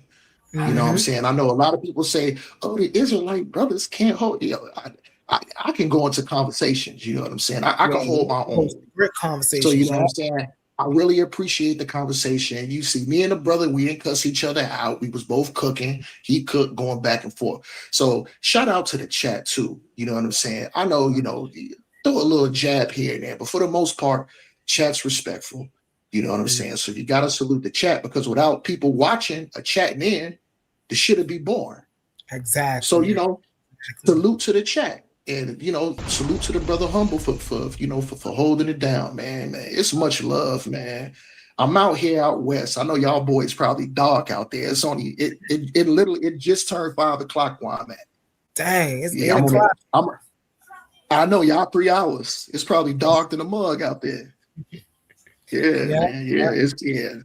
It's just 5 o'clock here. So man, I'm gonna grab me some grub, Oh yeah. chill. Oh yeah. And then when I see you come back on in an hour, I jump back on it. Okay, That'll be most more of a that'll be more of a time for me to do more listening than talking. yeah. Because like I said, I'm intrigued to hear your background. Oh You know what yeah, I'm most saying, brother? definitely. And I appreciate Brother Humble. But you know what I'm saying, man? Let me get up out of here, grab something to eat so I can prepare. So, when Humble jump back on, I can give my undivided attention. Much respect. A1, Humble, Titan Debate League. Everybody, much love and shalom. most definitely. Hey man, y'all already know. It's your brother Humble, and we closing it out. I appreciate everybody that came through today. I always appreciate the engagements of the comments. That's probably my favorite part, man. Y'all be keeping me cracking up in the comments. I appreciate the brothers that came up on the panel, that had the amazing discussions and was able to transition appropriately into other discussions. This is what I love to see. That I love to put melanated excellence, black excellence on display for the rest of the world to be able to say, okay, now we got some intelligent brothers over here. You know, it's not just about us going at one another. It's not just about our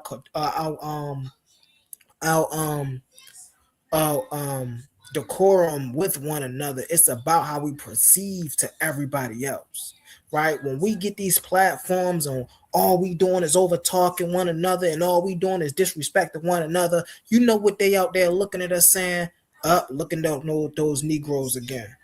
They don't know how to communicate. They don't know how to sit down and write down business plans. They don't know how to come together peacefully and put together a model that will help them benefit for the next 50 years. That's what they look and think about us.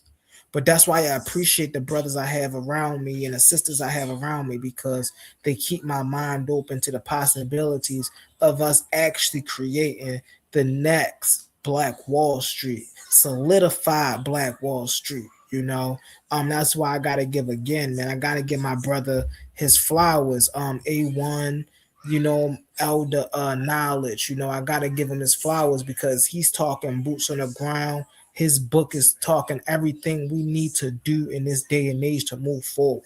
You know what I'm saying? And so I appreciate everybody in the comments. I appreciate the brothers that came up.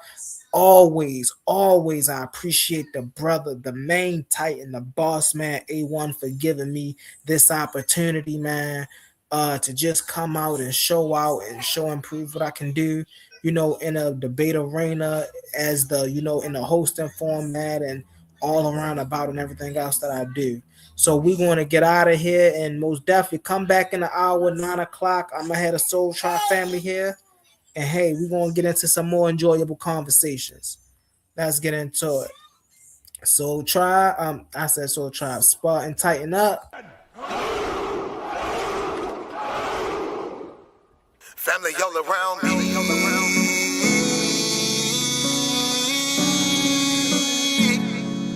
Family all around me. He my family, she my family. He my family, she my family. He my family, she my family. We are family. We might have the same last name, but that don't make you my family. I got some people with the same blood, and I know that they can't stand me. I got some people I call that ain't kin, that's gonna pull up and handle it. They take care of that business like family. We come from them trenches like family. They talking, you listen, that's family. They don't tell your business, that's family. They calling your phone, coming looking for you. They say that you missing, that's family. They don't need permission, that's family. When you hurt, they get feeling, that's family. Let them come while you're cheering, that's family. Let them come when you living, that's family. Family all around me.